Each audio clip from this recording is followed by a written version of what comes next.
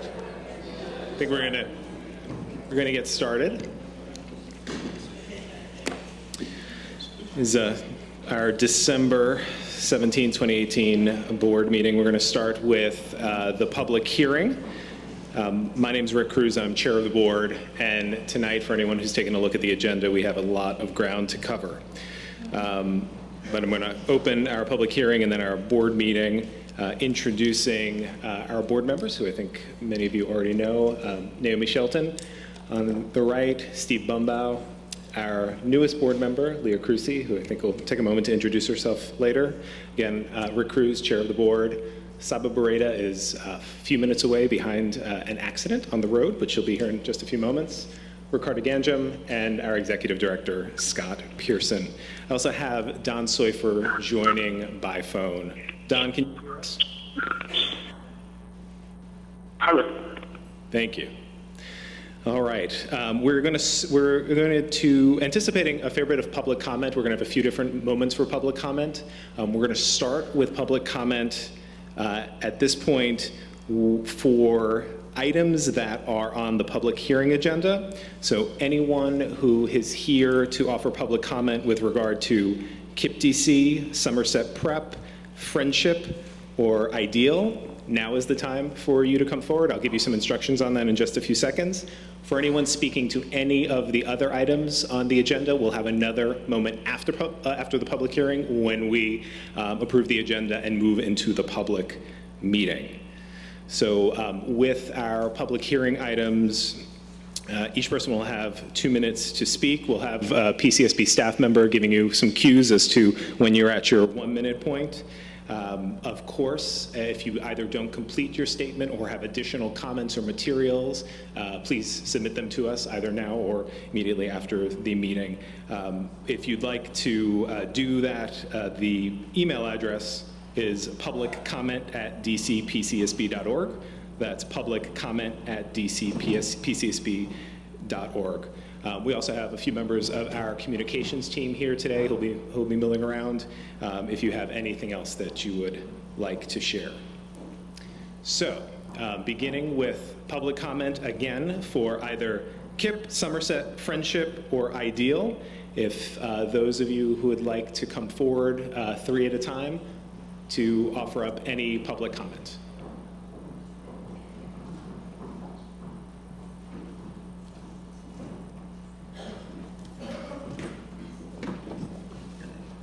And as you all get situated, just please make sure to share your name, the matter you're speaking on, and if you do want to leave your remarks with us, please do so.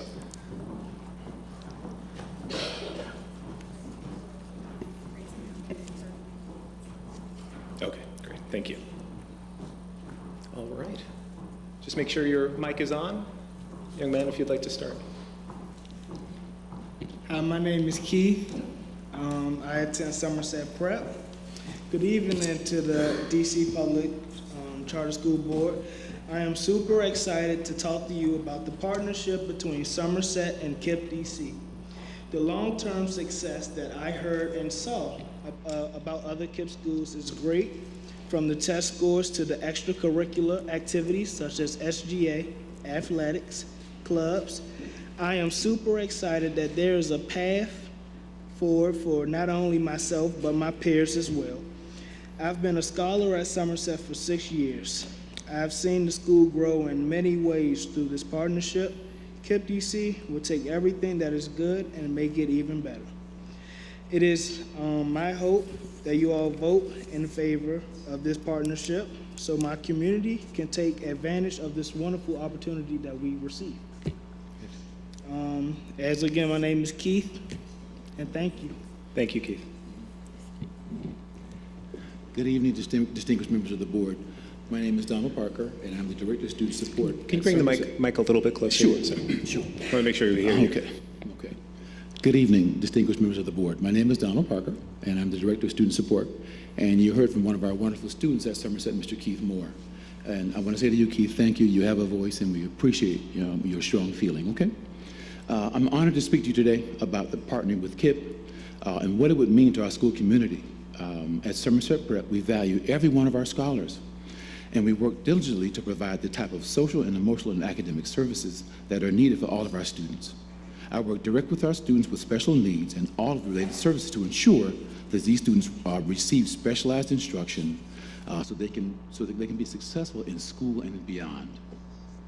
The opportunity to partner with KIPP DC would benefit the entire Somerset school community. And I know that it's capable of doing great things. In particular, for our students with special needs, KIPP DC offers expertise in differentiated learning, environments that work for kids with special needs, as well as a state of art and clinical support for students. Most critically, KIPP DC believes in building a school culture focused on belonging, including for students with special needs. KIPP's commitment to students with special needs does not end there. It continues with instructional support for educators and a focus on college and career for all students beyond high school. I know KIPP DC will be a great partner, and I asked the board to vote unanimously to support the partnership, as Somerset's own board has already done so. Thank you. Thank you, sir.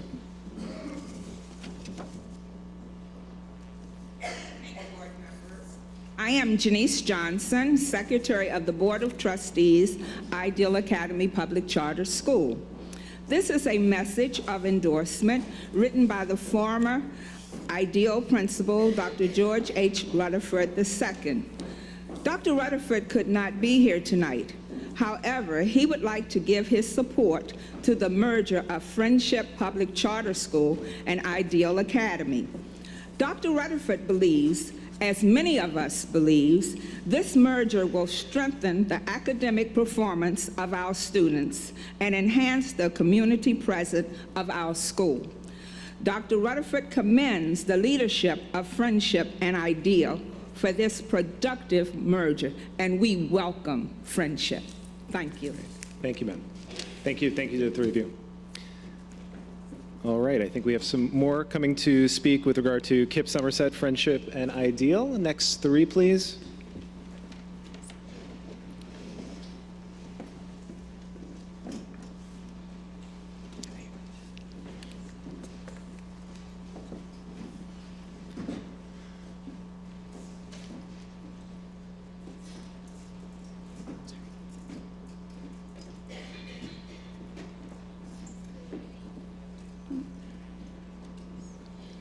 Good evening. My name is Lauren Catalano. I'm the head of School of Somerset Prep.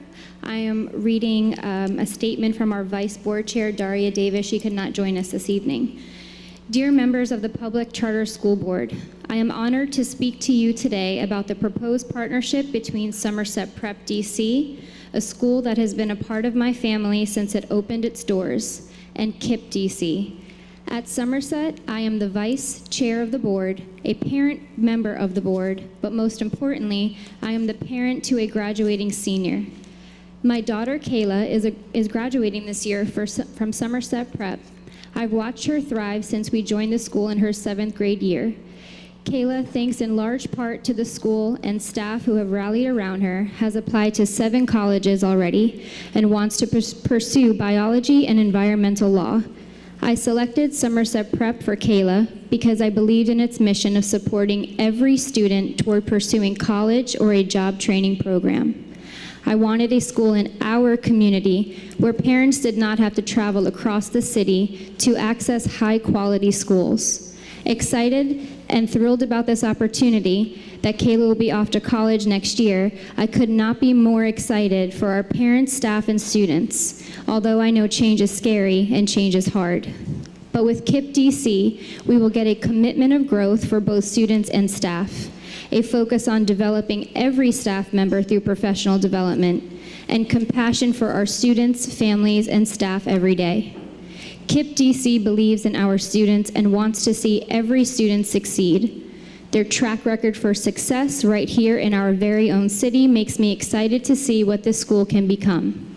And while I will be a parent of an alum, I remain dedicated to supporting this transition and seeing this school continue to provide a great education for students, just as it has already done for Kayla. Thank you. Thank you.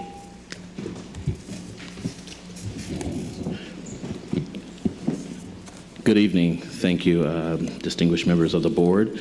My name is Scooter Ward, and I am the Senior Director of Technology at KIPP DC. I came to know of Somerset Prep from a student in our adult coding class who told me KIPP needs a program like the one at Somerset Prep. This was a few months ago, and admittedly, the first time I'd heard of the program.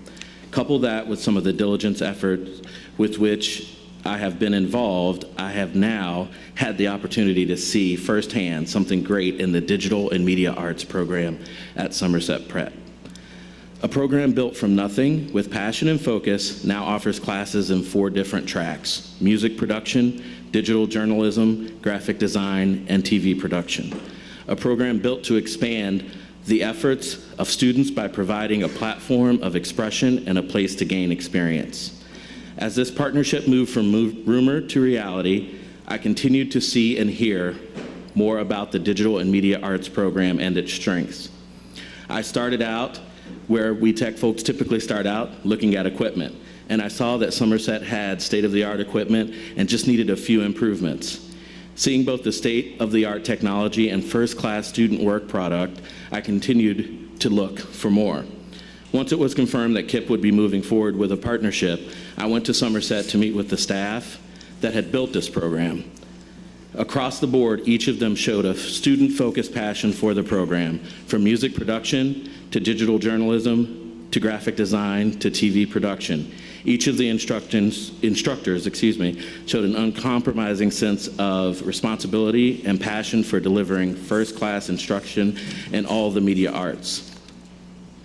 What I've seen at Somerset is something strong, something that has been built with a student focus. I had the opportunity to meet with a student who told me, this program allows me to do the things I daydream about. And I ask that you continue to let us build this partnership with KIPP so that they can continue to daydream. Thank you. Thank you. Good evening. My name is Allison Artis, and I have the pleasure of serving as the principal at KIPP DC Quest Academy and was the head of school at Arts and Technology Academy before beginning to partner with KIPP DC when ATA was closed. When I first joined the Arts and Technology Academy team, I met an amazing group of hardworking, dedicated teachers that lacked the capacity of meeting the significant academic needs of their students. The families of the students were just like all the other families of the District of Columbia, and having hopes and dreams that their children will be academically prepared to grow up to be successful citizens. But these parents, grandparents, aunts, and uncles were different. They were different in that they were proud to be a community school. Many of the students' siblings, parents, and other relatives went to ATA, and everyone was proud to say that they were a graduate of ATA. They were proud of the arts program and the amazing biannual productions, the GED program for parents and other community members, and the social emotional supports that were provided, but the physical conditions of the building, and the poor academic performance required significant attention. During the transition, we were faced with a great deal of uncertainty. The Public Charter School Board had voted to close the school, but we were unsure what would happen to our students, families, and staff members. The groundwork laid for the Somerset Prep and KIPP DC partnership has established a clear plan of stability and consistency for the school community and will surely get the partnership off on an even better foot. Since ATA joined the KIPP DC network, we have experienced an increase in professional development and coaching, additional support for colleagues across the city, enjoy the renovated and expanded campus so that students have a state-of-the-art facility to attend school, and student performance has dramatically increased. Our rating has gone from a Tier 3 school to a Tier 1 school in just 2 years. Thank you. Thank you. Principal Artis, while we have you here, what counsel or advice would you give to Somerset families and teachers? Can I repeat that? What counsel or advice would you give to Somerset teachers and families, given that you've gone through a similar process? I would suggest that they make sure that they are partnering with a Tier 1 team that can provide some supports for them to make sure that they are developing appropriate programs for their students and supports for their families. Great. Thank you. Thank you. All right. Thank you. Thank you all. All right. Continuing, I think we might have, do we have any more? I can't really see if we have some additional public comment again for KIPP, Somerset, Friendship, or Ideal.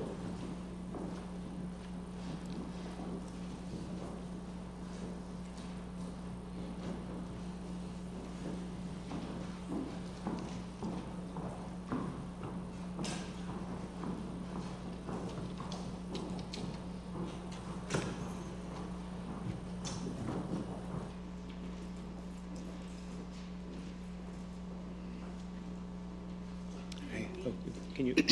My name is Paulette Jones Bell Iman, and I'm the founder of the Ideal Academy Public Charter School.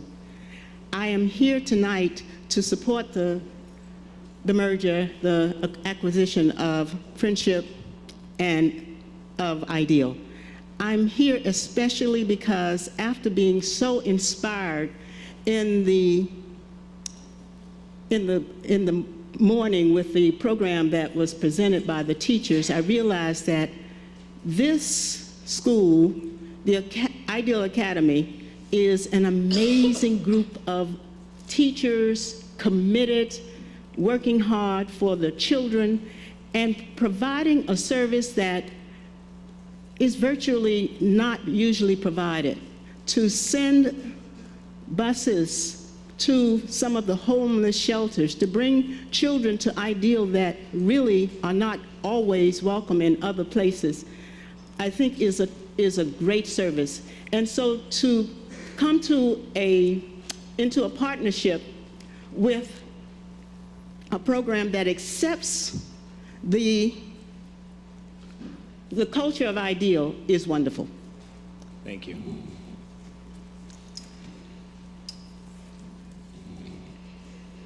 Good evening. My name is Amma Calhoun, and I'm a teacher at Ideal Academy, which I'm also an alum from Ideal Academy.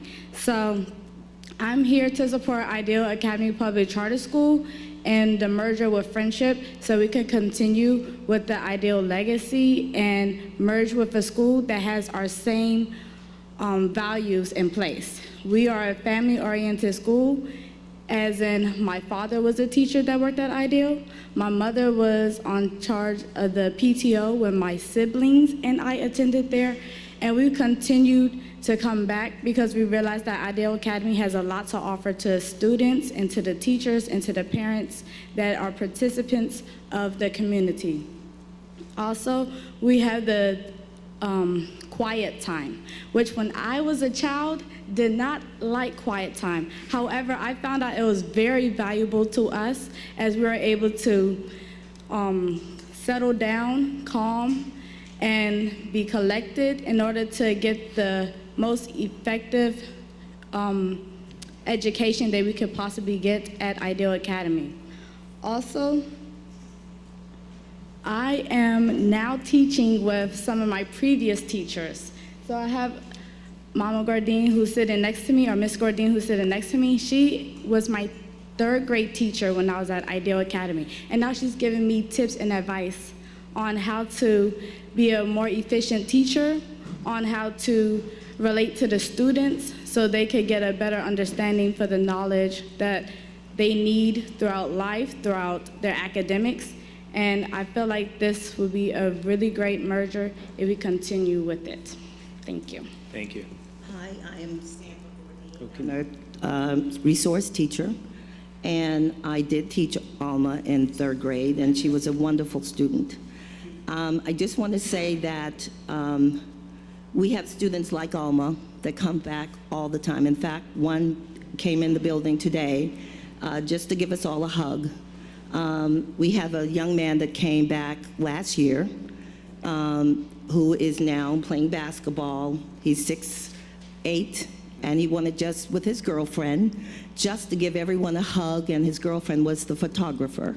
So we have students coming back every so often to make sure that we are still there.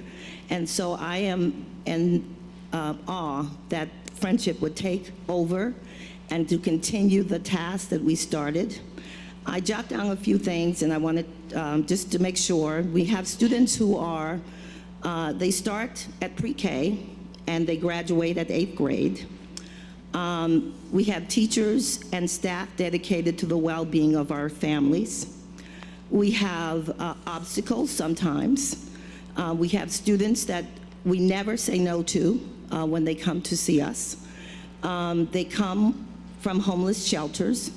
They come from low-income families, and we never, ever say no to them. I want you to know that the doors are always open at Ideal.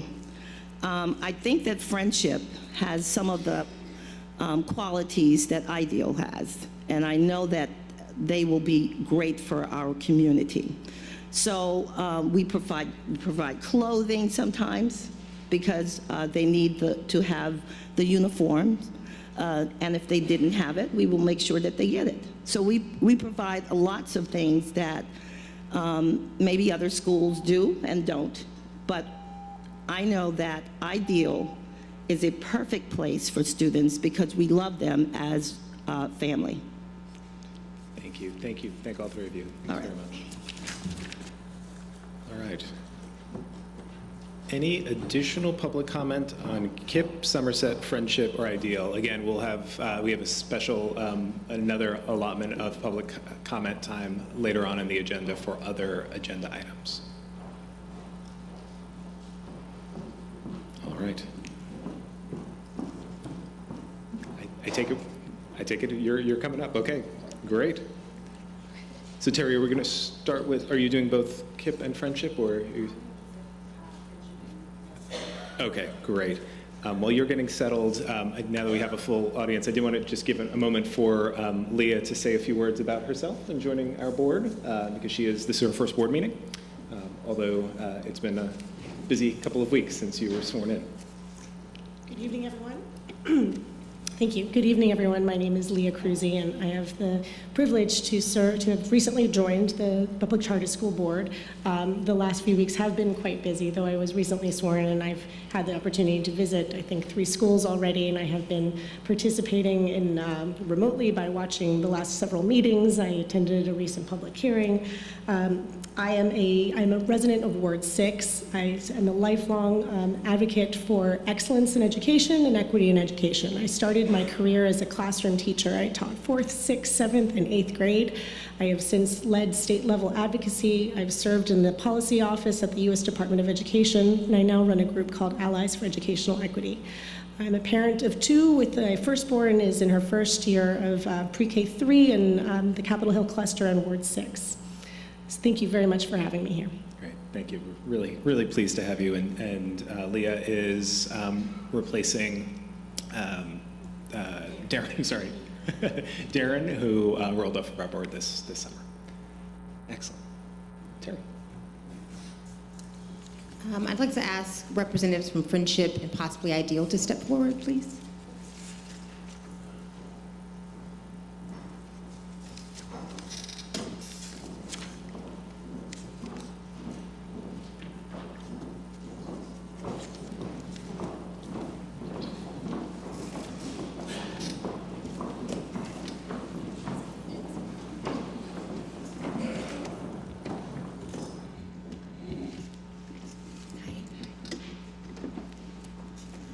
We have enough seats this time.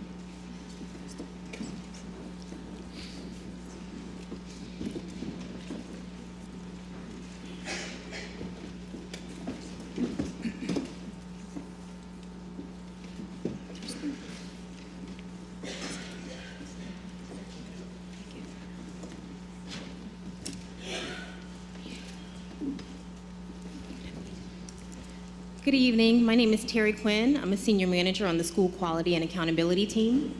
I'm here with members of the Friendship Public Charter School Board, Friendship Public Charter School, and I'll have them introduce themselves before we get started. Good evening, Pat Brantley, CEO of Friendship. Good evening, Bielka Scott Marcus, CAO at Friendship.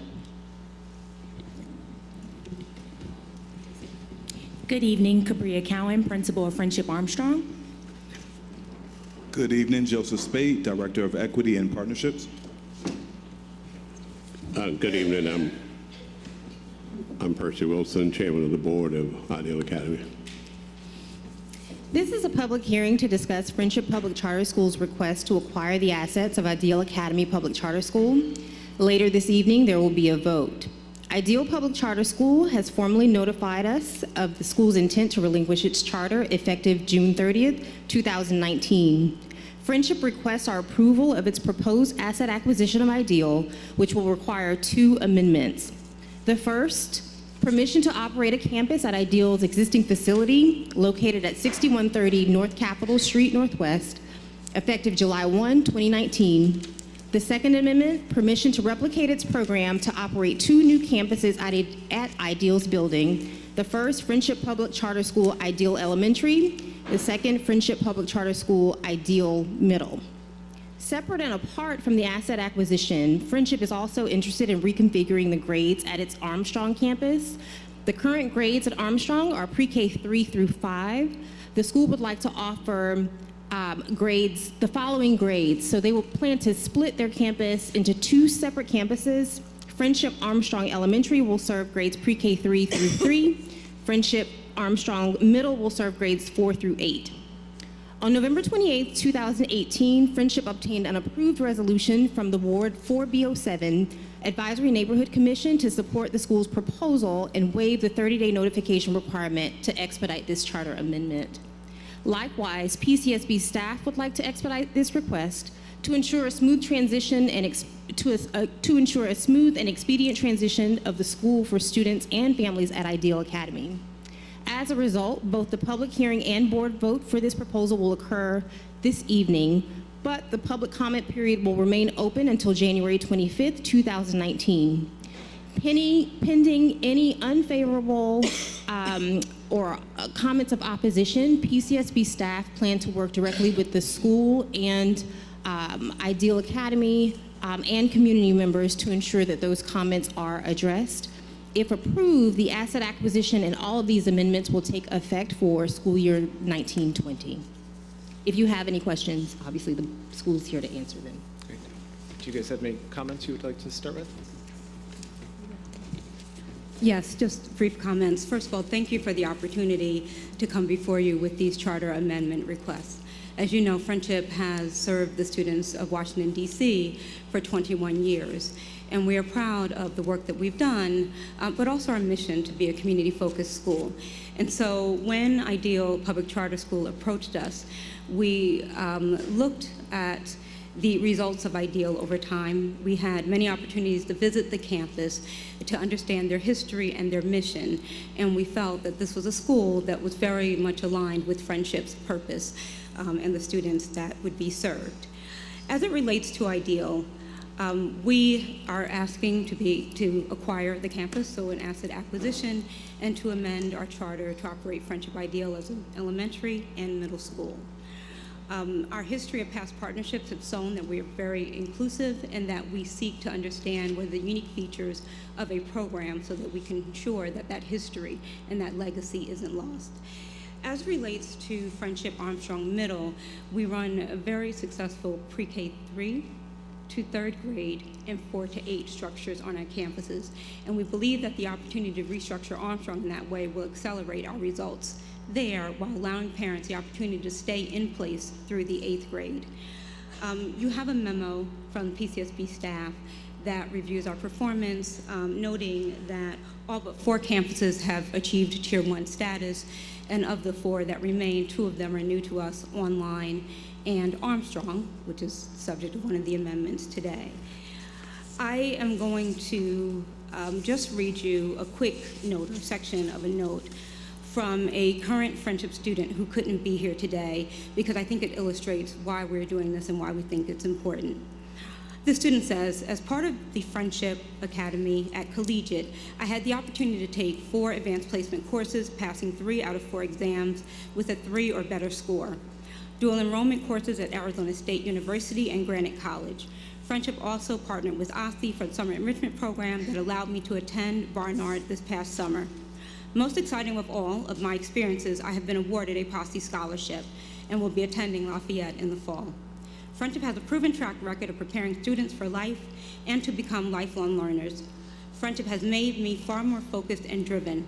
Because I've had the opportunity to do so many things under Friendship, It has made me want to grind and have a better understanding that I can do anything that I imagine. I endorse this partnership. I am excited to think that Friendship may have 4 of my siblings, 3 of whom currently attend Ideal Academy, and 1 who will be attending next year. I know that with them starting Friendship earlier, they can do even greater things. And I hope that you will consider our request positively, because I know we can do great things for the students at Ideal and at Armstrong. Thank you. Thank you. Any other comments? Otherwise, I'll open it up to our board if you have questions.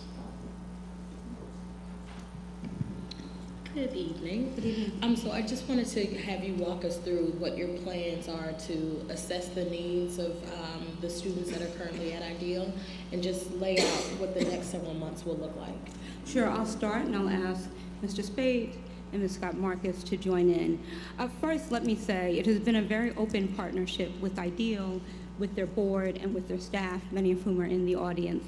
And so we have had the opportunity to be at Ideal for the past 3 weeks on a nearly everyday basis, understanding the needs of students and teachers, being able to do some early data review, and most importantly, understanding from the staff what their professional development needs are, where they haven't been able to make some of those resource investments, and understanding from families and children where they would like to see growth. And do you want to? We've also had an opportunity to meet with several key staff members, one of them being Ms. Rena, who is the Quiet Time Facilitator, or the TM Facilitator, to just learn more about that programming and to try to assess at this particular juncture how that will transition for us and the families. We've also had an opportunity to meet with a parent who has been involved in the practice since its inception at Ideal, and what it has done to change the trajectory of his family as well as his children's performance at school, having the quiet time in TM be infused during the day, particularly at the beginning of the day and towards the end of the day. So we've had an opportunity to do that, as well as observe classrooms of teachers and to speak very specifically to some professional learning opportunities that we already have that exist at Friendship, and how we could begin connecting those resources as soon as possible. I'd like to add that we use NWEA MAP, which they also use, so getting early access to that data to really plan for student needs is important. We also have heard from the staff, and we know from our own observations, that professional development around the class observation is sort of critical for preschool and pre-K grades. And so we have a structured plan, which we can send more information later if you'd like to see it, for the PD that we're intending to offer even through the remainder of this school year, so we can hit the ground running if you approve the amendment. 2 questions. Sure. One, just would like to hear how you will focus on continued growth at your schools that were Tier 2. And then also would like to hear how you've engaged parents at the Ideal Academy, and maybe the board chair can speak about that too.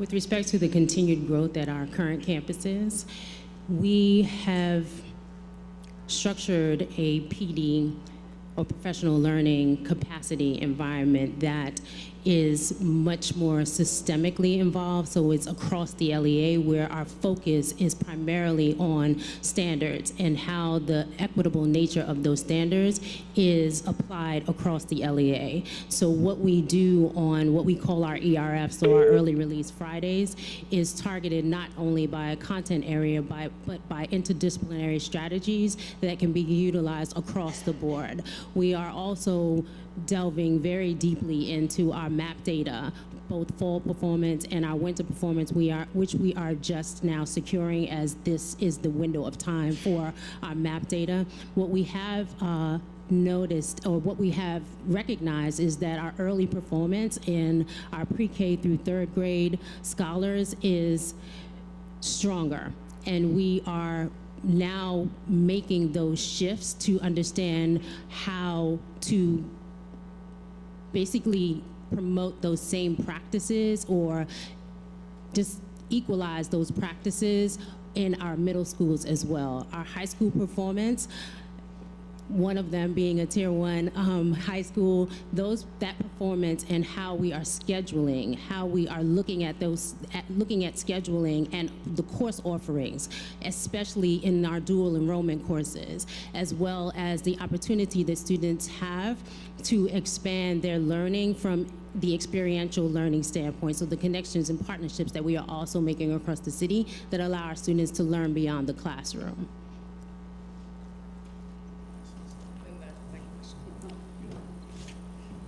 So in regards to what we're going to do to engage parents, I've been a part of the process of being at Ideal for the past 3 weeks. That's given me an opportunity to work with the leadership team, the teachers, the staff, the students, and to begin to learn more about what's actually taking place, where we can improve, and what things are actually taking place currently that are great things that can promote us, that we can move forward.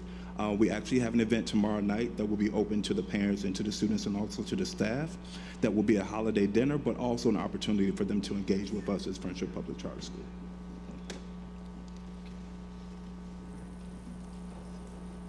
I'm curious about how, just in the weeks that you spent on the campus already, how do you expect that the student experience will be different? What's going to be different about the student experience as well as the teacher experience in the school?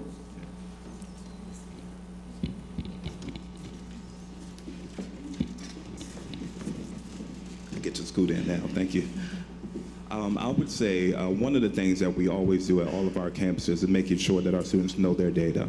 And so I would begin with making sure that they have a clear assessment about where they are academically, and making sure that we create action plans that will delve into or that will push them towards higher academic achievement. And so for us, we're making sure that we're having those data talks with our teachers, as well as making sure that we're having those data talk sessions with our students as well. There's also just a sense of community within Ideal Academy. And so we want to build on that. That's what we're about. We believe in family. We believe in some of the same values that Ideal Academy has in place. And so we want to create those incentives and make sure that there are positive outcomes, and making sure that they are working towards those instructional targets, but also just creating just a culture of learning, being excited for learning. And so I think that data piece and the culture piece would be the first 2 priorities for students. Yes, yeah.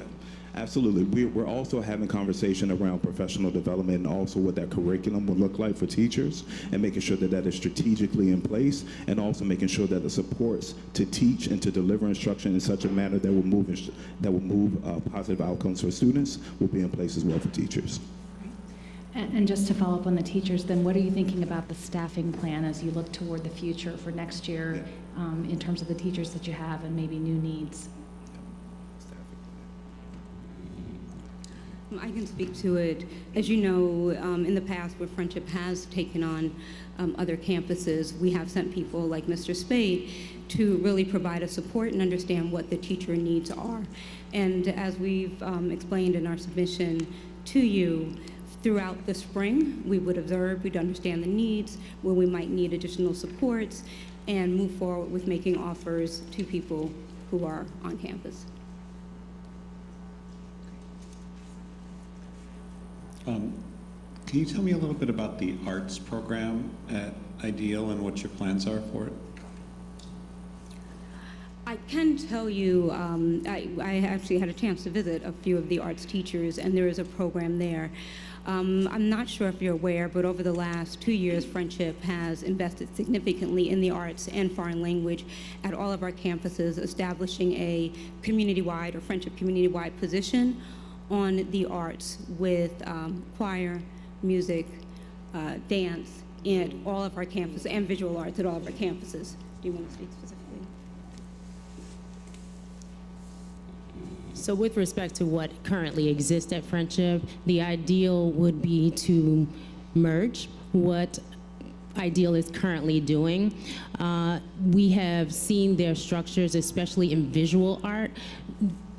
with examples throughout the building and actually had opportunities to sit in both their music class as well as their visual arts program. So we see it as a seamless transition, and what we already have in place at Friendship, just bolstering that so that the capacity of the program is able to be stabilized and continue to grow. So our expectation would be that next year, similar to our other elementary middles, that we would have instrumental music, vocal music, and that we would have dance and also the visual arts and theater that are in place. So it'll be a significant program in the arts at Ideal.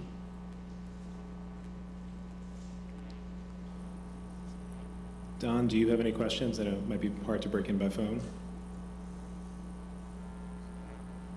No, Rick, thank you. Anything else? All right. Thank you. This is Leon is on the agenda later on this evening. Thank you all. Alyssa, are you coming up with Kip?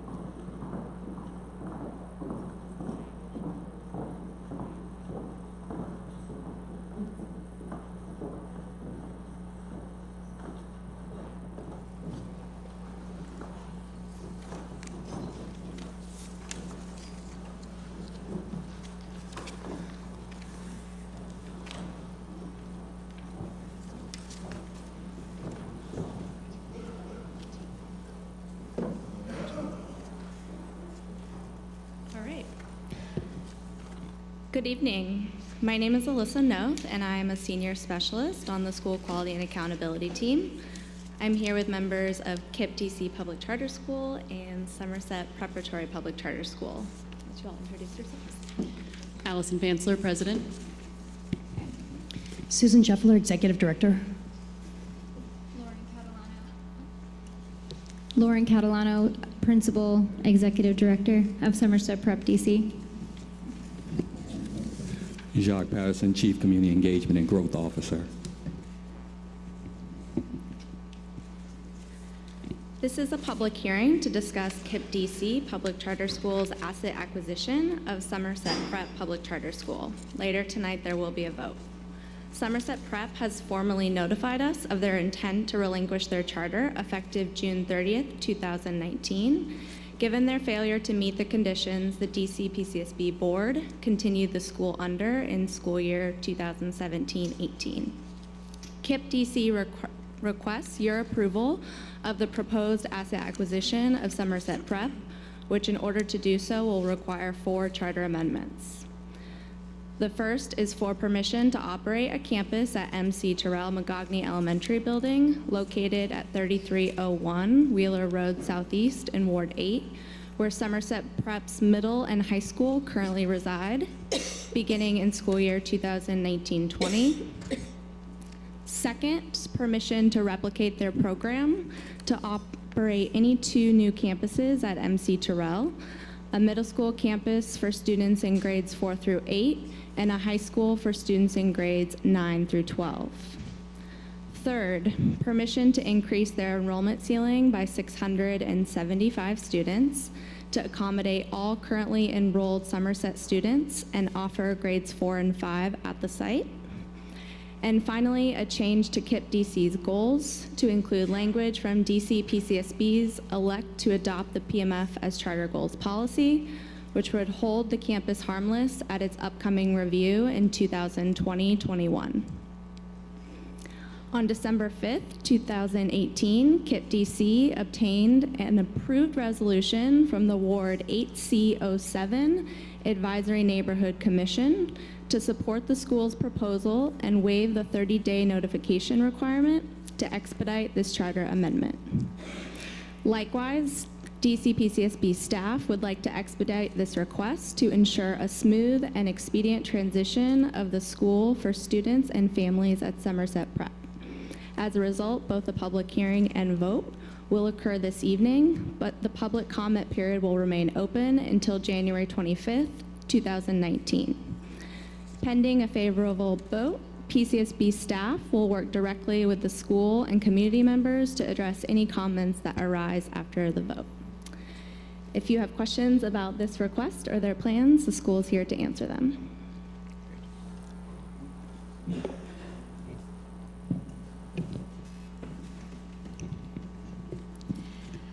Good evening, members of the board. Thank you for allowing us the opportunity to come before you tonight. Over the past 6 years, the staff, families, and students of Somerset Prep Public Charter School have worked tirelessly to build a strong community to prepare every student to live as productive citizens that will ultimately leave a lasting impact. Our school community is stronger today than ever before, but we know there is still much work to be done to improve our academic program. For this reason, it is bittersweet to share that our board of directors has voted to relinquish our charter, but we are incredibly excited about the potential opportunity to partner with KIPP DC to assume operations of our campus beginning in the 2019-2020 school year. Selecting KIPP as a partner was a unanimous decision by our board of directors, which included both parent and teacher representatives, and a robust selection process, including school tours, a data review, academic walkthroughs. Since selecting KIPP DC as a partner, we have jointly engaged our students, families, staff members, and community members through a series of town halls and community meetings to answer questions, solicit input, and build alignment around this opportunity. I wanted to share some brief words from our steadfast board chair, Judd Starr. In a letter to the Public Charter School Board, Judd wrote, "As a board, we wanted to preserve the grades and families served at our campus and ensure the strong impact that Somerset has made can continue in future years. By partnering with KIPP DC, Somerset students will join the highest performing pre-K-12 public school in the city, where 100% of seniors are accepted to college and job training programs. Our students will access KIPP through college and career, expanded academic and extracurricular enhancements, greater curricular continuity, and more support for students with special needs." As I reflect over the past 6 years and the words of my board chair, I often think back on fond memories of where this program started and how far it has come. The future of our staff, scholars, and program is at stake if we do not have an approval from the board tonight. I urge the members of the board to vote in favor of this partnership, not seeing this work come to an end, but rather allowing us an opportunity to partner with an operator that has proven results and the necessary supports to help us realize our potential. With the support of the board, we believe this partnership will mean great things for every member of the Somerset Prep community. Thank you.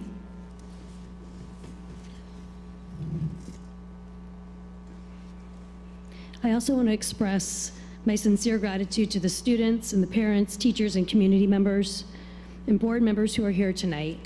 Thank you for considering our request for KIPP DC to assume the operations of Somerset Prep and for offering such passionate support for this partnership.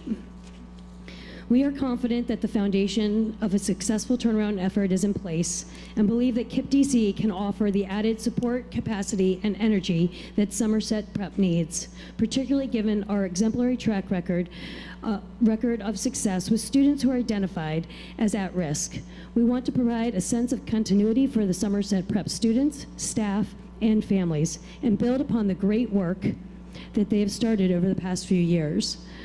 We believe that KIPP DC can offer unparalleled professional development and opportunities for growth to the Somerset Prep faculty and build a team that is successful, ambitious, intentional, and filled with joy. The investment in teachers and instructional and operational supports and great leadership was a primary driver of our successful partnership with Arts and Technology. back in 2014. As you heard from Principal Allison Artis tonight, our intentionality and our commitment to continuity when appropriate and our investment in excellent leadership all played important roles in the success of our partnership. We have also made great efforts to engage the entire community in the process. Somerset Prep students, their families, the staff members, the school leaders, local ANCs, civic associations, nearby charters, and DCPS school leaders, the community and the city leaders, and the members of the existing KIPP community. The decision for a school to relinquish its charter is never easy. But we've been so impressed by our community's willingness to wrap their collective arms around the Somerset Prep students and to ensure that we have a sense of community and continuity going forward. Running an excellent public school system isn't easy, and we know that KIPP DC still faces many challenges that we must address to ensure a brighter, more equitable future for all of our students. We have made progress towards reducing discipline rates, cutting our network-wide suspension rates in half from school year 2017-2018. But safety is critically important in our schools. Ensuring that all students keep themselves and their classmates safe is a top priority. If we have to remove a student from a classroom, it's never intended to be punitive. We often need that time and space to work with parents to make a safety plan. We have made a promise to our students and families that KIPP DC will always be a safe and welcoming and nurturing learning environment. We've heavily invested in building up our academic infrastructure, particularly at our middle schools, by improving instructional coaching, curriculum development, and a culture of joy and belonging in all of our schools, and support services for students with IEPs and mental health needs. These improvements take time to demonstrate results, but we are confident that we can continue to improve academic outcomes across our network, and particularly with Somerset Prep. I want to echo Lauren, and thank you so much for your support and consideration of this opportunity. The students and families at Somerset Prep, you deserve the chance to build upon the foundation that they've laid, and KIPP DC is enthusiastic about working together to support them in the months and years ahead. Thank you. Board members?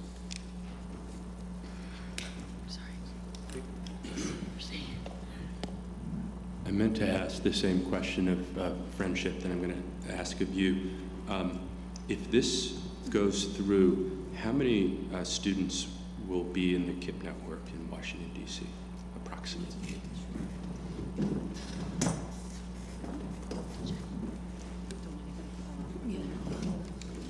I'm going to reference my notes. So for this year, we have an authorized ceiling of 6,459. This would scale up 631 to 675. That gets us to approximately 7,800, getting to 8,000 over time. That includes the previously approved second high school enrollment ceiling that we were before the board for last year.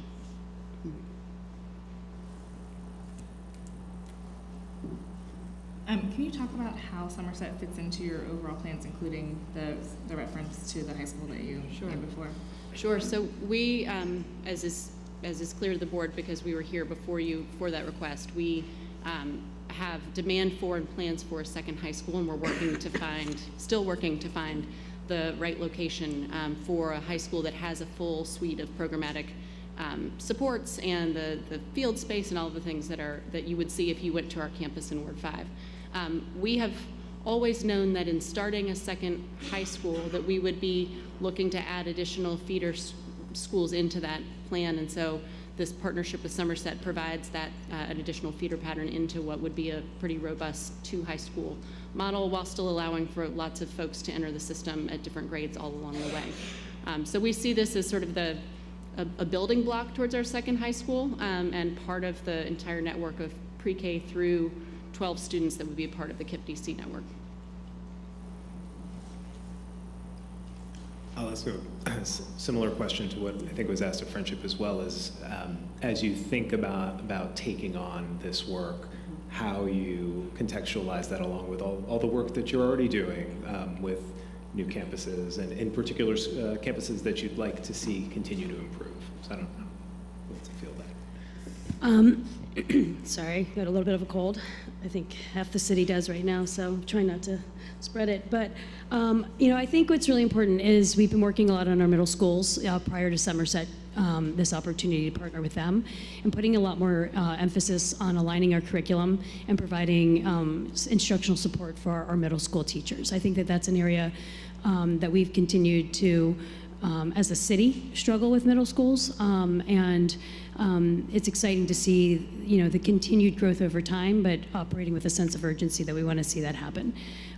So a lot of infrastructure is actually already in place in the areas that we think that KIPP-DC had some growth opportunity, in addition to the discipline and making sure that we're moving in the right direction, providing more restorative justice practices, looking at discipline through a trauma-informed lens. So we've had an opportunity to sort of reflect on some of the practices that we've been implementing in the last few years and improve upon that.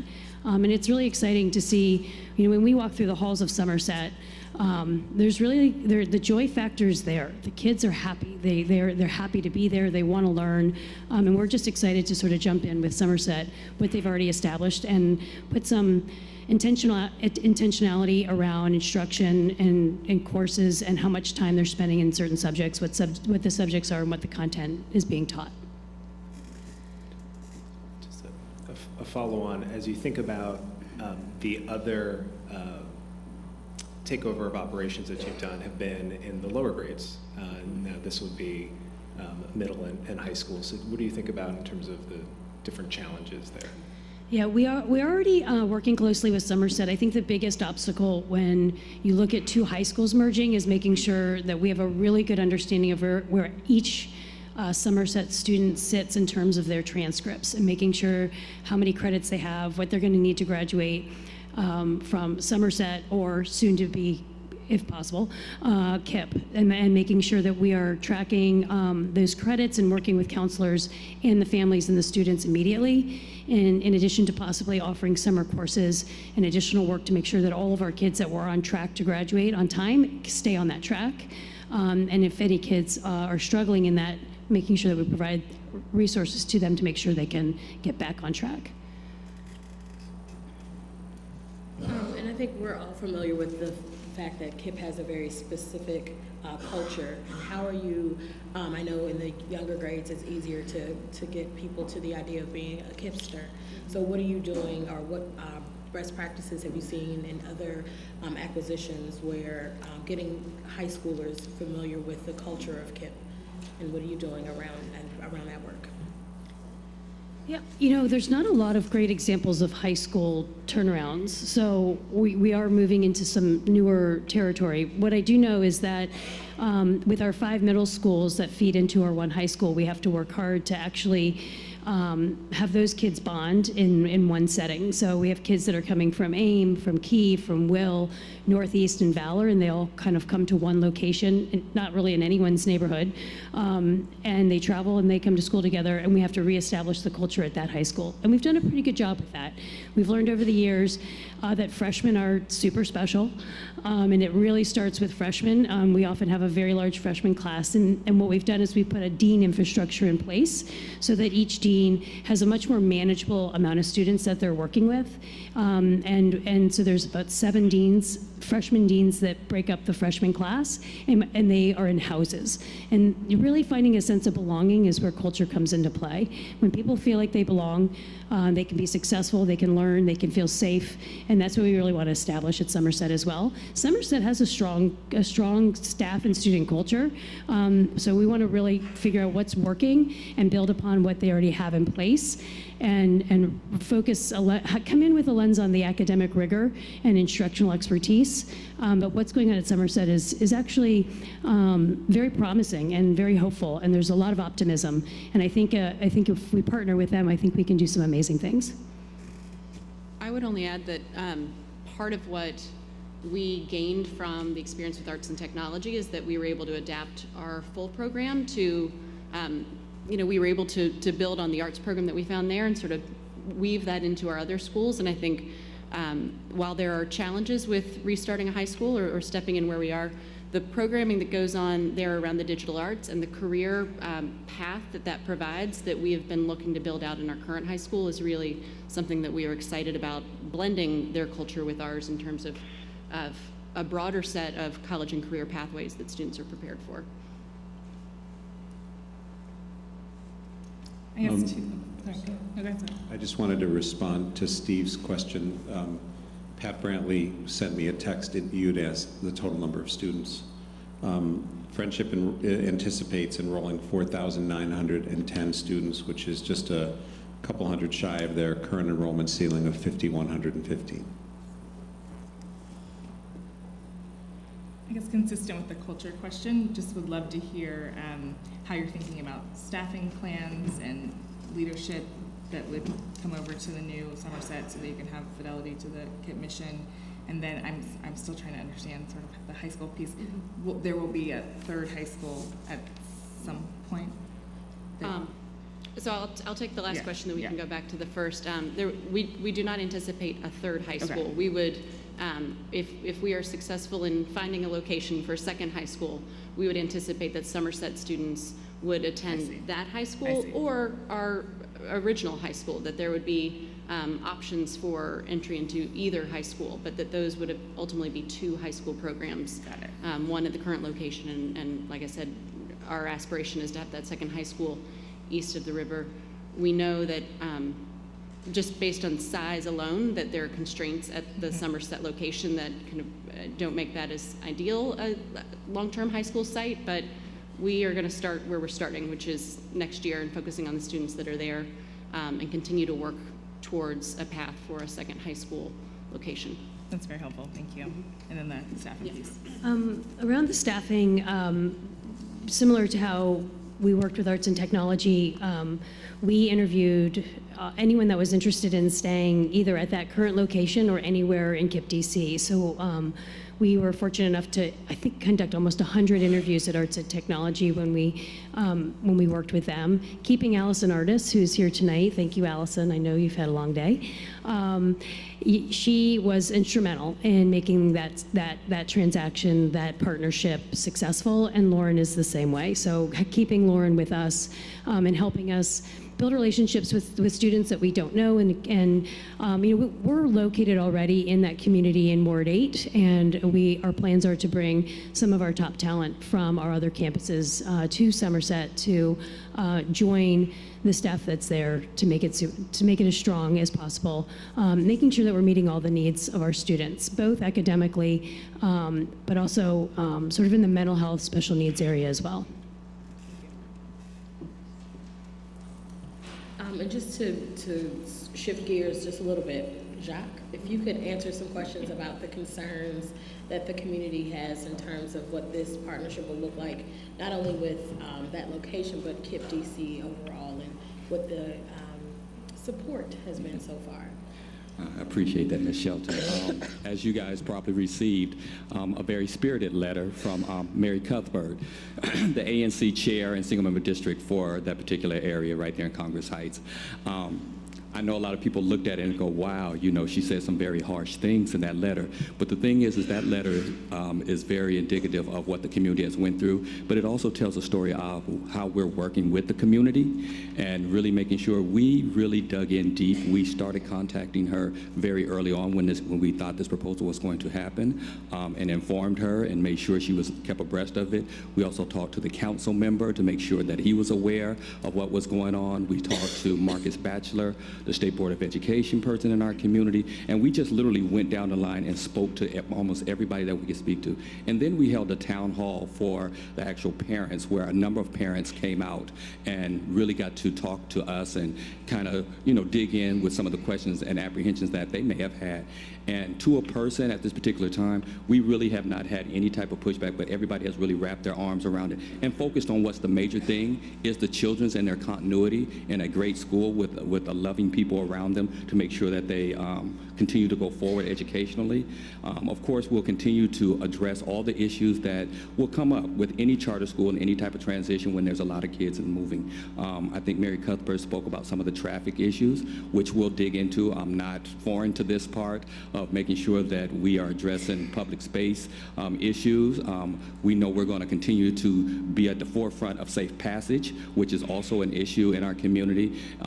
We can't be responsible for every child once they leave the campus, but we're reaching out into the community and saying, how far can we go out to really make sure that our kids are really safe as they traverse back and forth to school, to their homes, and just have a great experience in their school. So we're working really hard with the entire community, and they've been very receptive in wrapping their arms around the children.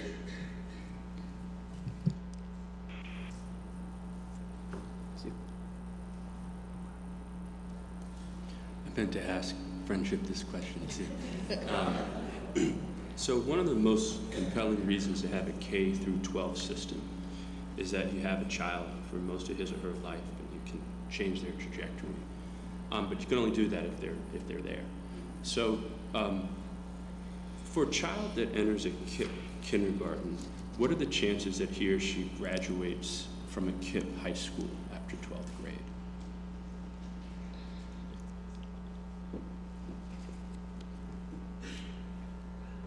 I think that my team will text me if I'm wrong, but I think our oldest young people are perhaps juniors, sophomores or juniors in our high school. And so I don't have a specific number of students that have followed that path. I do know that our attrition every year averages around 10%. And so you could work backwards to say, if this is who you start with across the board, how many will go forward. We want every single one of our rising ninth graders to attend KIPP College Prep, but there are lots of high school options in the city, and so we want to make sure that students are exercising their option to get into the schools that they want to and get into, and so we have a team that supports them transitioning to KIPP College Prep, but also will support students who are applying to magnet schools or private schools, so we dedicate resources to supporting students even if they want to apply outside of our school. And so it is, I think, it is a small N at this point in time to try and figure out who starts in kindergarten and who finishes. But our goal is to certainly provide that pathway, and particularly as our schools have matured over time, and now we have 5 feeder campuses into the one high school. There are more students kind of joining that highway through to our high school. We can follow up with specific numbers if you'd like, but it is certainly our goal for our students to go to our high school, although we'll support them making a different choice at that juncture if necessary. Does that answer I don't know. No, but that's okay.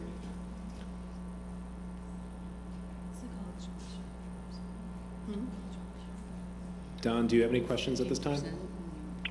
I do, thanks, Mr.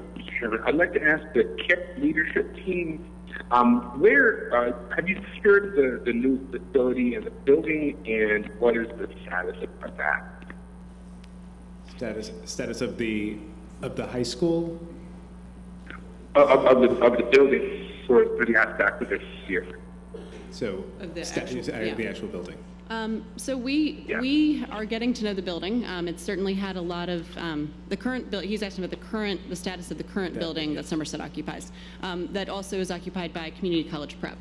Is co-locates at this particular campus, and that campus has undergone a fair amount of renovation and improvements over the past several years. Lauren would know it best. She's lived through it, but we have been in close communication with the charter school incubator who has overseen that, has been the landlord there, around the investments they've put into the building. We know there will be, we anticipate making some additional modifications if we're able to move forward, but there's been a good deal of investment put into the building already, and I think, we're pleased with what we've seen. Okay, thanks. I appreciate that. So, what's the status of the building and your possession of the building, of the facility now, with that going on? I got it. So the status of the actual building acquisition. We came to agreement with the charter school incubator last week around the a lease transfer agreement and the general terms of subleases, because there is a co-location with Community College Prep. We wanted to make sure that we had accommodated for that school's plans and that we were able to meet their needs and obligations and desires over a period of time. And so it feels like we're in a good place. We need to close on the transaction. We're in the coming weeks, but it feels like we're in a good place and that things are proceeding. So you don't anticipate any obstacles here? Do you anticipate any obstacles there? I heard No, that. I don't anticipate. We are in a good place. Great, thank you. I have maybe something of an answer to Steve's question. Steve, the network-wide re-enrollment rate at KIPP is 88% per year, and the network-wide re-enrollment rate at Friendship is 84% per year. Between pre-K 3 and 12, that is 15 years of transition, and so 88% raised to the power of 15 is a 15% chance of a pre-kindergartner being a senior at KIPP, and that same calculation for Friendship would be a 7% likelihood that a pre-kindergartner would be a senior. I think that's exactly why I didn't freelance. That is your math lesson for this evening. Any last comments or questions regarding KIPP and Somerset? All right. Thank We'll be you back. very much. We're on the agenda later on this evening. Great. All right.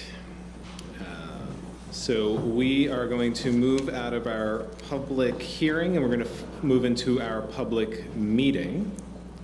And we're right about on time at 6:15. To start with, we're going to ask the board to approve the agenda. Can I get a motion? I move to approve the December 17th, 2018 board meeting agenda. Can I get a second? Second. All in favor? Aye. Aye. Aye. All right, I heard Don, I've heard everyone else here. All right. So as I mentioned earlier, we're going to give a moment, or more than a moment, for additional public comment on any items on the agenda this evening. Before we move into that general public hearing or moment for public testimony, are there any public officials in attendance who would like to come up here and speak to start with?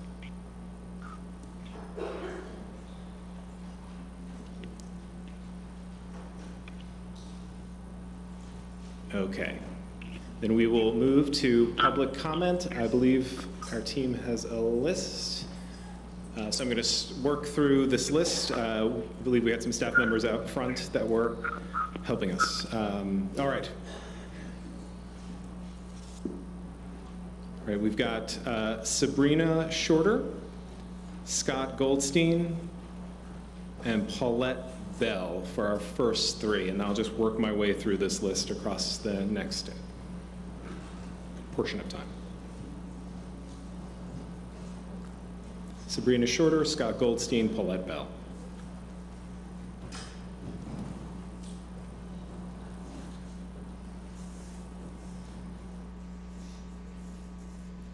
Sabrina Shorter, Paulette Bell? No? Oh, it's yours. All right, so we're, okay, and I'll just move down the list. Janice Johnson and Amma Calhoun. Okay. All right.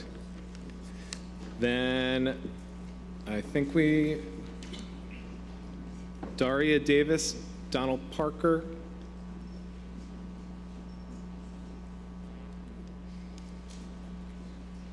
Keith Moore, Scooter Ward. Okay, Ms. Artist testified already. Okay, now Nicole Lowry and Edie Ashton.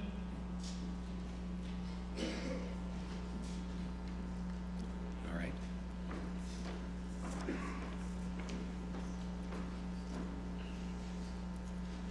Ms. Lowry or Ms. Ashton?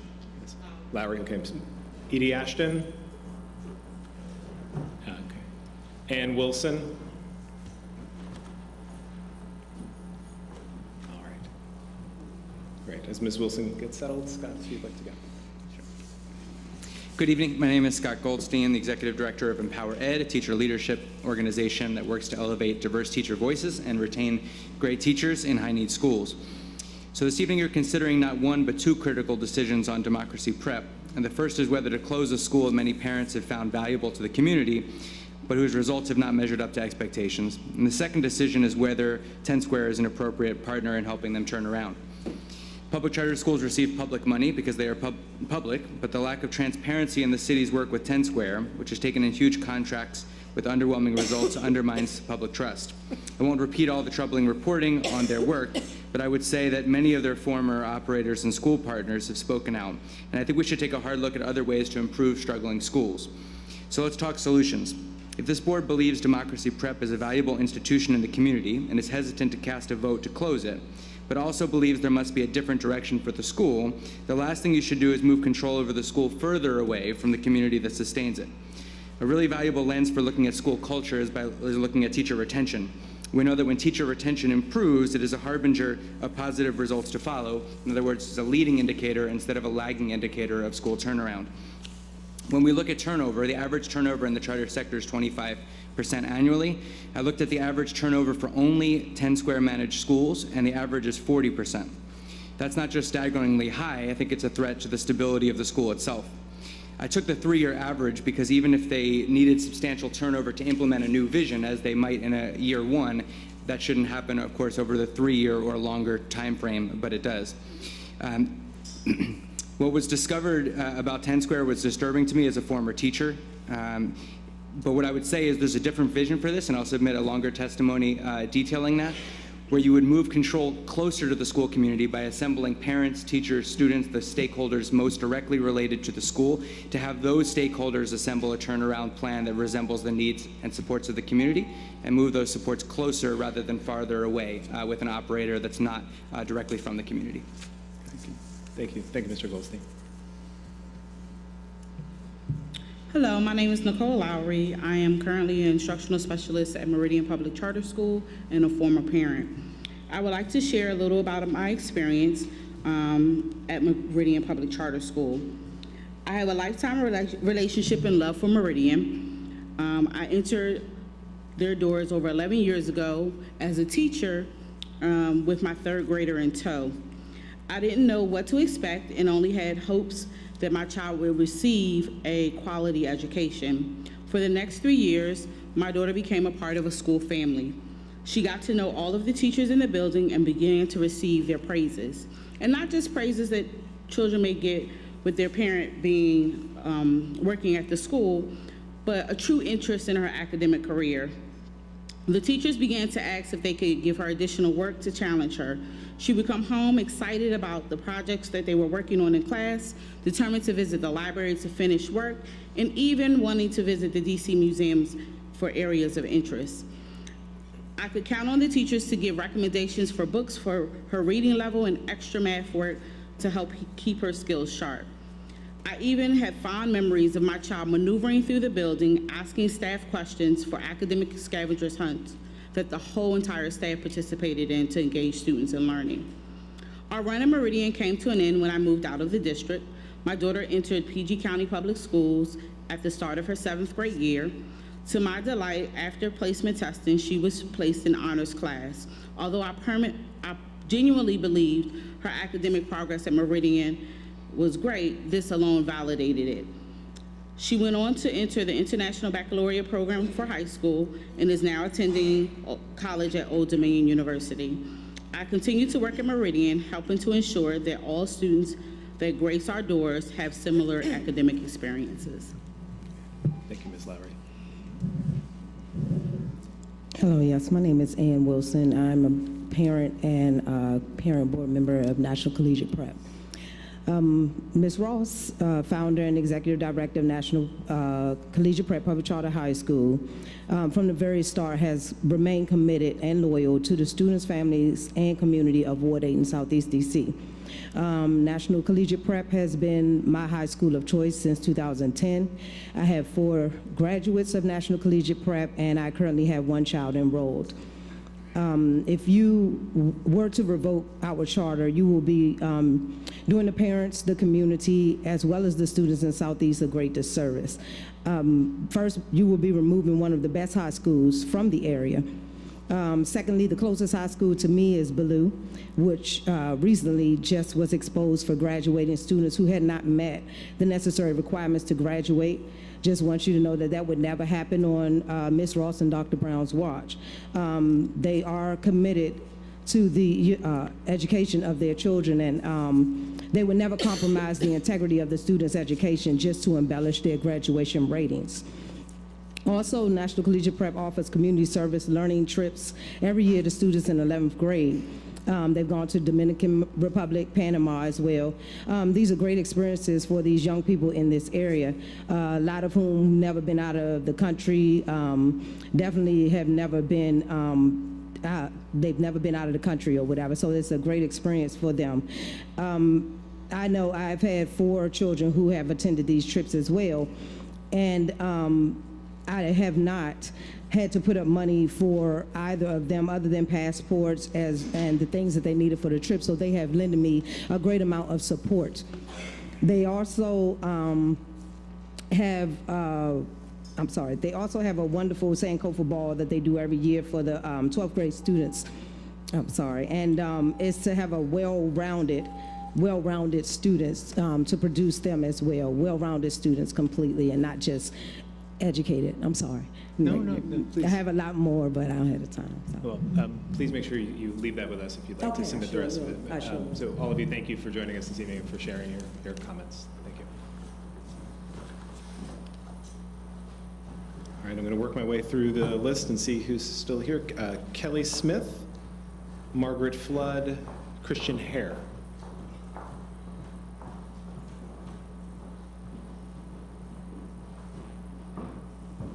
Kelly Smith, Margaret Flood, Christian Hare, Liz Koenig, David Koenig, Brandon Fry.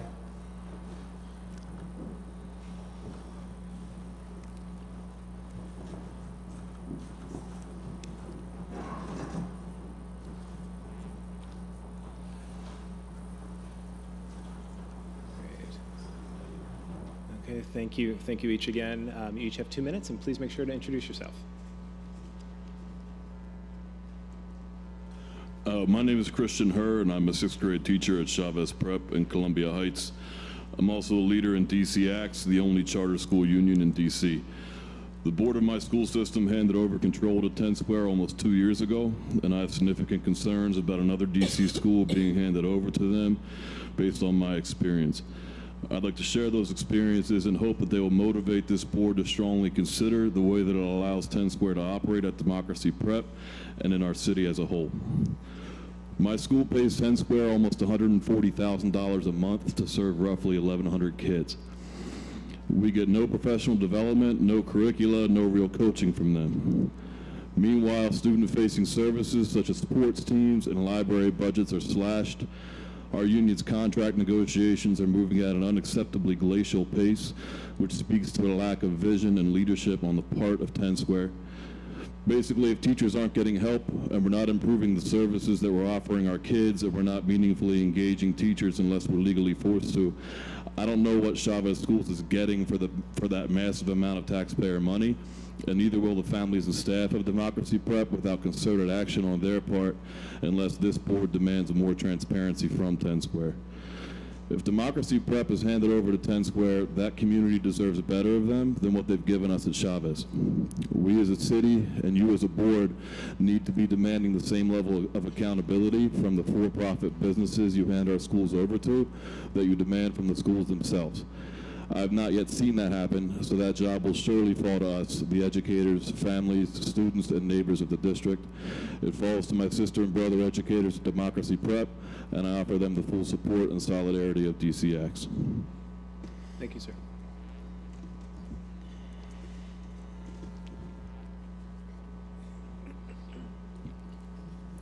Good evening. My name is Brandon Fry, and I'm a second-year teacher at Democracy Prep. I teach 8th grade math, and I'm here to speak on the behalf of not Democracy Prep or 10 Squared, but on the community that I have at the school. At Democracy Prep, we have a group of talented and devoted educators who come to Ward 8 every single day where there's generational poverty and where our students deal with trauma on a daily basis, and they come and face these challenges to make sure that we educate the entire child every single day.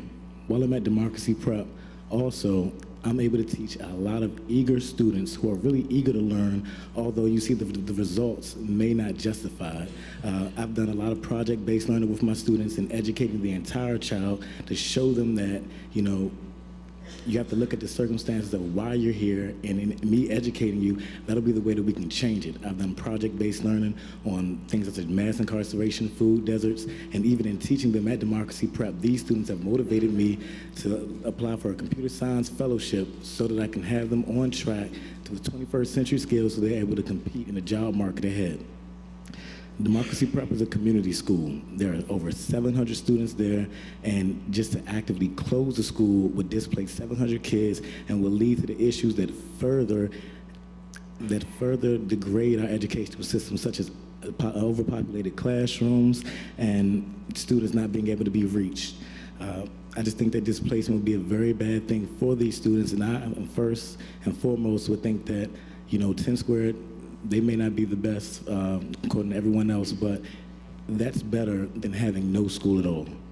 It's better than displacing these kids. Here in Ward 8, where they already have a lot of issues, you talk about teacher retention, but the strongest teachers I know have been there throughout, and me, myself, I've stayed there and plan to stay there to educate these kids because we care. And that's what I have to say tonight. Thank you. Thank you. Thank you, Mr.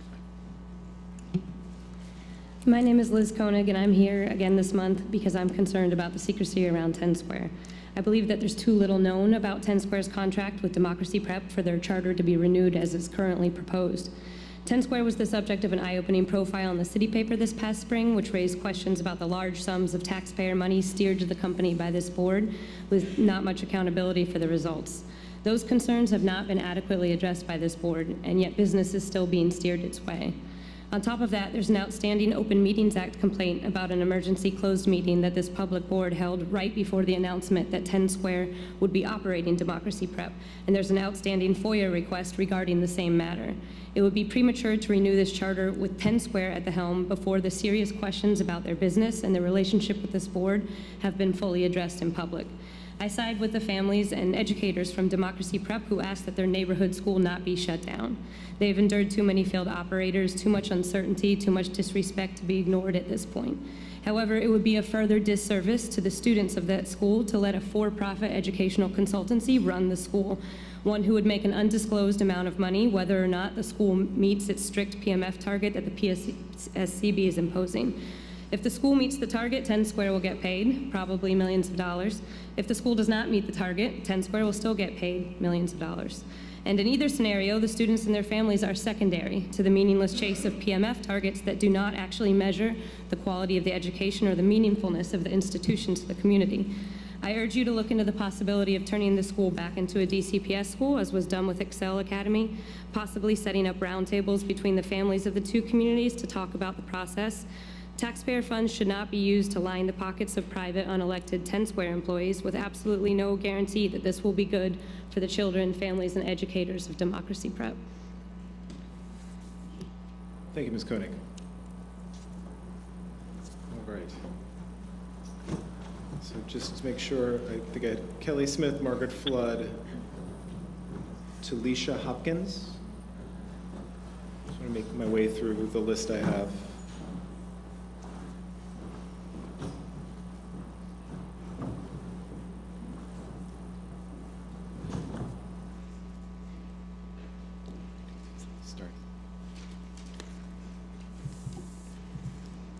Hi, my name is Margaret Flood. I've been a teacher at City Arts and Prep, for a little over a year. And I wasn't planning to speak, and I'm not much of a public speaker, so in fact, I took my name off of the list to speak, although I did send an email, so my name is in the record as an email. what I wanted to say is that when I first saw the results of the theater program at City Arts and Prep, I was completely blown out of the water. And I couldn't believe how excellent the participation was from all the students. I'm an academic support teacher, and I support the special education department. I'm also a special education coordinator now, and just most recently. But last spring, when I first saw that production, I had no idea of the magic of that program. And I just wanted to put my voice along with the others that we've already talked to at our public board meeting at our school to say that the school does an amazing job with the students. Most of the students that participate in many of the programs that are put on, and we have an excellent theater, music, dance, etc. department. And that is to me, the main magic of the school. And we're a great school, and I hope that you will let us go on. That's all I have to say. Thanks. Thank you, Ms. Flynn.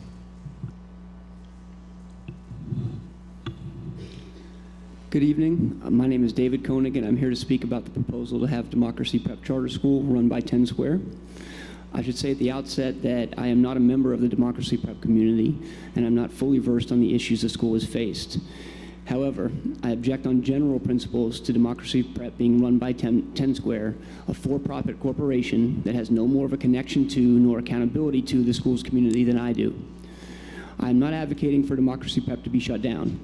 Closing the school is extraordinarily disruptive to the lives of the students and families of the school, not to mention the school's teachers and other staff members.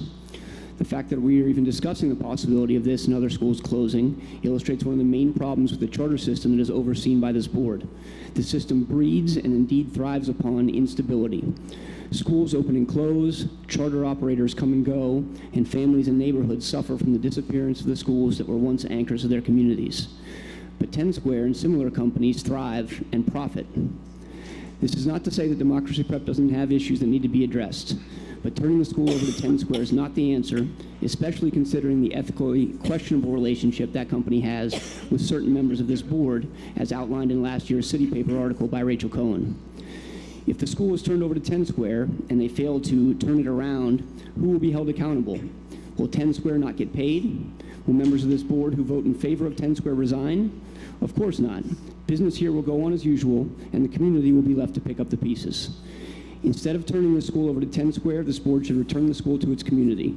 Democracy Prep should be incorporated into the city's public school system under terms that are acceptable to the school's students, families, and staff members. Thank you. Thank you, Mr. Koenig. Do we have any final public comment? So if you've got any additional public comment that's not on this list, if you've got 3 people, yes, please, come on. So we've got 3, come on.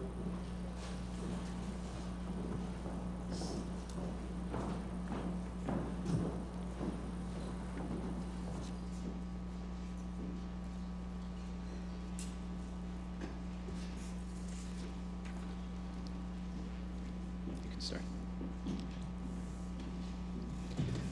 Good evening, Board. Josh Boots, Executive Director of Empower K-12. Just wanted to come up and give a few data points around 10 Square's work that I think is relevant to your consideration tonight. We did a lot of analysis of the STAR framework data that came out, the report card data that came out in the last week, and we did, one of the things that we noticed is that of the 100 schools that have achievement below the district average, only 11 have growth in the top quartile of all schools in the District of Columbia, just 11. 2 of those are Meridian and Perry Street, which I believe are 2 schools that 10 Square supports. They also have improved their MGPs both years, both math and in reading. I cannot speak to the transparency points that were brought up. I think those are relevant. But as I sit here and listen to other people talk about it, I do think that data should be included in the conversation, and I thought that those 2 data points were relevant related to their support of these schools. Thank you, Josh. Good evening. My name is Ronique Jones. My name wasn't on the list, but I'm going to talk from my heart. I didn't have anything prepared, but I'm an alumni parent of National Collegiate Prep. My son attended National Collegiate Prep, graduated, but to share his story, when I first decided to have my son attend that school, this was his first reaction. Why can't I go to the neighborhood school? No. I chose that school because of the strict curriculum that they have and the structure. I'm a single mother raising a male child in DC. So you know there's a lot of things against a lot of the males in DC. But National Collegiate Prep deposits so much in my son that the first 6 months in his 4 months in his freshman year, he went from, I don't want to go there to, I really like it. And that warmed my heart. National Collegiate Prep deposits so much, not into my son, but all the children there and parents. It's not always the work of the school. They also work with the parents, and we have to stand up as well and make sure that what they learn at these schools, especially National Collegiate Prep, I can only talk about that one, is make sure it carries on. And my son, he graduated, he attends Old Dominion University. When he was at National Collegiate Prep, 3.5, if not higher at times. So from 9th grade to the senior year, 3.5 or higher. So for me, if you revoke this, it will hurt not just the community, but the parents that has children attending this great school. Thank you, ma'am. Thank you. Good evening. I'm Jamie Miles, Chief of Schools of Apple Tree Early Learning Public Charter School, speaking on behalf and in support of Democracy Prep. I come to you on behalf of President and CEO Jack McCarthy of Apple Tree Early Learning Public Charter School and Apple Tree Early Learning. Tonight, you definitely have a very tough decision, and as you go forth with your decision, we do have 3 points we want you to take into consideration. Number one, since 2014, Apple Tree, we've effectively run an early childhood education program at Congress Height, the school also known as Democracy Prep, that is committed to building foundational skills of our students early that are critical for long-term school success. Secondly, it's about the families. As others have mentioned here, the families deserve the best. Parents at Congress, the families at Democracy Prep, they appreciate our program, we appreciate them, and they want it to continue. This is evidenced by the strong enrollment and the re-enrollment that we see every year, and the relationship that we have developed with our families over time. And finally, for the past 5 years, we have invested in the future of over 300 students in the Congress Heights community. And we want to continue to be a part of that community for years to come. We personally have a good working relationship with 10 Square. We partner with them at Perry Street, and we've seen changes and we've seen growth there. And if given the opportunity by members of this board, we will strive to deliver a well-managed, effective education program for the students and families of the Congress Heights community. Thank you. Thank you. Thanks to all three of you for joining us this evening. Any additional public comment this evening? I have more information to Steve's question. So KIPP DC has done some research. They report that in 2007 they opened their first early childhood class, that was pre-K4, with 99 students, and that 30 of those students are currently enrolled in KIPP College Prep, 28 in 10th grade, and 2 in 9th grade. Thank you, Scott. Yes, ma'am. Good evening. Can you hear me? Yes. Good evening, everyone.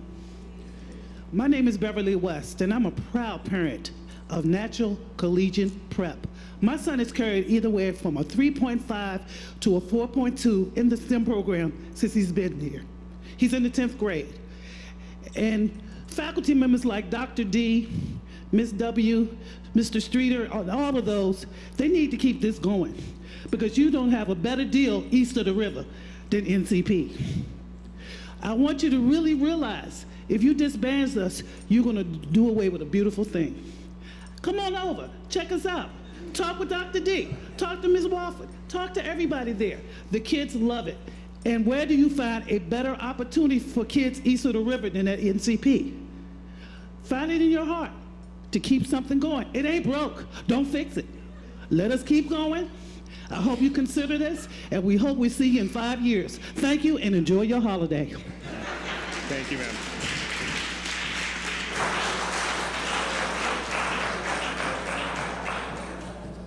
All right. Well, we are now going to turn to our first matter up for vote this evening.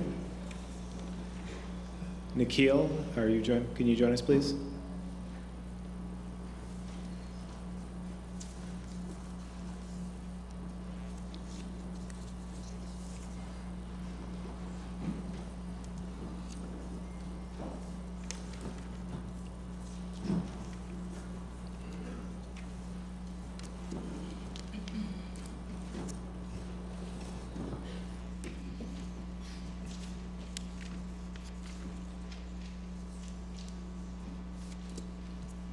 Good evening. My name is Nick Hilvashi, and I am a specialist on the School Quality and Accountability Team at DC PCSB. Tonight, the board will vote on the renewal of City Arts and Prep Public Charter School. But first, I'd like to invite the school's council, Mr. Marcus and Ms. Ingram, to come forward and make a few remarks.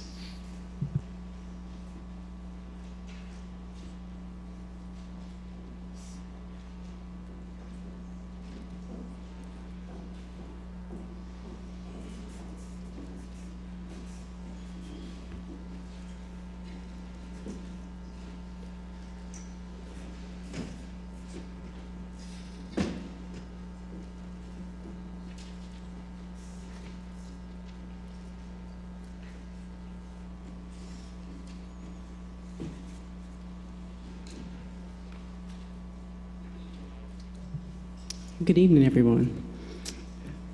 Good evening to the Public Charter School Board members, staff, and community members. I am Lynette Daly-Reese, Executive Director of City Arts and Prep Public Charter School. And I want to thank the board members who have spent time visiting with us throughout the last year, learning about our school, and hearing us talk about the work we've done and want to continue to do. Your insight, questions, and feedback have always pushed our thinking to improve the work we do to educate students.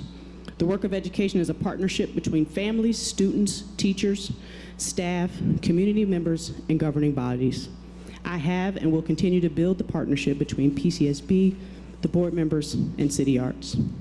So who are we for the folks in the audience? We are a pre-K through 8 performing arts school. We were founded with the mission to prepare students for success in high school and beyond by providing an academically rigorous learning environment enriched by a diverse performing arts program. Every day, families and students travel 30 to 40 minutes to my school from nearly every ward. Upon their arrival, they are greeted by a passionate and committed team of teachers, support staff, and leaders. Each day, students learn in an academically focused environment integrated with the 5 disciplines of the arts. The integration of the arts into the academics develops problem-solving skills, motor skills, decision-making, critical thinking, and civic engagement. These are the traits we instill in the 425 students that choose City Arts. Beyond the intrinsic benefits of City Arts, there's a financial benefit to families. I'm sure many of you in this room have paid or had their parents pay for private or group art lessons. The cost of the arts lesson in DC is between $35 and $125. This equals between $1,260 and $4,500 of savings for parents each year who attend our school. Families have lots of factors to consider when choosing a school: tier ranking, content, distance, admission preferences, wraparound service, extracurricular activities. Last year, there was a 40% increase in the number of families that selected us as a number 1 or top 3 choice, and 3 out of 4 of our families re-enrolled. This tells me that our school offers some things parents want. With that demand comes a responsibility to deliver outcomes. And as we have shared in our application, responses, and supplemental materials, we have and continue to make the necessary changes to build upon the growth from the last 3 years. And this includes investing in additional academic and support staff, academic and art curriculum changes, increased frequency and quality of family engagement, and investments in adaptive interventions and assessments for students. As I said during our public hearing, we still have work to do, and this is not unlike any other school striving to ensure students are college and career ready. The City Arts Board and school leadership are 100% committed to leveraging resources, staffing, and government to achieve the goal of educating the whole child. So on behalf of the entire City Arts community, I ask for each of your votes to renew the City Arts Charter.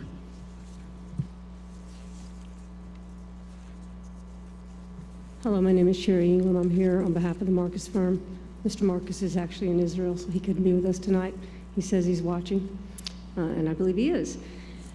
We've had a lot of disagreement with the staff about the standard that applies here, and I think you've seen those submissions, and you know we're not going to come to an agreement on that about whether or not you have discretion.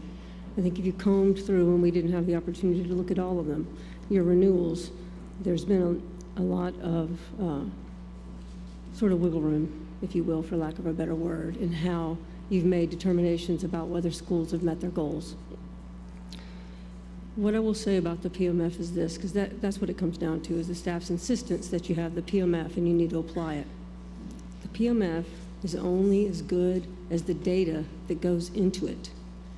We haven't been working with this long enough to know, but we've just started to scratch the surface that there are problems with the data that goes into the PMF.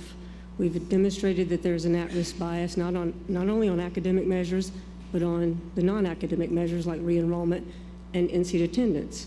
Over the weekend, and this stuff comes to us, we're learning it every day.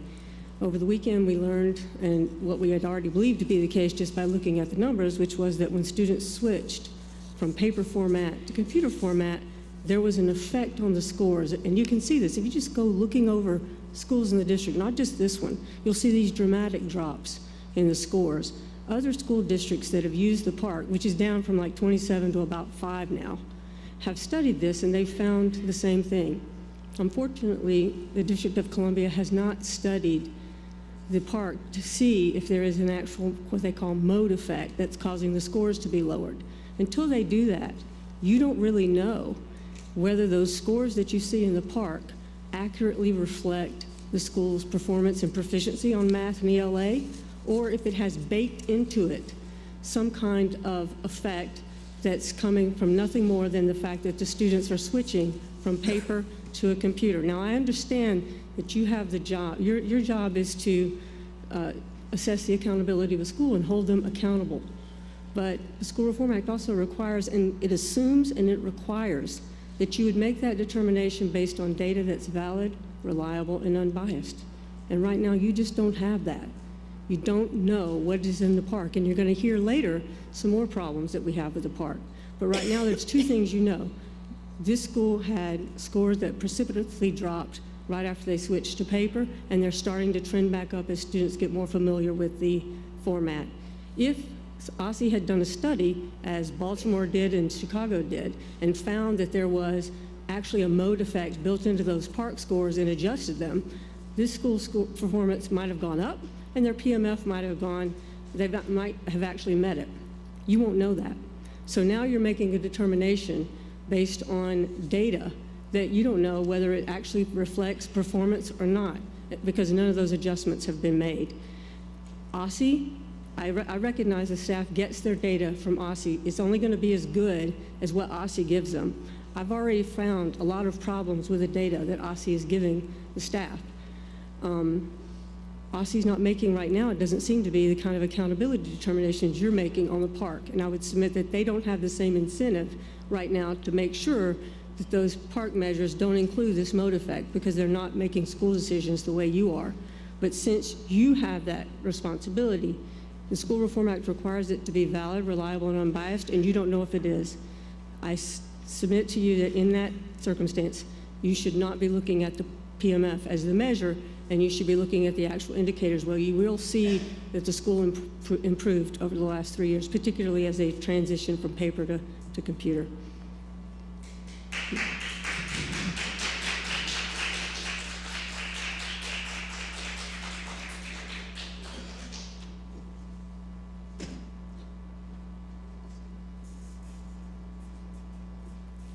You can stay.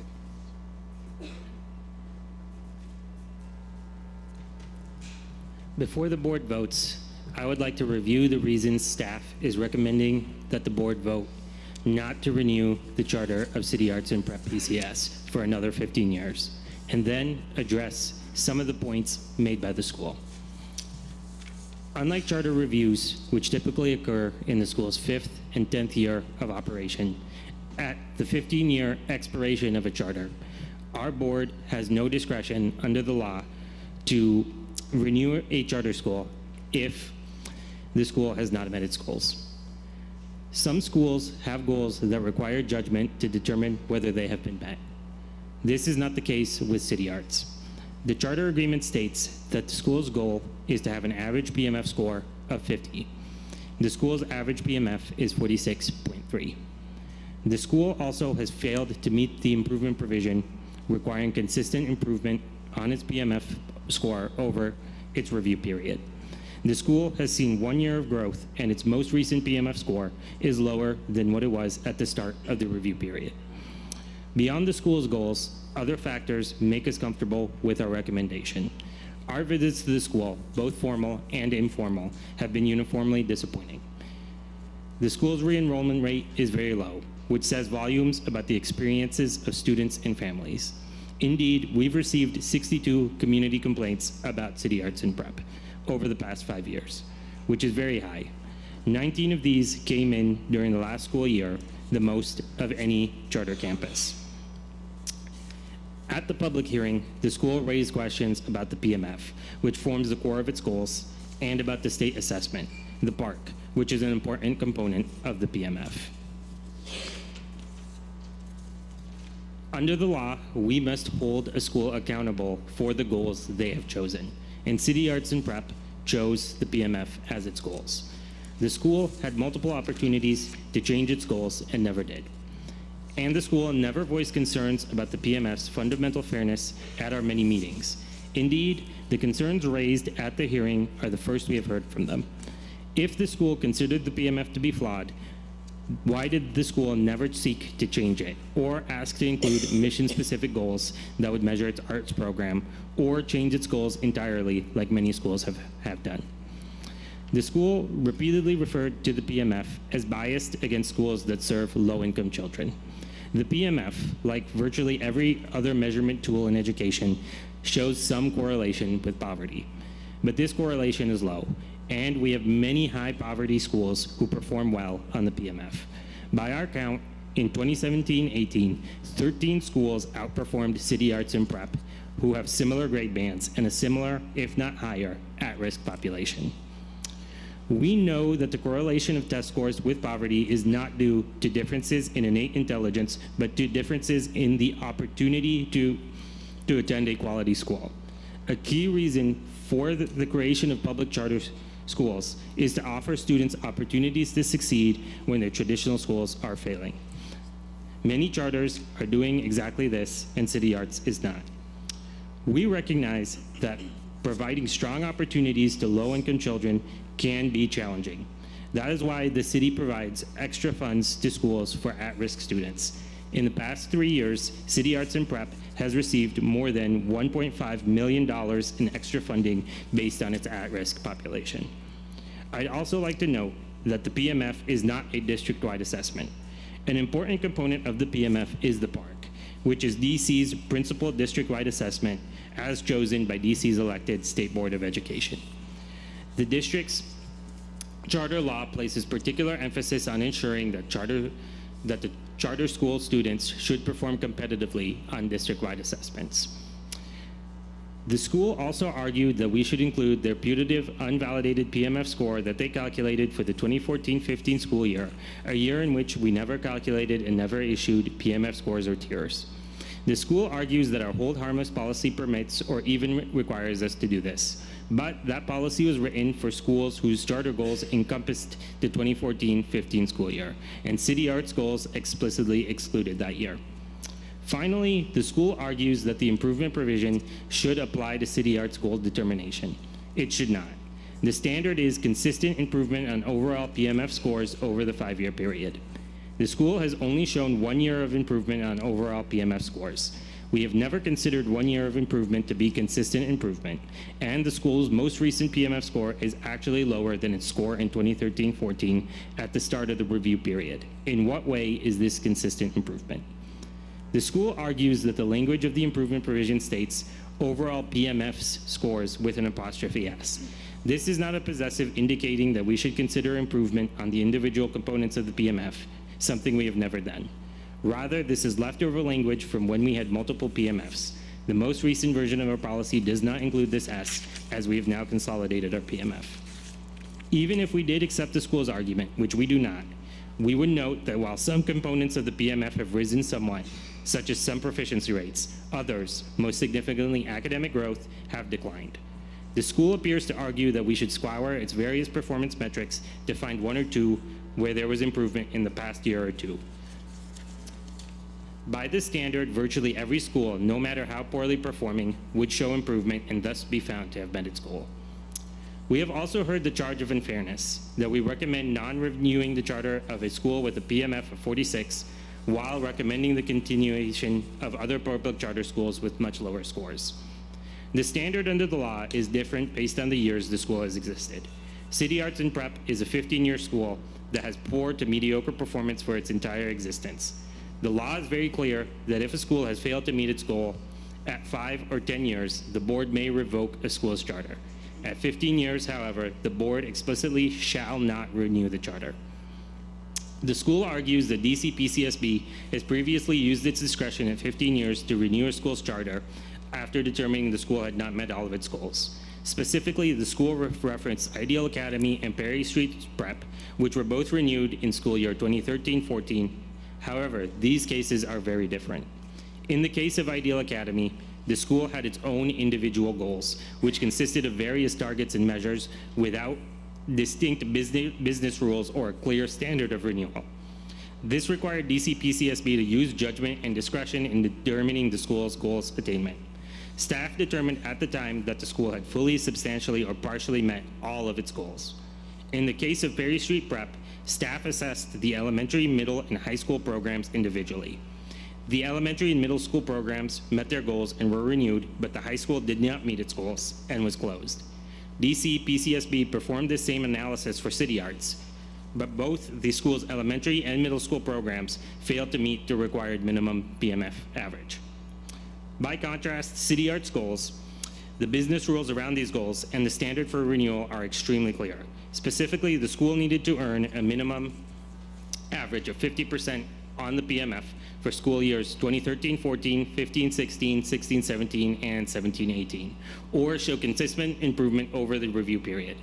Unfortunately, City Arts never earned a PMF score of at least 50% in any year of the review period and did not show consistent improvement, meaning the school was never in the position to meet its PMF goals.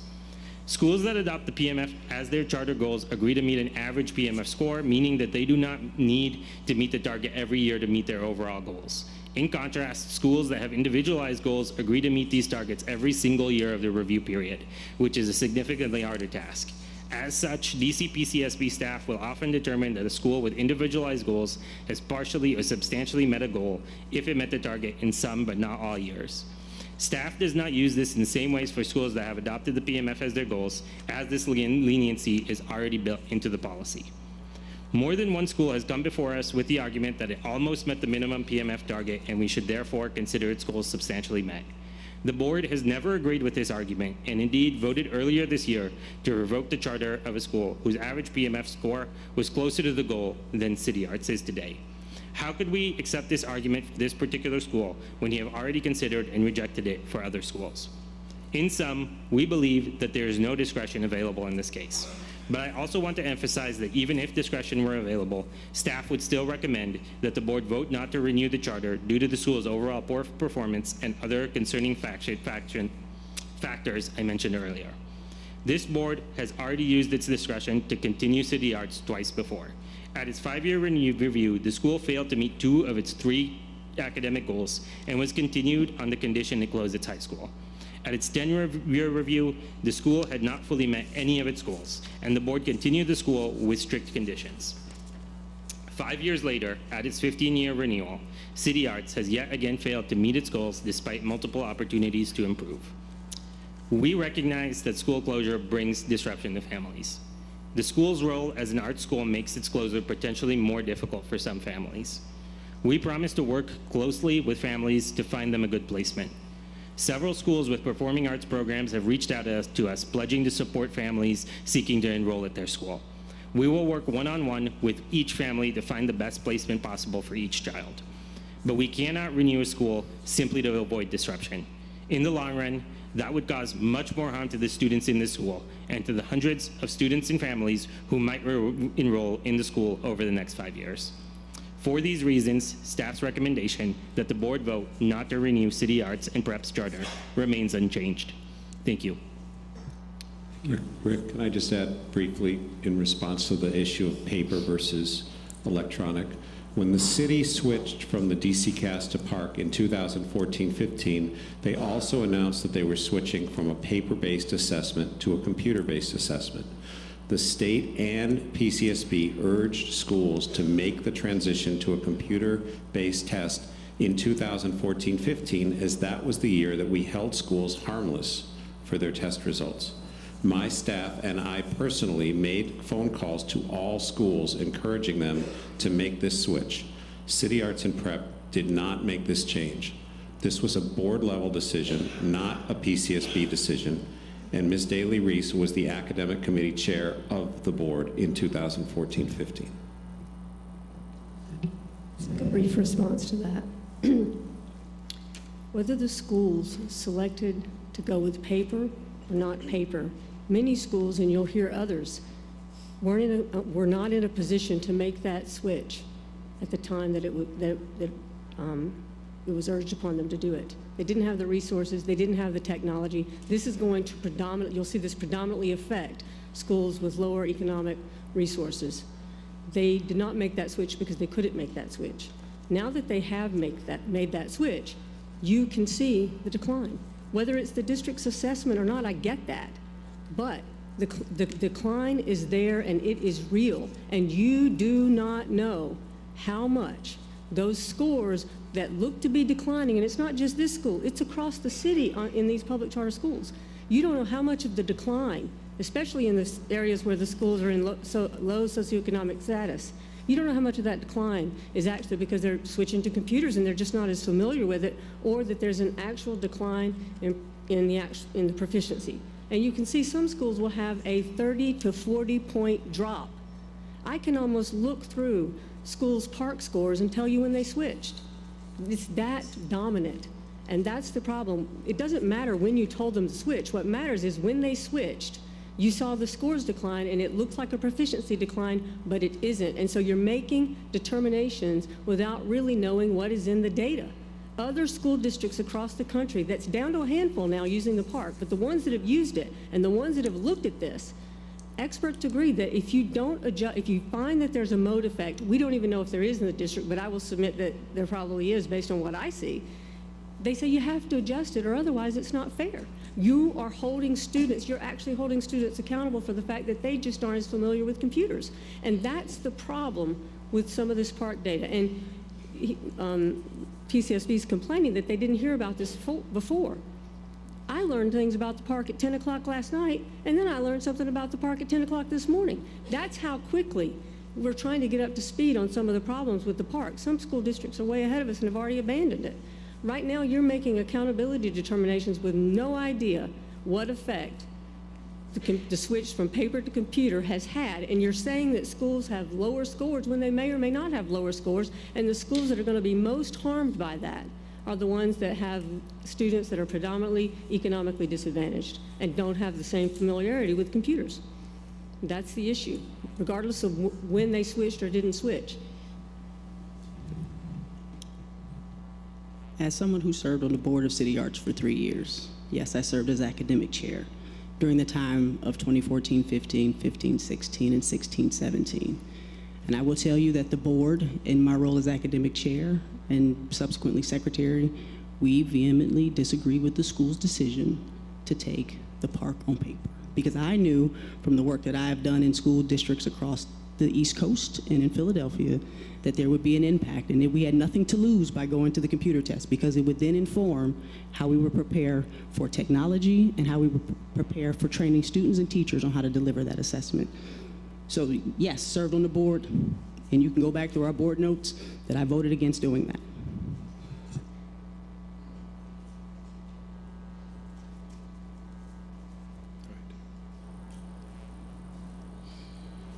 Comments?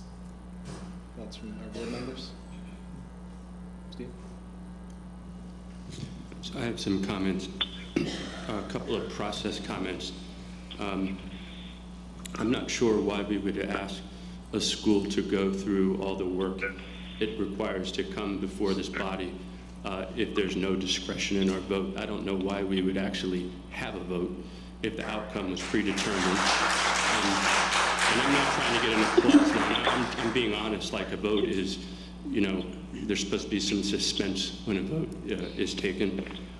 Also, there are 3 schools before us today that have not met not met their renewal requirements, and they have PMF scores of 46.3, 26.8, and 20.8. We're being asked to close the school with the 46.5 PMF and to keep the school open with the 20.8. If I were a charter operator, I am a parent in this city, I would be very confused about the logic behind the recommendations that we're making.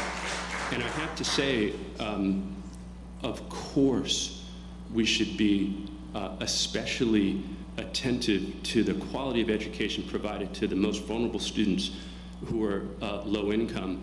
But everything we had in that recommendation could also be applied to a school that we're being told we should keep that school open. So as a process point, I still don't understand the logic there.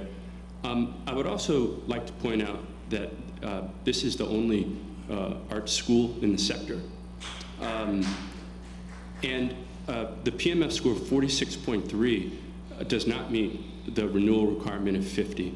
But in my opinion, it is in what I would call a gray area. It's not a 26.8, it's not a 20.8. And I think the gray areas are the places where this board should, in fact, use its discretion. So I just wanted to make those comments on the public record. Thank you, Steve.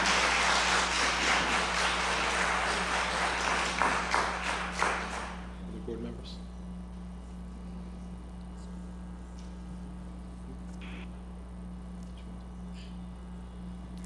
Don, do you have anything to add to the conversation this evening?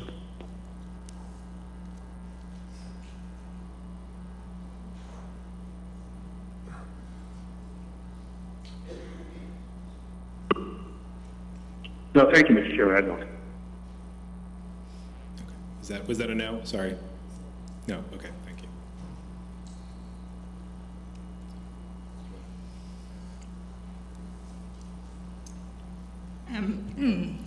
So I've had the opportunity to visit City Arts twice and attend your public hearing. And like other schools that have experienced turnaround, I know that your board and your staff have faced a lot of challenges in meeting your goals.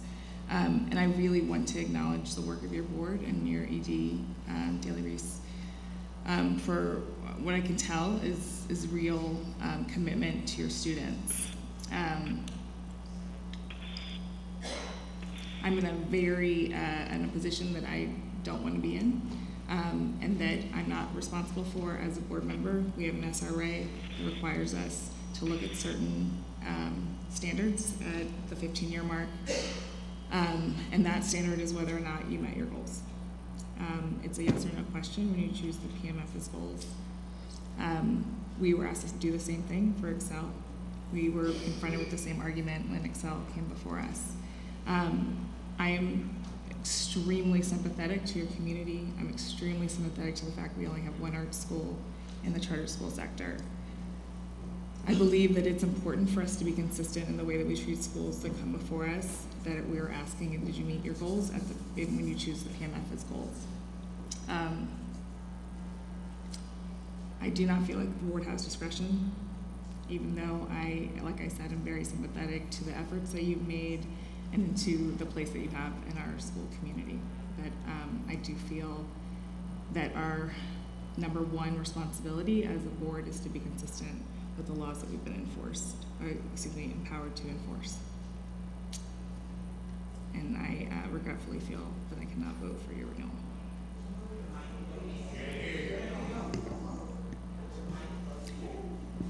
Excuse me, I'm sorry that I wasn't clear. I will not be able to vote for continuance of the renewal for City Arts because it is not consistent with our board practice that a school meet its goals at the 15-year mark.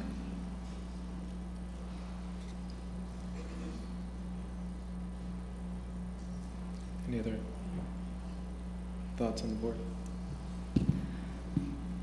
I will just add that this is a decision I've been struggling with as well over the past month, in part because of the unique nature of the school, the arts programming that you offer. That focus is very special, but I also feel committed to enforcing the standards that we have within the board, and the 15-year review seems to be a unique point for us of inflection. So I also will not be able to support the renewal.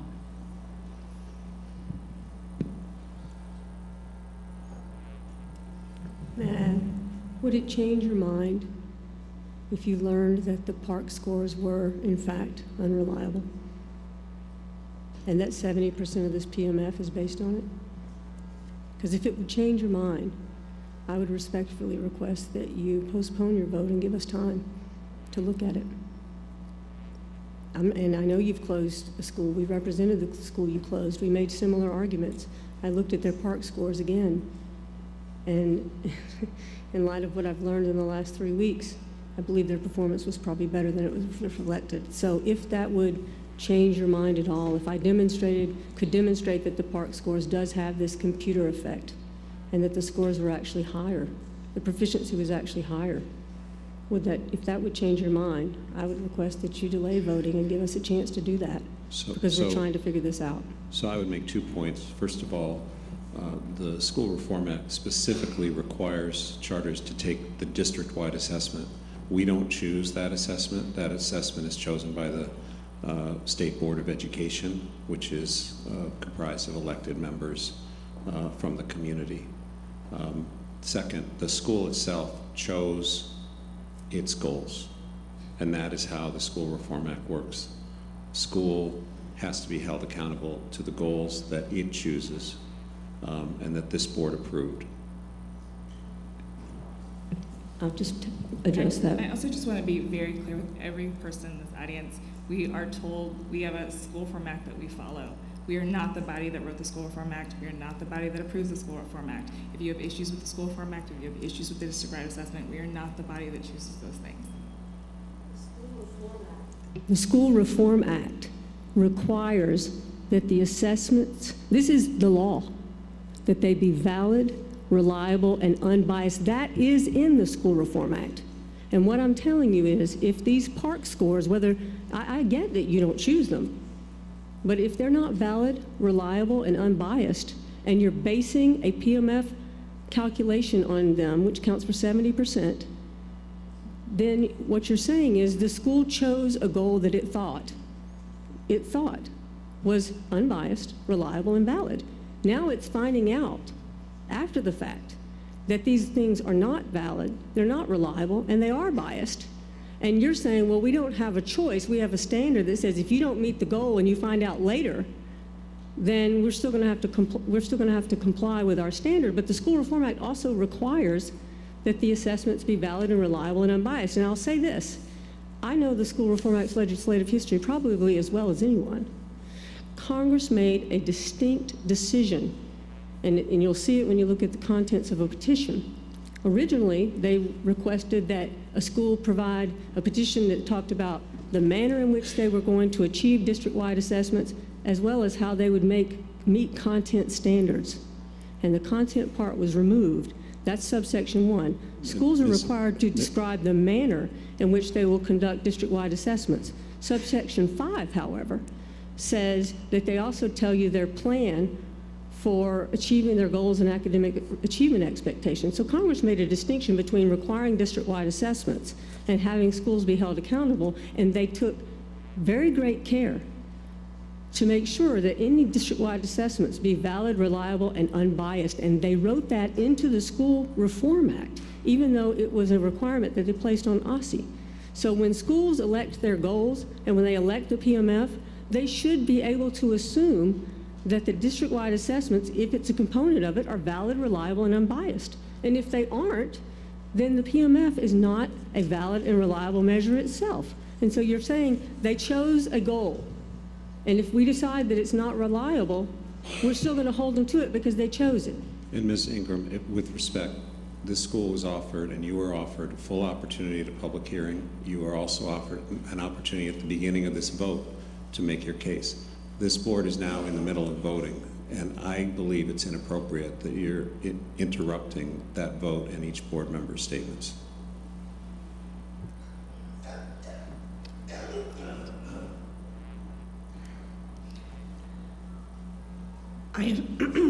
Excuse me, I've had the opportunity to attend the public hearing a few weeks ago. I've had a chance to visit the school, and along with some of my colleagues on the board, I too am very sensitive to the committed community around the students, parents, and school leaders that I've had the chance to interact with. I've had a chance to review a lot of different material here and agree that I don't have discretion here, and I will have to be voting no.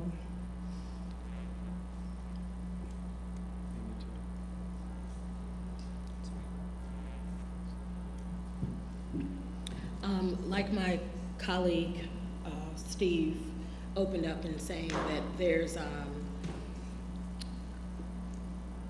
I won't say confusion, but the idea of the rules being set, what's outlined in the School Reform Act, in terms of our discretion, then there should not be a vote. When you look at scores, when you look at all of the different nuances of what can or cannot be done at particular years, it is confusing. But because we are going to put forth a vote, I would like to put forth my vote and how I feel after visiting the school, after reviewing documents and materials that were shared both from the staff of the board, but also from the school itself. And if I had to vote, and which we will do, you'll see how I feel as far as where I would like to land on this. So. And I'll just add, before we vote, you know, I say this every time we talk about high risk or high import, high stakes vote, which is, these are certainly not any decisions that we take lightly. And I have to say, I come to this, you know, conversation profoundly sad, profoundly disappointed. You know, as I shared with Dr. Daniels and Ms. Daly-Reese, you know, the legal structure that we've now discussed a lot today certainly informs my viewpoint, but I'll also add the real performance concerns and academic concerns I have for a school that has been around for 15 years. That we personally, I'll speak for myself, I expect to be not in another turnaround phase, but really to be performing and serving our students, serving our students well. And that's those two pieces, both the concerns around the legal nature or the statutory framework in which we operate, but also having visited the school now 2 or 3 times across the last year. Yes, many things have been pointed out to me that have gotten better, and you've pointed out to parts of the plan that are in effect and that will continue, but also have borne witness to what are not consistently strong instructional environments. And the data reflects to me much of what I saw in the school as well. So for my part as well, I think that will inform my vote, which we'll go to now. Don, just to double check, do you have anything to say before, or anything to add before we entertain motions? Thank you, Mr. Chair, and thanks to everybody for the really thoughtful discussion. I've come to the conclusion that the school did not meet its goals. Therefore, I am going to vote with the staff recommendation. I followed and visited the schools over the years that I've been on the board, and I'm really sorry for this outcome. But given my conclusion that the school has not met its goals, I don't see any choice but to vote with the recommendation. Thank you. Thank you. Steve, did you want to add? I would just recommend to this body that if we have situations where we don't feel like we have any discretion, then we shouldn't have a vote. We shouldn't put these schools through this sort of stress and humiliation if the outcome is predetermined. It's really pointless. And I just want to say that to us, if we have the ability to change this process, then I think we should change it. Okay. Thank you. So at this point, I will entertain a motion.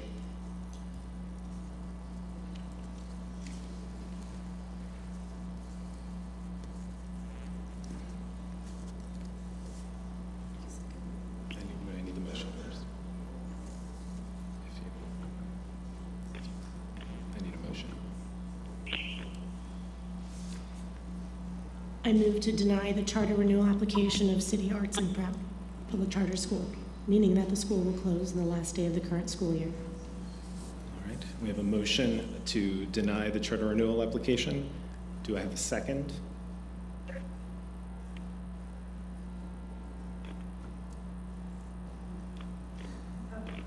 I'll second, Mr. Chair. All right. So I have a motion to deny and a second.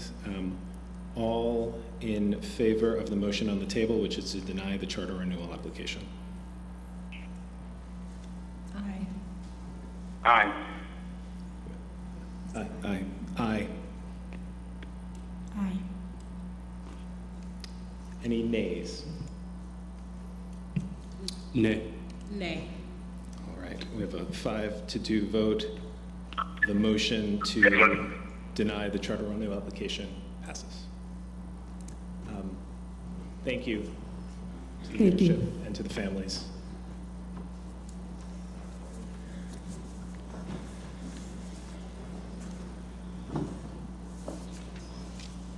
All right.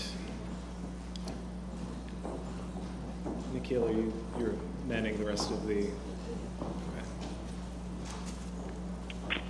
All right, we have... Are we taking a break? You want to take a break now?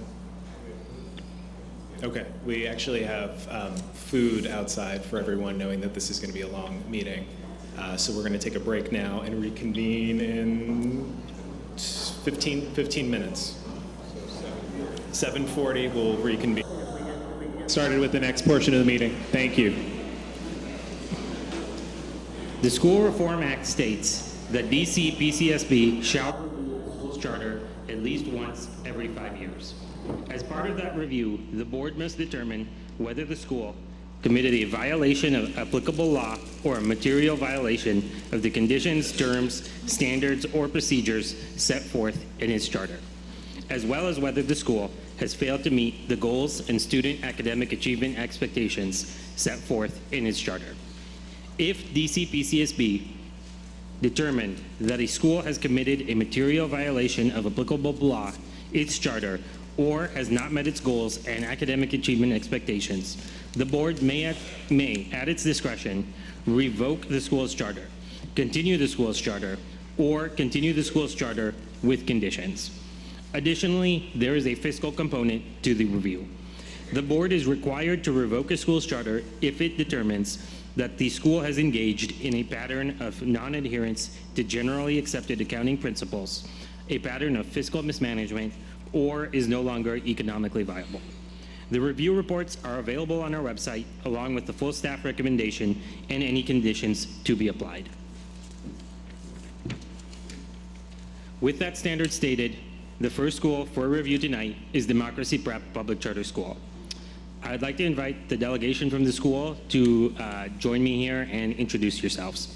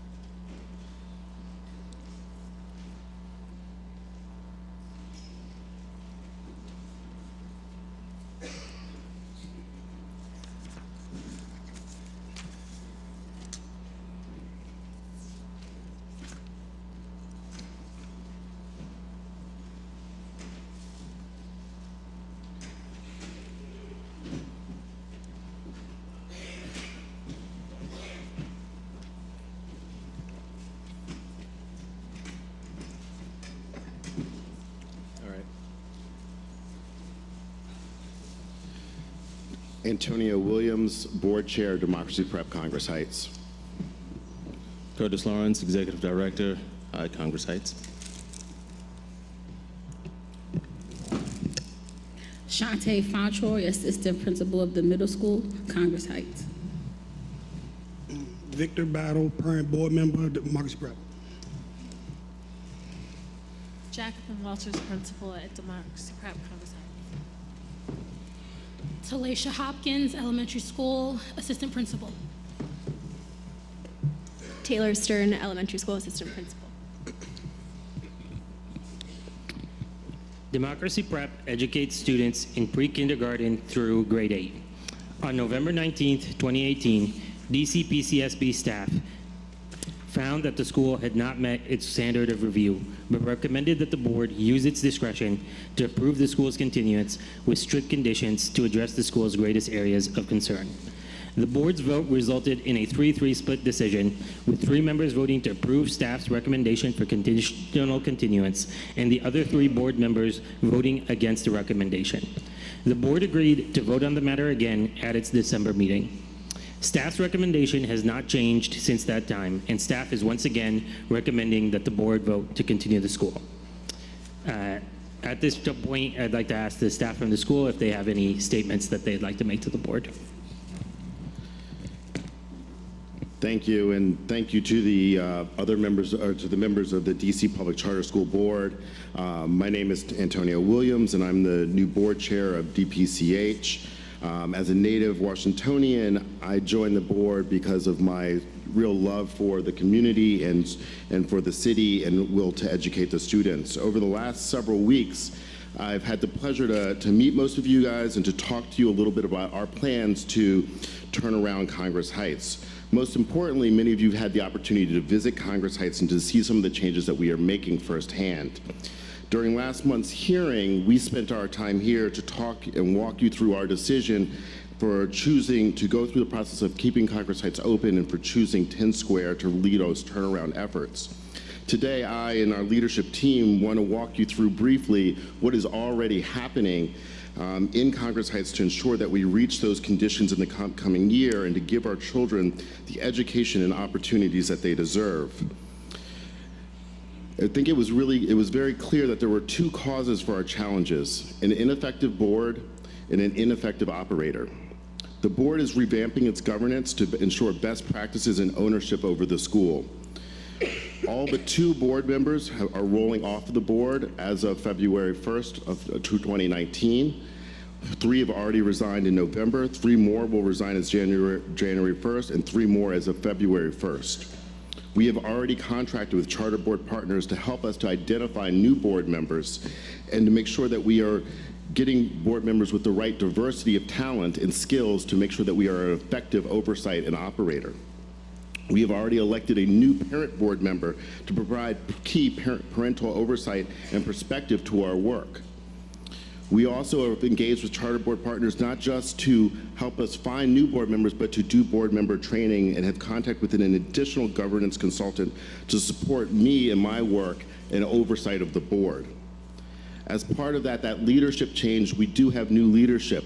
I recently took over the board only a month ago, and part of that shift was ensuring that we had the proper leadership and talent to provide that oversight for Congress Heights and for our operator. And I want to make it clear that the responsibility and the final responsibility for these decisions lie with the board.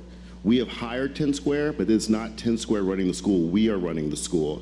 We, the community, are making this choice, want to keep the school in Congress Heights. So in short, we are taking action to turn around our governance and lead the way to turning around our school. It is also no secret that Democracy Prep was an ineffective operator and routinely failed to live up to their promises to you, to us, but most importantly to Congress Heights students and families. I understand the extreme frustration with Democracy Prep public schools and their operational challenges. I share those frustrations, and the board is taking significant action to improve our scores in those operations. We have taken immediate action to remove Democracy Prep. By January 1st, most of our services with Democracy Prep public schools will be terminated, including finance, HR, technology, curriculum and professional development, as well as compliance. As you know, we have hired 10 Square, and we've already begun the work of turning Congress Heights around in order to provide our students with the education they deserve. And at the heart of that is the work that we are doing with academics. Whatever decision is made this evening, our #1 goal in this transition is to improve the educational outcomes for students in Congress Heights. To do that, 10 Square and Congress Heights leadership with this board support have already taken a few key steps. We've adjusted the master schedule and revamped it to lower class size and give more time for English and math. We are ensuring staffing plans include the ability to provide extra support to students who need it and to work in small groups with teachers. We are focusing on student data. We are implementing new staff training. We are augmenting the curriculum so that it matches that of the DCPS and aligns with PARC. And this is just a small but important sampling of the changes we are working on with 10 Square to usher in, and ushering into Congress Heights. Many of these challenges you've gotten to see firsthand, these challenges and changes you've gotten to see firsthand on your visits to our campus. I've been joined by our amazing leadership team here who is prepared to go a little bit deeper if you have any questions around some of these academic changes, but I wanted to summarize them because it's important that we are not just talking about changes, we are actively implementing these changes and are making these changes now. Lastly, I wanted to discuss the need for our school in Congress Heights. Parents can continue to choose to stay in their neighborhood. Proximity at home is the most critical factor for our families. Last year, 43 of over 645 students lived either west of the Anacostia River or north of Pennsylvania Avenue Southeast. Students at Democracy Prep traveled on average 1.3 miles to school, the third shortest distance of any charter school. But this is not just about convenience, it's about community. This is seen in the letters that we submitted for the November hearing in support of our school from 109 parents who represented about 200 of our scholars, parents who plan to re-enroll their students in our school next year. It was echoed by Victor, our parent board member seated behind me, whose testimony here at this dais in November echoed how parents feel that this school is better than their alternatives in the neighborhood, how they want a building that serves K through 8 and where their siblings can walk to and from school together, and how they know the academics have not been what they need to be, but they believe that it can get better while providing a loving environment for their students. That testimony and letters are backed up by early demand for our school in the lottery for the 1920 school year. The data shows that enrollment preferences are similar to what they were last year, with over 165 applicants as of December 16th. So in closing, regardless of what the charter landscape in Ward 8 looks like after today's votes, there's an indisputable need for more high-performing schools in Congress Heights. And that's what tonight's vote is about. It's not about Democracy Prep Public Schools. They failed and they've been replaced. It's not about the prior board. We've already begun the process of a renewal and replacing them. This vote is about whether 750 students will have to scramble to enroll in another 100 or so schools next fall where there is not the urgency to improve, or whether those children and families can stay at Congress Heights where everything is being done with the utmost urgency to improve the academic performance for those students. Thank you for your consideration, and to the many of you who've made the time to talk with me, to visit our schools, and to keep pushing us to be stronger and better. Please know that what I shared with you this evening are not just ideas for what we plan to do. These are actions that we are already taking and are in the way of implementing, and that we are committed to doing whatever we can in this partnership to ensure that students at Congress Heights get the education they deserve, one that challenges them, supports them, loves them, and prepares them to reach their goals. Thank you.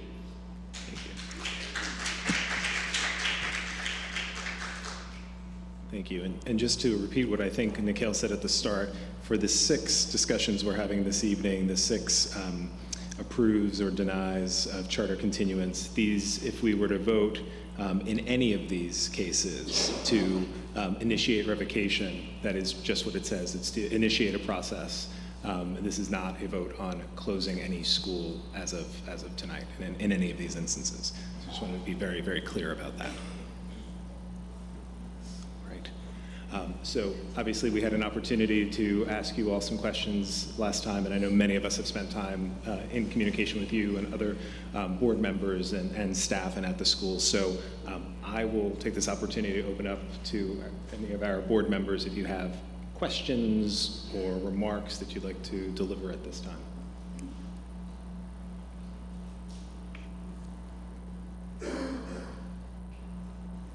Don, similarly, I know you're by phone, but if you'd like to share any thoughts. Okay, I'm happy to start. I'd like to, I just want to thank the board chair. I'd like to thank Sorry, the board. it's hard to hear you, Don. Okay, then maybe I'll pass. Sorry. Yeah, if you want to send your remarks to me, Don, I'm happy to read them into the record. Good deal. Thanks. I will just give the remarks that with this being a 5-year review, we're looking at this with quite a different lens than the previous discussion that we had, and really appreciate the efforts that are already underway.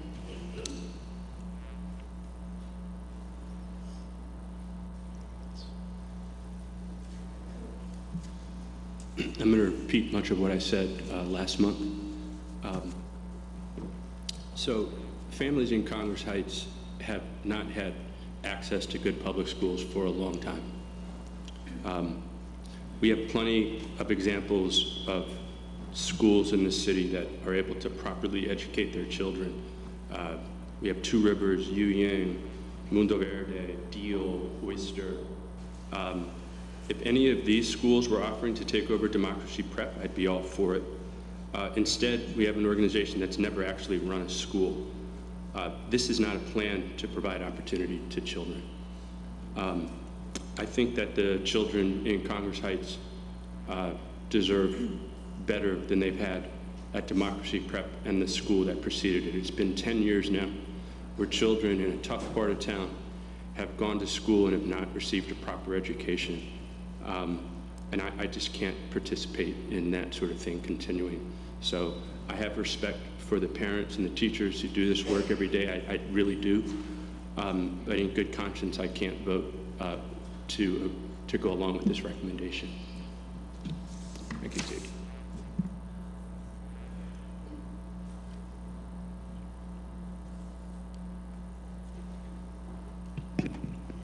And having the discussion that we started last month, and thinking about, you know, the conversations that we've had in the time between the November meeting and now, you know, to say that I'm not conflicted any more or less would be inaccurate.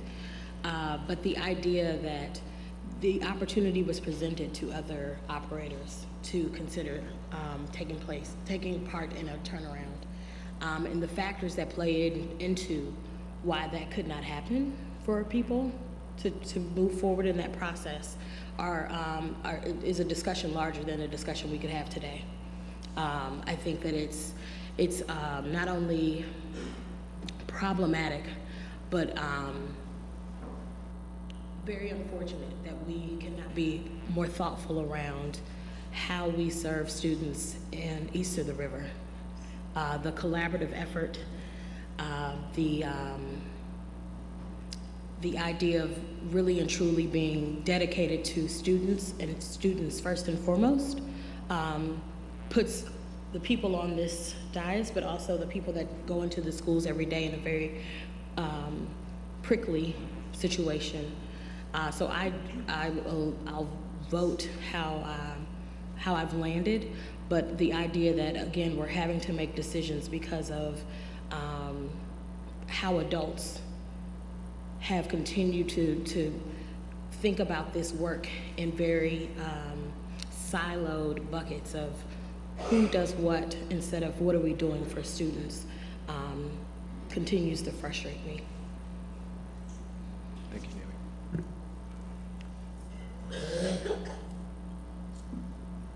I've had to catch up quickly. I watched the meeting last month.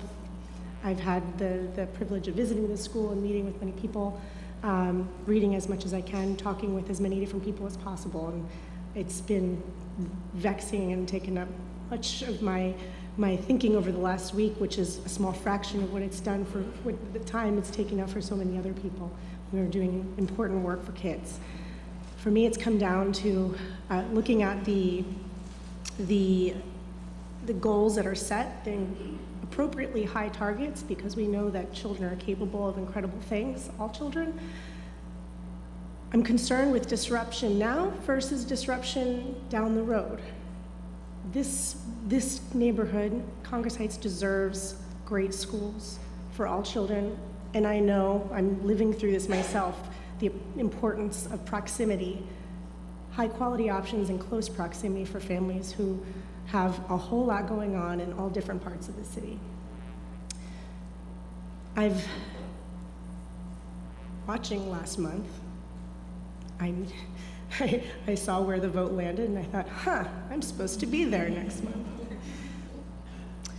So as part of my own due diligence, I looked into the track record of the operator this board has selected. I'm compelled by it.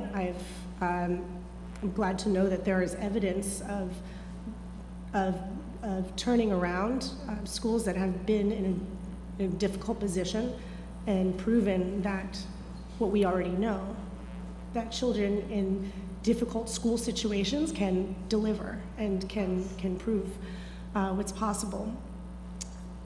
That happened over a longer time period than I think is possible for the goals that are being set here for this school, Congress Heights. So after much difficult decisions and thinking, I've landed on the side of not going with the staff recommendation, which is not easy to do. Thank you, Leah. I'll be brief because I spoke at the last meeting. I first and foremost want to thank the current board and the staff for what I can tell has just been tireless work on this. And I will continue to vote the way I voted last meeting. And I think I expressed why I did that, and that, as Leah just said, the targets are appropriately high for 10 Square to meet, and I think children are capable of that. The school was at 21% on the PMF last year, would have to reach a 40. That is an extremely high jump, and I'm very concerned about what will happen to those children, the 750 children, if that is not achieved. That is not the fault of this board. That is not the fault of the staff. It is the situation that we're in. But I have to think, as Leah said, about these children going forward. We have put tons of time and effort into thinking about where these kids could go, and I would not be making the decision I'm making if I did not believe that we have a staff that's capable of ensuring that these kids end up at a place where they can continue their academic success.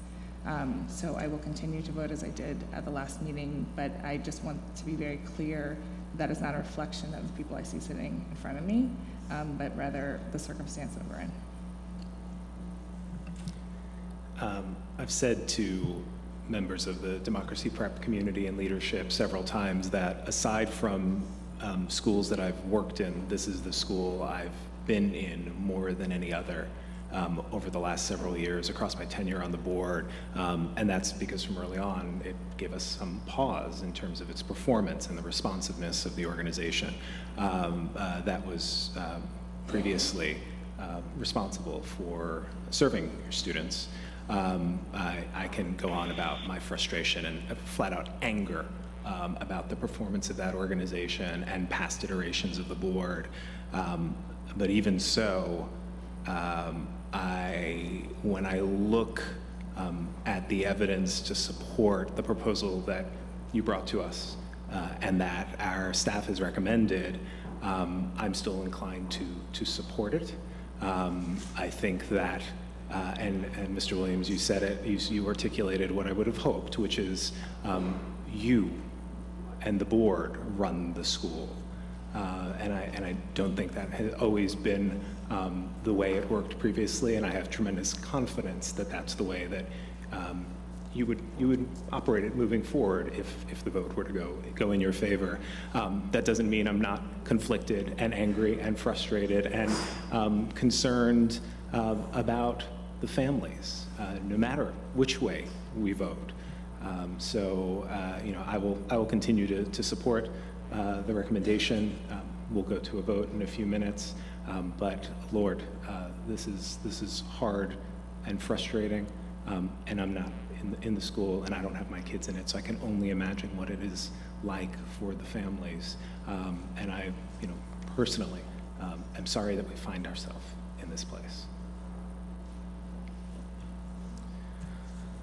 Let me just see if Mr. Soifer sent me. Okay, I will read.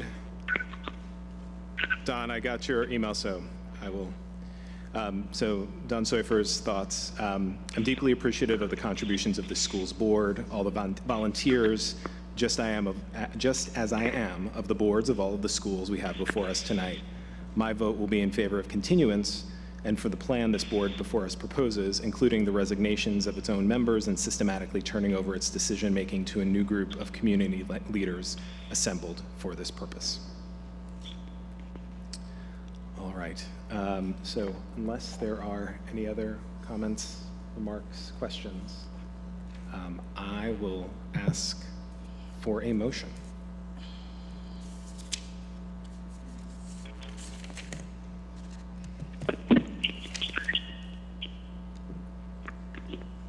I move to initiate revocation of Democracy Prep Congress Heights Public Charter Schools charter effective upon the last day of the current school year.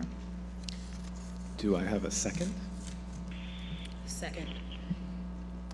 Okay, the motion on the table is to initiate revocation. All in favor? Aye. Aye.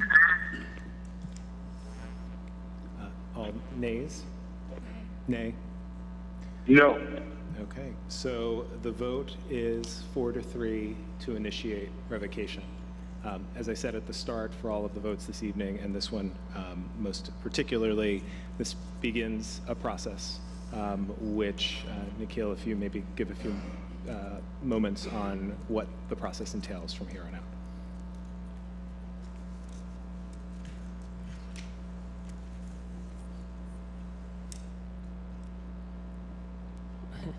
Yeah, so now that the board has voted to initiate revocation proceedings, in next month, we will seek to hold a public hearing, which will occur at Democracy Prep Public Charter School. At that public hearing, the board will not vote, but the board will be present, and the school staff and members of the school's community will have a chance to come and present whatever testimony that they wish to present. There'll be that will be an official meeting, and there'll be a court recorder there to transcribe anything that that is said. Then the board will take that information provided, and at either the following official board meeting or at a special board meeting, will vote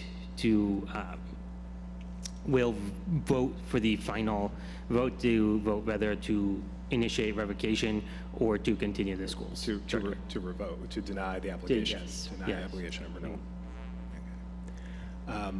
So that our staff will be in contact about your wish to hold that hearing and setting up the date, and then from there on out.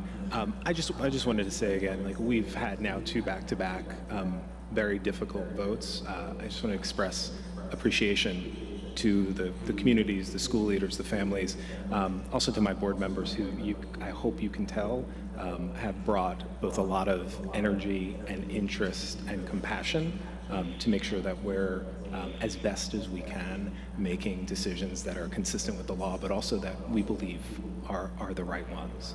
So I hope, and that's for the entire public, I hope everyone appreciates that. Thank you all for all of your efforts. Thank you.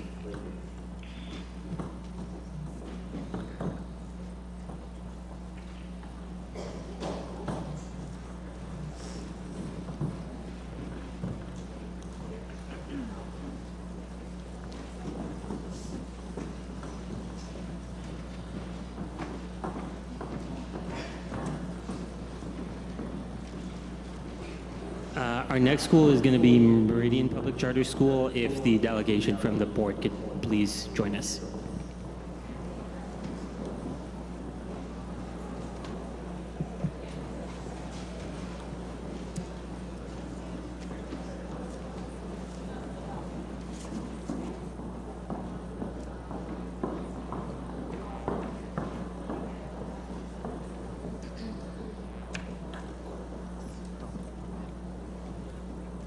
Fair enough.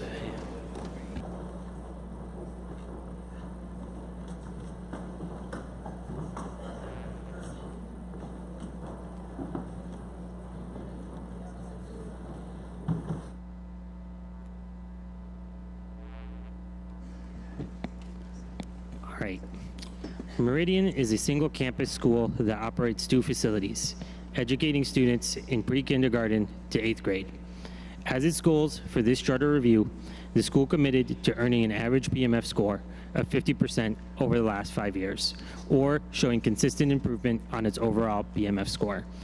While the school only earned an average of 49.5%, it showed consistent improvement in its PMF score every year for the past 3 years, culminating in its highest score in school year 2017-18.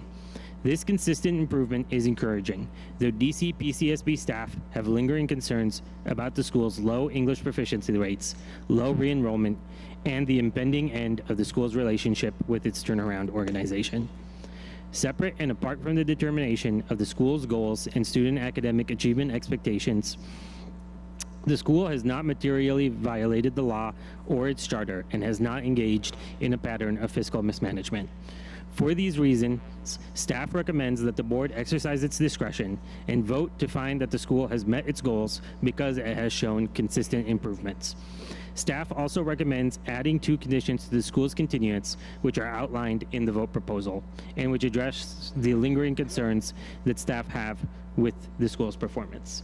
At this time, I'd like to ask the delegation from the school to introduce themselves and to address the board with any opening statement you may have.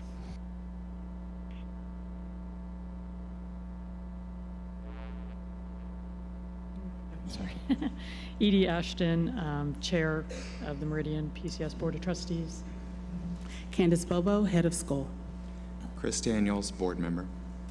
Nick Gent, Treasurer of the Board. Shelley Anderson, Middle School Principal. Ebony Crawford, Elementary School Principal.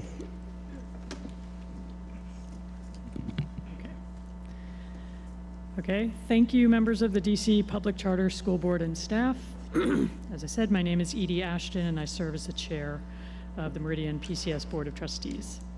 I'd like to start my testimony with a bit of historical context. In the 2015-16 school year, our board began to ask questions of school leaders due to our increasing concerns with academic scores declining and finances dwindling.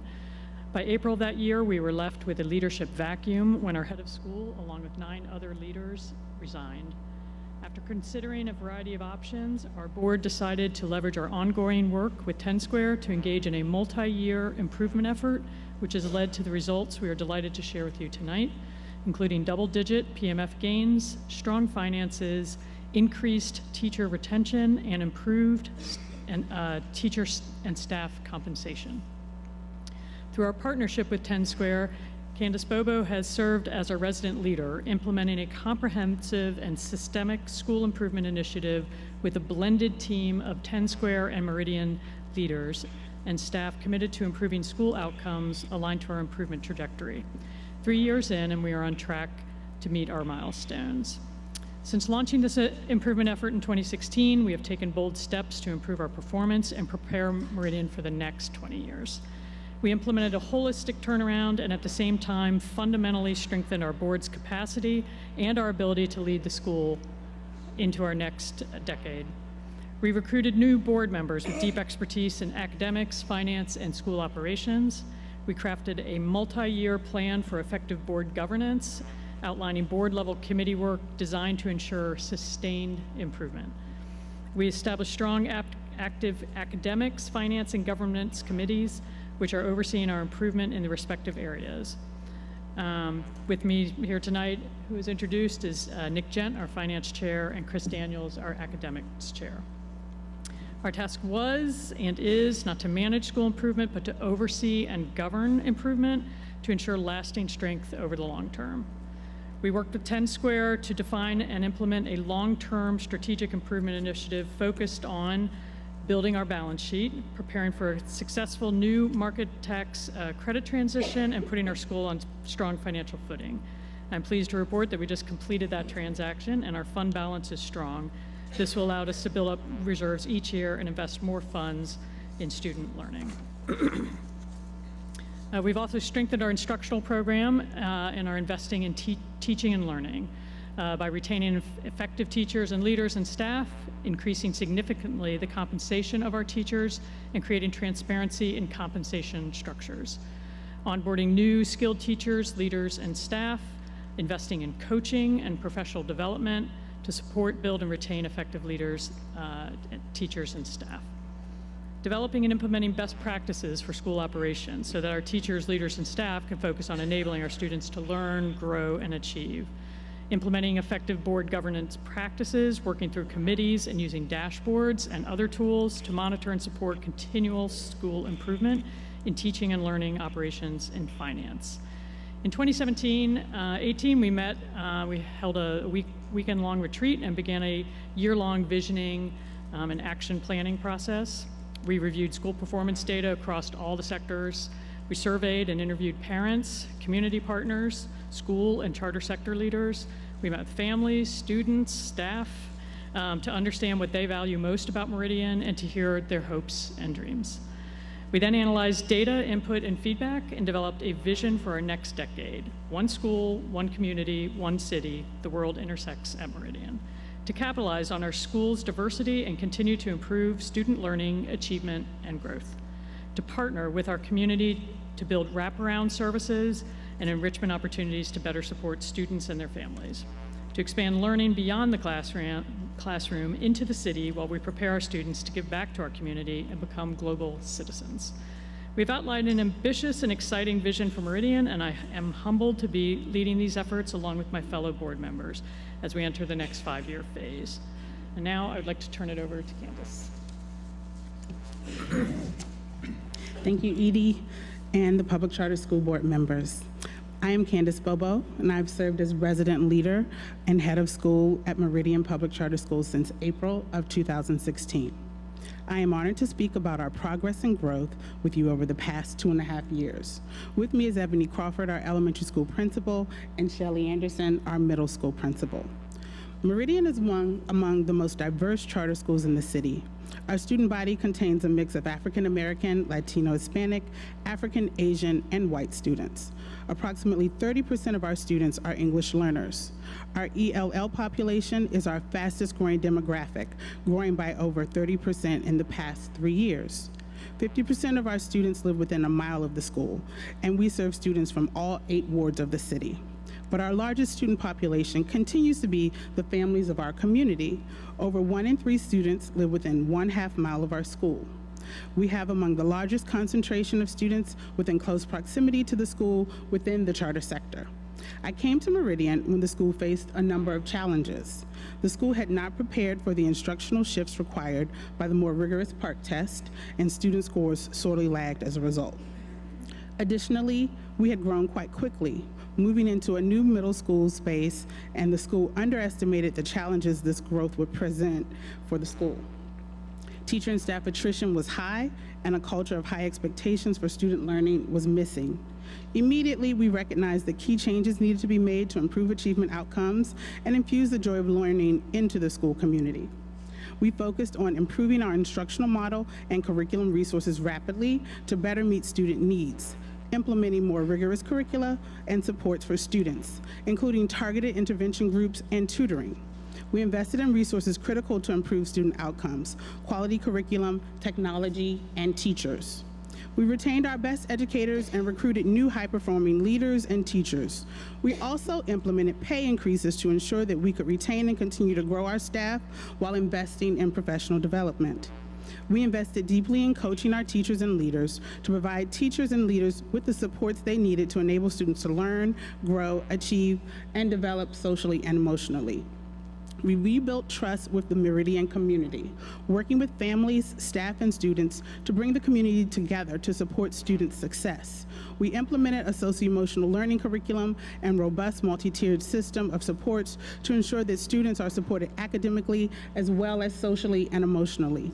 We recognized the middle school was overcrowded, and we strategically reduced enrollment to reduce overcrowding and reduce class size. And we are now methodically increasing class size to create stable cohorts. And we invested in building effective and streamlined operations. We onboarded a new director of operations, maximized efficiency across the school, and implemented best practice systems to ensure successful operations over the long term. In short, we built systems, processes, and people to create a culture of high achievement and support for students and high performance for adults. We are very proud of what we have achieved. Overall, we have an almost 18-point gain on the PMF over the past 2 years. Student growth on the PARCC test outpaced that of all but 4 schools in the district. To give you more context regarding our growth, our student growth across 3rd through 8th grades is in the top quartile of all schools, charter and DCPS. Students at Meridian are growing at faster rates than their peers nationally and in DC by over 10 median growth points. This type of growth is what closes the achievement gaps, moving students faster who are behind to catch up and exceed. While overall proficiency rates are not yet at the city average, the gap in ELA from the city over the past 3 years has decreased twofold, and math gains are narrowing in the gap. The fact is that students at Meridian were 3 to 7 grade levels behind. Each year for the past 2 years, we have been closing the gap, and within the next 2 years, based on the rates of growth our students are making, we will expect proficiency rates to match and exceed the city's rates. The proficiency rates have begun to already improve in just 2 years. Last year, our ELL students' proficiency on the ELA exam exceeded the state average for the first time. Though we serve a significant at-risk population, approximately 50% of our students are identified as at-risk.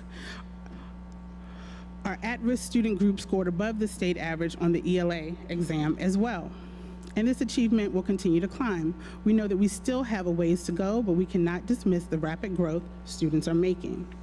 The achievement of our largest subgroup, ELL students, is essential to our overall school progress. Our ELL students are not only reaching proficiency rates above citywide averages in ELA, they are also improving their English language skills at rates above the city average on the ELL access test.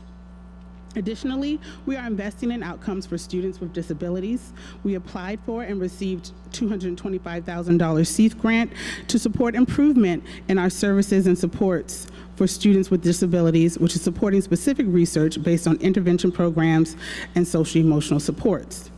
While academic changes are the crux of the process on the PMF, we have been equally committed to improving students' social and emotional well-being. We have invested in adding 4 critical positions to support students and families, including a school psychologist, 2 social workers, 2 social workers, and an early childhood wellness coach. We've implemented an expansive RTI program, which includes academic and behavioral support. These investments have changed our school culture, with suspension rates declining from a high of more than 9.4% when I arrived, to 7.7% last year, to 2.5% this year. At the same time, school attendance has improved 2 percentage points. In addition to PMF growth and success, as Edie explained, our financial picture and balance sheet are strong.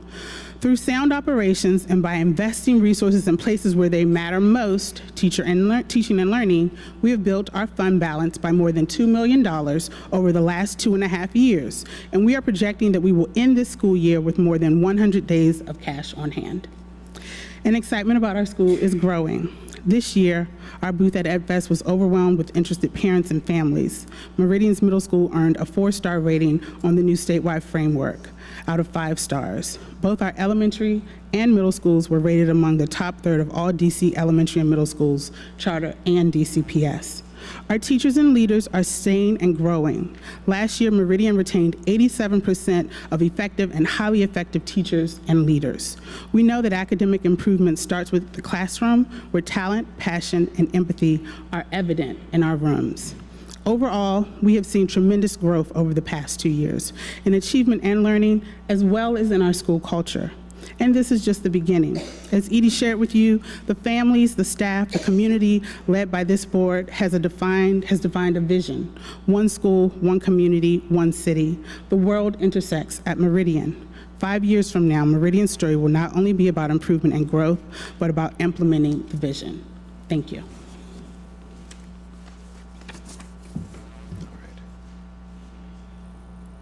forgive us if we had fewer questions at this point, but I'll just start off with just a little bit of, first of all, congratulations on what has been really marked improvement. I think one of the questions for me in the turnaround space is how do we not just get schools off of our radar, but get schools that everyone would want to send their students to. And I know there's more work to do, but the trend line is dramatic and positive. I'd love to hear the work you've done of engaging parents and families and the larger community in that work and bringing sort of teachers along in that, because I can't imagine that hasn't been a part of this. Yes, it's been a huge part of it.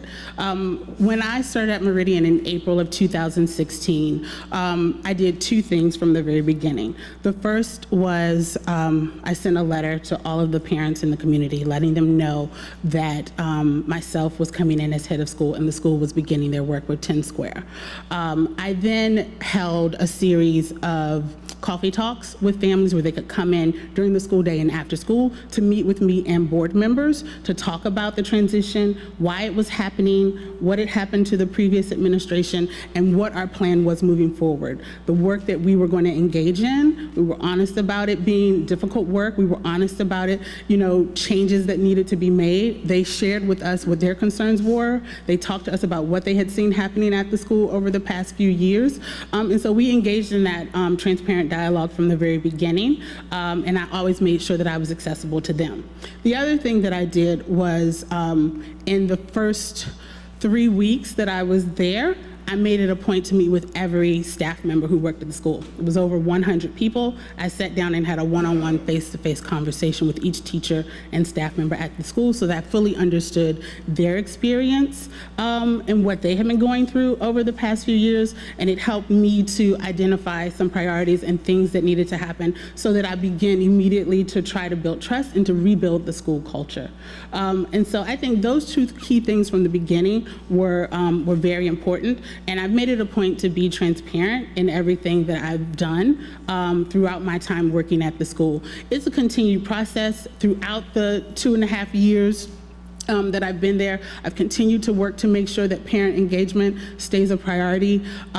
We instituted monthly conversations with me and parents, bagels with Bobo, and we would have a different topic each month, and it gave them some face time with me. I got to know them, got to know their children, met in the classrooms. We also have very involved parent board members. So our parent board members are very active, they're very engaged, and they're very invested in this process as well. So it also helps me to keep a pulse on what the community needs, what their wants are. We have a good family engagement team that lets me know what's going on, and then that helps me to inform the work that I'm doing with the rest of the administrative team. Thank you.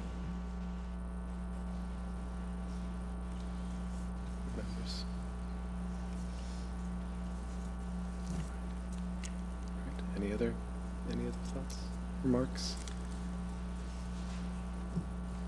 Okay. So I will then entertain a motion. Dunn Soifer, who's on the phone, is recused from Meridian and Perry Street. So just to flag both of those. So for the Meridian vote, can I have a motion?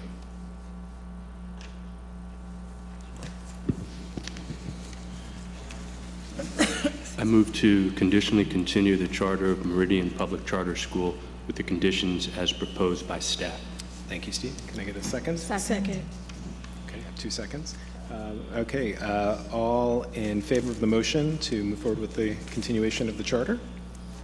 Aye. Aye. Aye. 6 votes. Congratulations. Let's move forward. Thank you.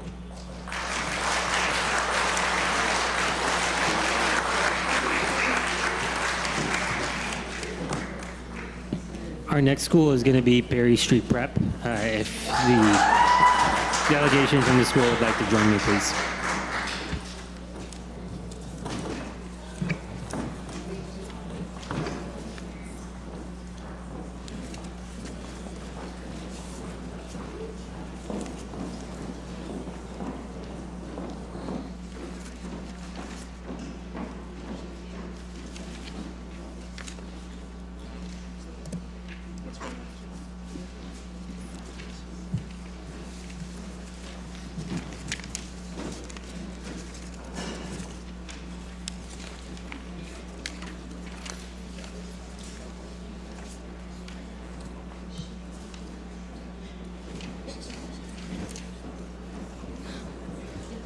Perry Street Prep is a single campus school that educates students in grades pre-kindergarten to 8.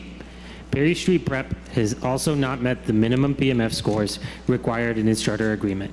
However, the school has shown consistent improvement in its overall PMF scores.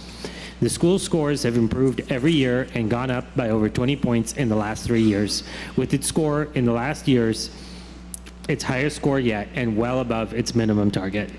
Despite the improvement, DC PCSB staff do have some lingering concerns about the school, namely low proficiency rates in math, enrollment, which is often lower than the school's projections, and the impending end of the school's relationship with its turnaround organization. Separate and apart from the determination of the school's goals and student academic achievement expectations, the school has not materially violated the law and has not engaged in a pattern of fiscal mismanagement. Based on the above findings, staff recommend that the board vote to continue the school and find the school has met its goals because of the consistent improvement in overall PMF scores. Staff also recommends including 2 conditions with the continuance, which will address lingering concerns about the school's performance. These are outlined in the vote proposal. With that, I'd like to turn it over to the staff to introduce themselves and read any opening statements that you might have. Hello, I'm Cindy Brown, Chair of the Board. Rachel Crouch, President. I'm sorry, Principal.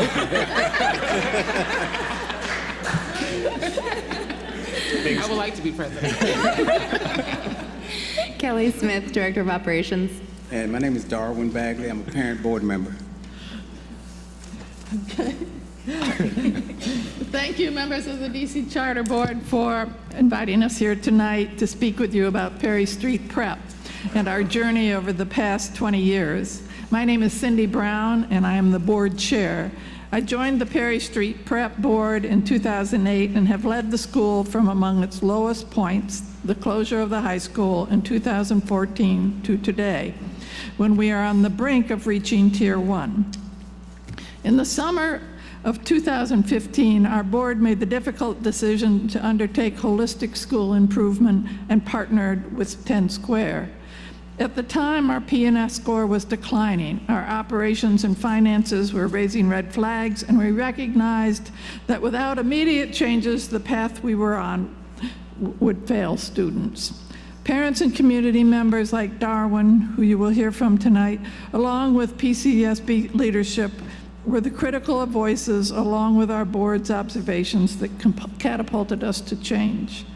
3 years later, our PMF score has jumped 30 points from school year 14-15. We have stable leadership, strong teacher retention, and a board that is committed to strong governance practices and ensuring we continue on an improvement trajectory. With a team of over 10 Square coaches in literacy, math, leadership, data and finance operations, and talent sourcing have worked alongside our leaders and staff to build internal capacity and implement enduring systems while getting the support we need. The past 3 years have not only focused on academic and financial improvements, but also on strengthening our governance. Our board has embraced practices of best governance, which have been critical to the school's improvement.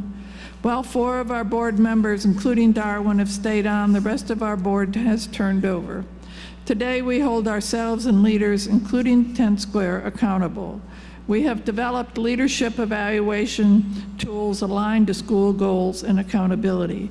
We use a dashboard that tracks our progress against set goals for the PMF and non-academic factors such as truancy, teacher attrition, and special education compliance that provides us with charter school and state sector context and comparison.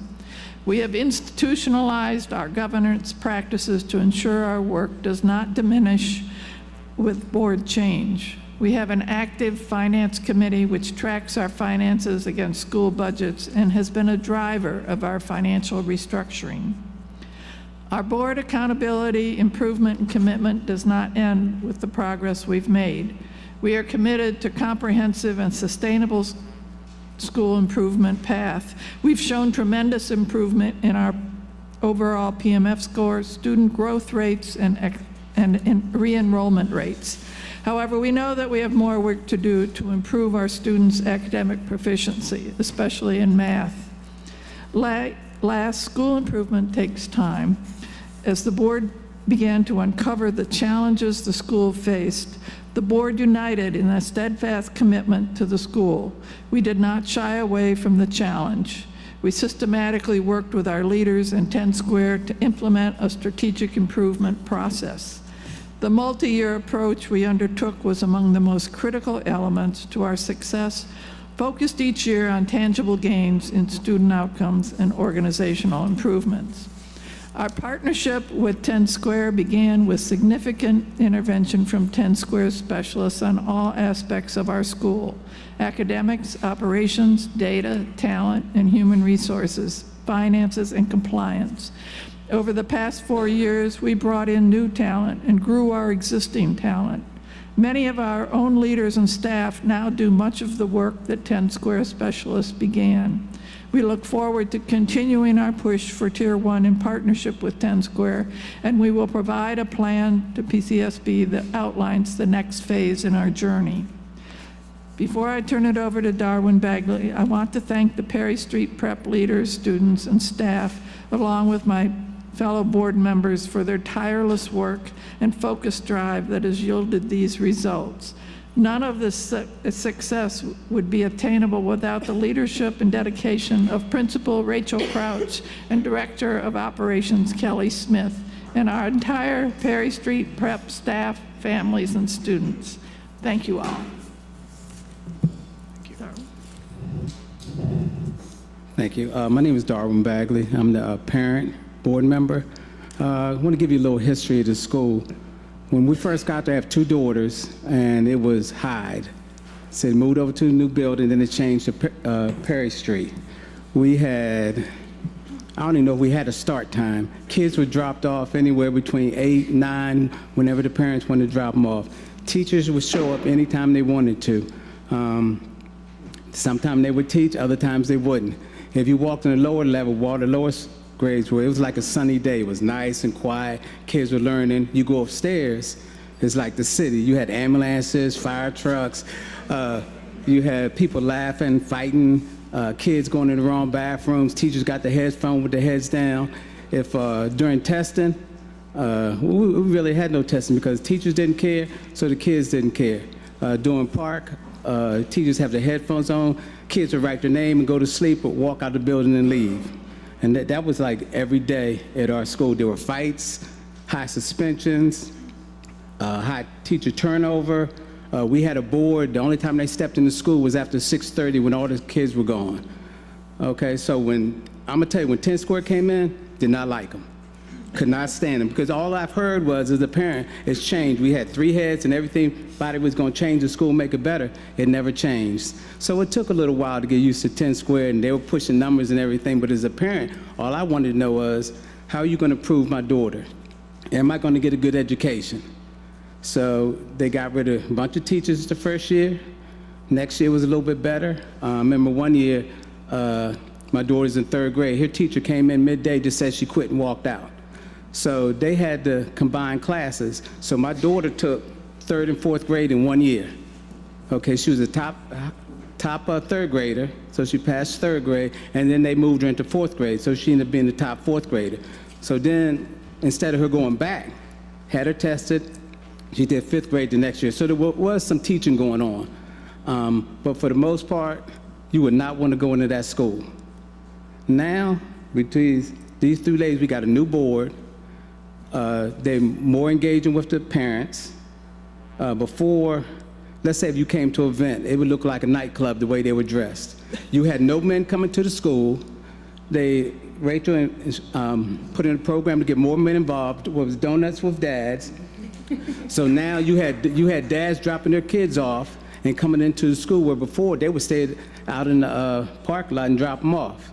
So everything about this school has improved. And tell you what, now I was blessed. I have my daughters graduated. They got 5 every year on Park.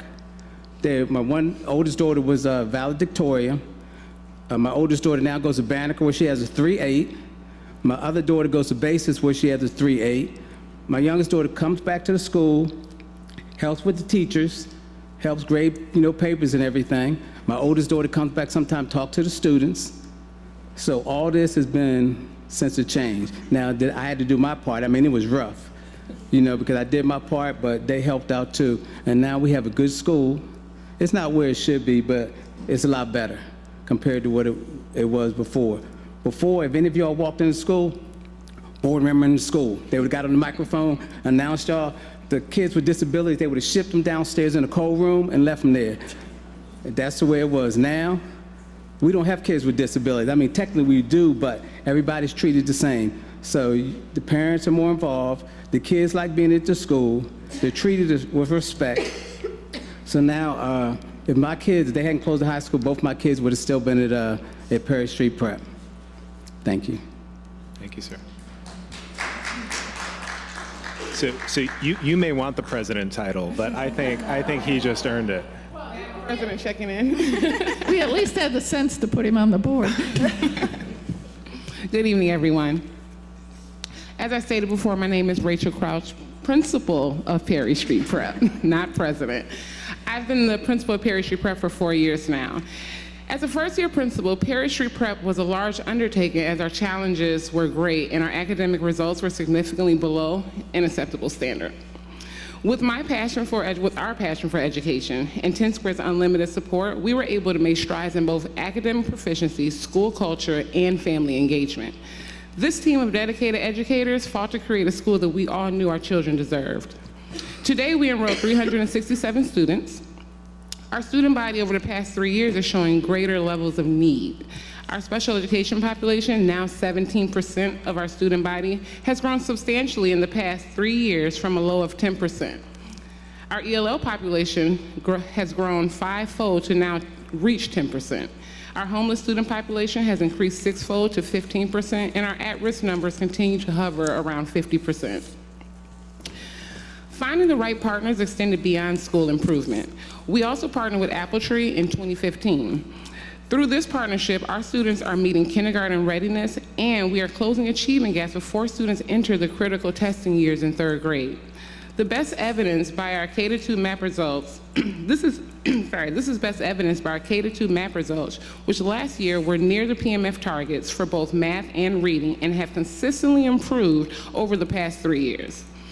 As students get stronger in foundations in preschool and pre-K and Appletree, we are able to maintain and build upon the skills they have attained to focus on students reaching proficiency by 3rd grade or in 3rd grade.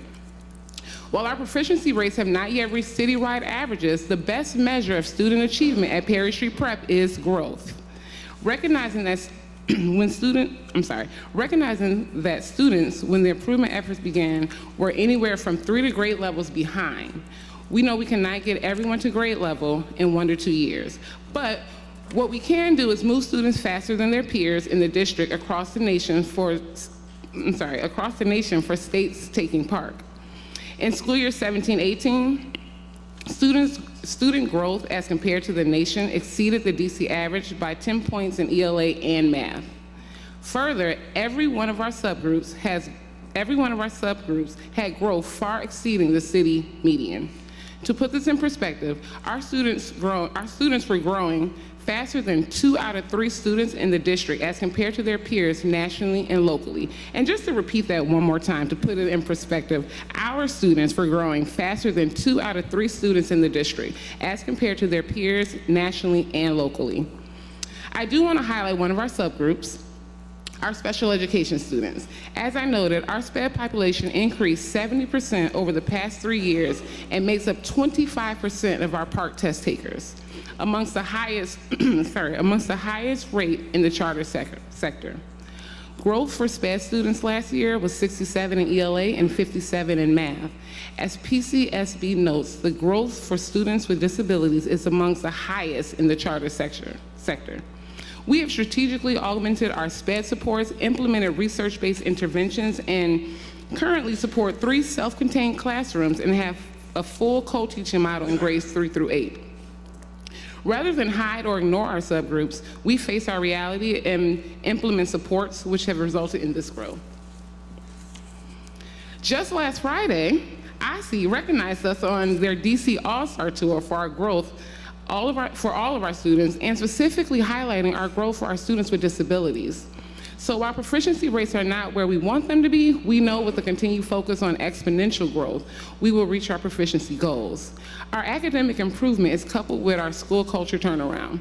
In 2015, the suspension rates for K-8 were 26%. Today, our suspension rate for school year 18-19 is 0%. We should have got more claps for that, but 0% suspensions this school year. Okay. Attendance rates have also improved by 2.5 points to exceed the charter sector. And most telling, parents and students are overwhelmingly satisfied with our efforts. Our re-enrollment rates improved by 24 percentage points to 85% last year. We're extremely proud of that. All of these improvements are a direct result of creating and/or changing our internal systems and processes. We added additional staff to our team. We added systems like Class Dojo that keep families connected to us and us connected to them at all times. As Cindy mentioned, building a team of talented teachers, leaders, and staff needed to make the changes we've achieved was a cornerstone of our improvement. Last year, our teacher retention exceeded 90% as we have built a team of committed individuals eager to improve the academic outcomes of our students. We've attracted a new talent and supported them through coaching. Our improvement has been enduring, and strategic, all emphasizing the use of data. For each factor, we know the data, we know the student. And we know that we can't do this without a team of teachers committed to a growth mindset. Our ultimate goal is Tier 1. We are 4 points away. That's not written down, but I just want to let everyone know. The improvement we've achieved cannot be attributed solely to the work of one person, but to an entire team that utilizes collaboration, support, and feedback.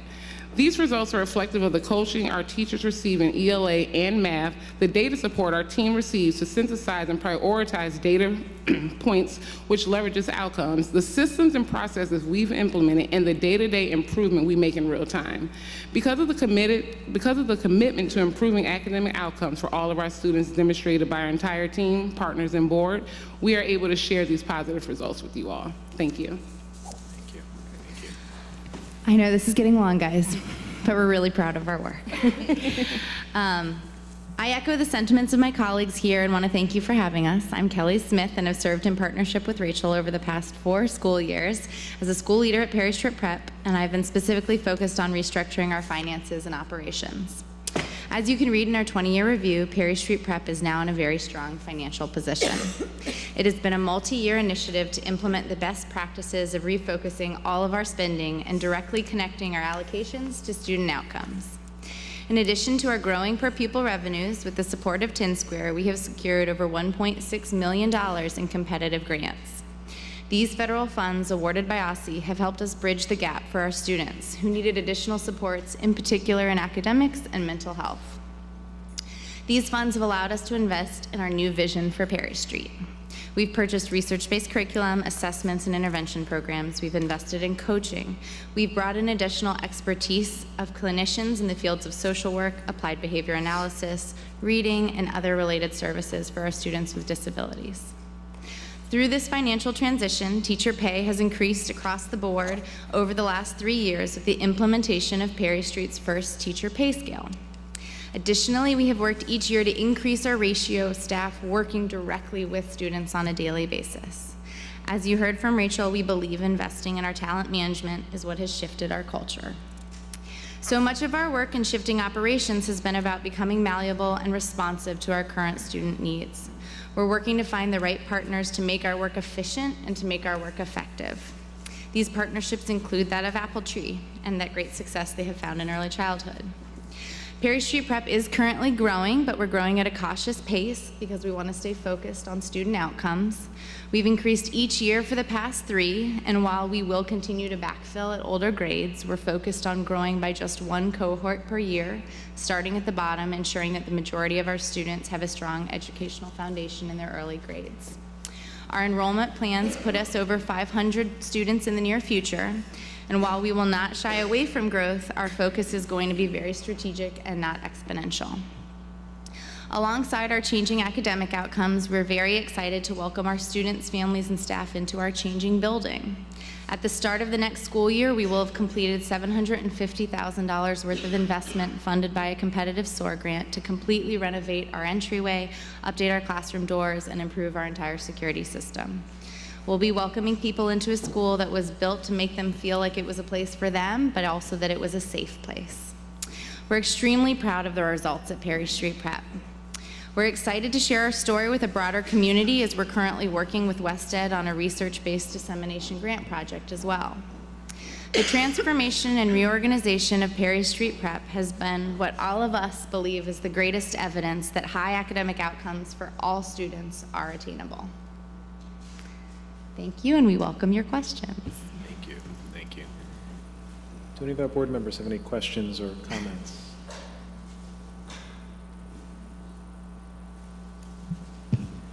I truly enjoyed visiting the school recently. I will say that this is backtracking, but not. Hearing what 10 Square was able to do for you all was a consideration, and being able to think through the amount of time that you all had with them was also a consideration. To hear the gains that you have made in such a short period of time, it creates a sense of hope. And I'm happy, to say the least, that you all are planning to continue to do the work to improve. And with the conditions set here, I think that we'll be able to see what can be set forth for other schools that are in similar circumstances, what's possible. So thank you all for your commitment and doubling down on making the necessary changes. When I was in the school, I think I commented and said that this was like, what's the movie, Lean on Me? And so it's always great to hear a story of change and redemption. So thank you for that commitment and continuing to be a beacon of hope. Thank you. So I'll just have one quick question, hopefully quick. I know you all are going to be submitting as part of our conditions the plan moving forward that is less reliant on a service provider. Could you share a little bit of how you're thinking about the transition? I think we've thought a lot about building internal capacities, and we've done that. So I think that's something that we know we're prepared for immediately, but we will continue to use their support through. We have had tremendous growth in our staff who do enrollment and data analysis that had no experience with that 4 years ago. We have one internal coach right now, and we will grow in the coaches that we have on our staff from some of our teacher leaders. So I think the exciting part is that our 10 Square has done the legwork of getting us prepared to not need them. And I think we feel really confident about that. But we may continue with, Can you used way, with 10 Square. You know, we're a freestanding charter school. We're not part of a network. And there are supports that come in the bigger networks. And so we need to be sure we have support to continue. But under the leadership of these two, I mean, we're not, in terms of what we need as we go along, and we'll be very carefully studying that. Well, we'll look forward to seeing the plan. And it will all be outlined in the... Yeah. Oh, yeah, we're going to write it all out for you by, isn't it March 31st? Yeah. No, I wanted a preview. Thank you. All right. No other comments? Again, Don Soifer is recused from this vote. Can I get a motion? I move to conditionally continue the charter of Perry Street Preparatory Public Charter School with the conditions as proposed by staff. Can I get a second? Second. Okay, I have a motion and a second. All in favor? Aye. Aye. Aye. All right. 6 votes. Got it. Thank you. Congratulations.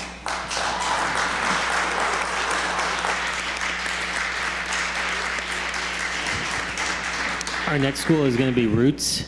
If the delegation from Roots could please join me.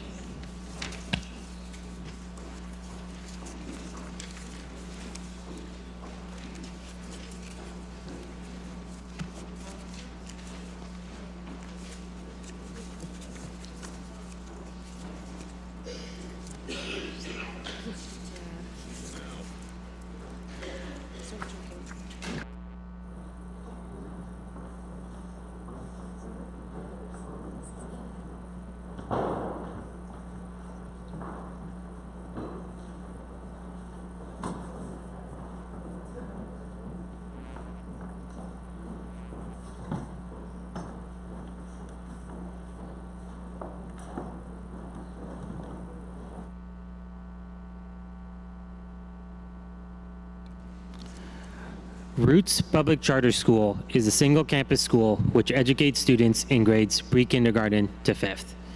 The school has chosen 8 charter goals for the purpose of this review. Of these goals, the school has partially met 2, substantially met 1, and fully met the 5 remaining goals. Overall, the school has met its goals and academic achievement expectations as outlined in its charter. Staff has also found that the school is fiscally viable. While staff have found that the school has not made a material violation of the law, there are 2 areas of non-compliance which remain concerning. First, the school has not timely complied with requirements from the Office of the State Superintendent to submit a corrective action plan to address its child find obligations to students with disabilities. Second, the school is not fully compliant with the requirements regarding procurement contracts under the law and DC PCSB policy. Based on these findings, staff recommend that the school receive a charter continuance with the conditions that it correct the compliance issues that I mentioned. I will now turn it over to school staff. Good evening. My name is Rashiki Kirkendall. I'm the Vice Principal of Roots Public Charter School. Good evening. My name is Bernita Thompson. I'm the founding principal at Roots Public Charter School. Good evening. My name is Winifred Wright. I'm Director of Program Compliance and the SEC.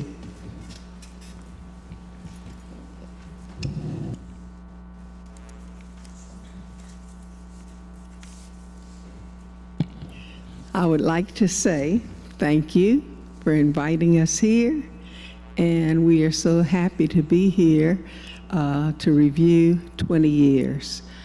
Our school offers a culturally relevant, African-centered, and academically stimulating curriculum, and our goal is to guide students toward academic excellence, exemplary character, and social responsibility. People who see Roots students always say how different they are than other students they have seen, because our students are so well-mannered and so socially conscious. We pride ourselves in having a very high teacher retention, administration retention, board retention. We even have alumni that are on our staff. And so we are an anchor in our community, and everyone in our community looks for us and looks to us for guidance. We believe in educating the whole child, caring, self-esteem, structure, and discipline. Our children compete in the citywide spelling bee, the citywide geography bee, the citywide STEM science fair. They do many very complicated classroom projects. They have portfolios of their work that prove that they are mastering their work. We take them on many field trips, and they have many cultural experiences. And we're very pleased that you have invited us here for the 20-year review. And I just want to speak specifically to the procurement that we were out of compliance with OSSI. That has been resolved. Actually, all of our procurement contracts have been submitted into Epicenter. I think we had a deadline of January 15th, and there was just a miscommunication between switching over vendors for our National School Lunch Program that kept us out of compliance, but that's been resolved as of today. And I think Ms. Wright will speak to the child fine part of our recommendation. As of June 22nd, we had a new child fine, well, an improved child fine policy, which was approved by OSSI. This was our first year as our own LEA, or independent charter. And I think we did very well. We had a consultant who used to be our LEA rep when DCPS was our LEA for special education. But we participated in the Public Charter Board's QSR. We received 100%, and we met all of the goals. And it took about a year, but we did it. And our policy has been approved. There's one thing we have to do by January the 11th, and that's a workshop for our staff solely dedicated to the child find policy, and it's scheduled for January 8th. And we recently hired a new SPED teacher who just received her doctorate in special education. So she's highly dedicated and highly cognizant of all of the special education rules and regulations, so that we'll remain in compliance going forward if we're allowed to continue. Thank you. Board members, questions, remarks?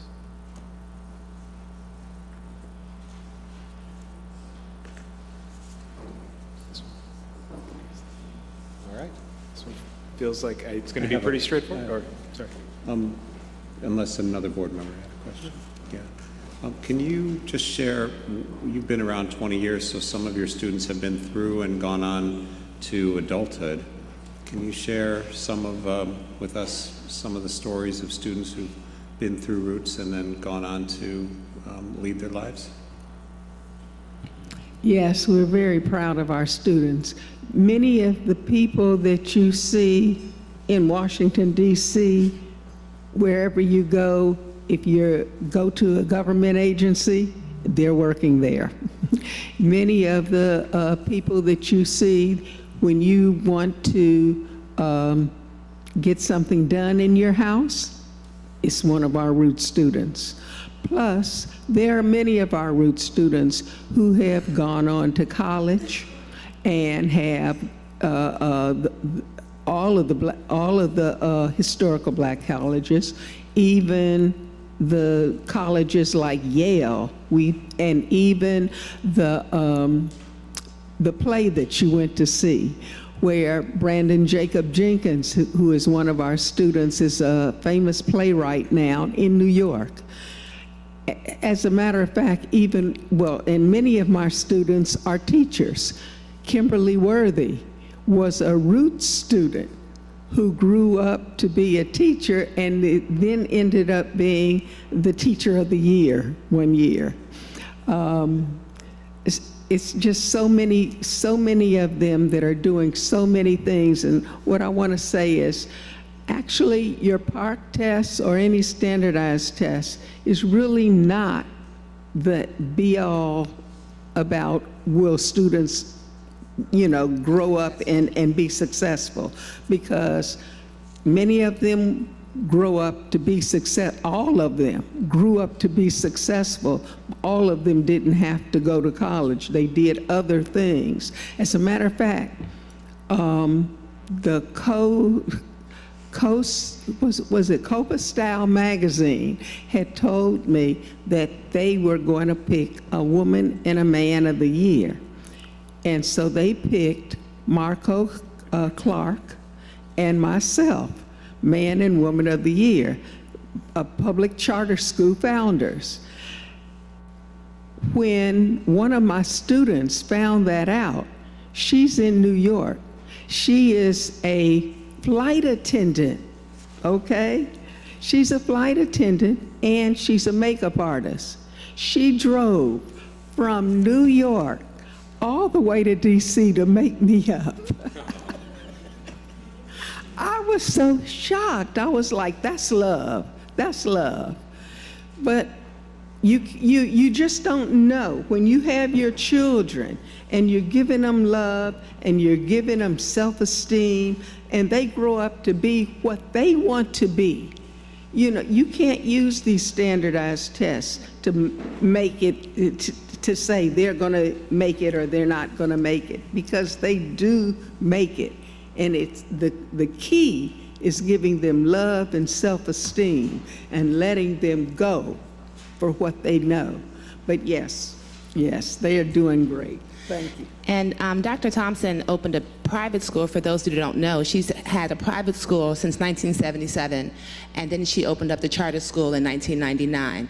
So right now, we pride ourselves on having 3 generations of families that have come through Roots, either on the private school side or the public charter school side. And even though we're a public charter school, we're standalone, very small, 120 students is our capacity, and we sort of operate very intentional like a private school would under the public charter school framework. Thank you. All right, well, if there aren't any other questions, can I get a motion?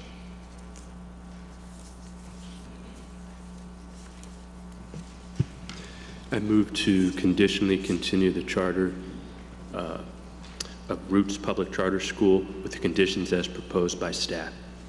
Okay, second. Okay, I have a motion and a second. All in favor? Aye. Aye. Thank you, Don. Congratulations, 7 votes. Thank you.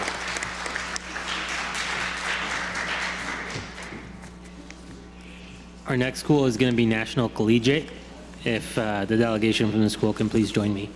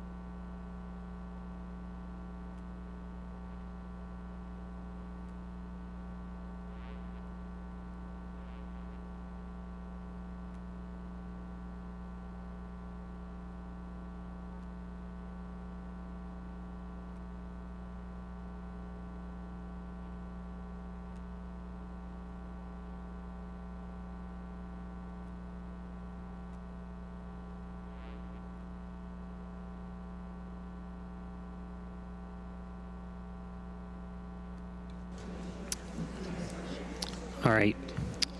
National Collegiate is a single campus high school which educates students in grades 9 through 12. The school chose its own goals and committed to meeting 10 goals. Of the school's goals, there were 2 measurable academic goals, one for English and one for math. The school partially met its English goal and failed to meet its math goal. Of the school's remaining goals, 1 could not be measured. The school partially met 1, substantially met 2, fully met 3, and did not meet the goal measuring teacher retention. In total, the school did not meet 2 goals and fully met 3 goals. In the past 3 years of the review period, National Collegiate Prep has earned the PMF's lowest rating, Tier 3, with steadily declining scores, and in the last year was the lowest scoring of all public charter high schools. This is due to low performance on several measures of school quality, including academic proficiency, growth, high school graduation, and re-enrollment rates. Per DC PCSB's policy, any school performing in Tier 3 for 3 of the previous 5 years would be subject to a high-stakes charter review as a candidate for charter revocation. And staff will generally recommend that the school's charter be revoked if they have not met all of their goals. While staff has determined that the school has not committed material violation of the law, staff also has serious concerns about the school's ability to comply with laws and requirements. The school has struggled to provide a special education program and is undergoing corrective action with OSSI for this issue. DC PCSB is also concerned about the school's non-compliance with data and document submission requirements, which can have a negative impact on students. OSSI recently issued a notice to the school that students' class schedules had not been created for many students and were not available on the first day of school, a matter which is still under investigation. Based on these findings, staff recommends that the board vote to initiate revocation proceedings of the school's charter, with the school closing at the end of school year 2018-19. Thank you, and I'll now turn it over to the school's delegation. Good evening. My name is Ty Johnson. I am board chair for National Collegiate Prep Public Charter High School.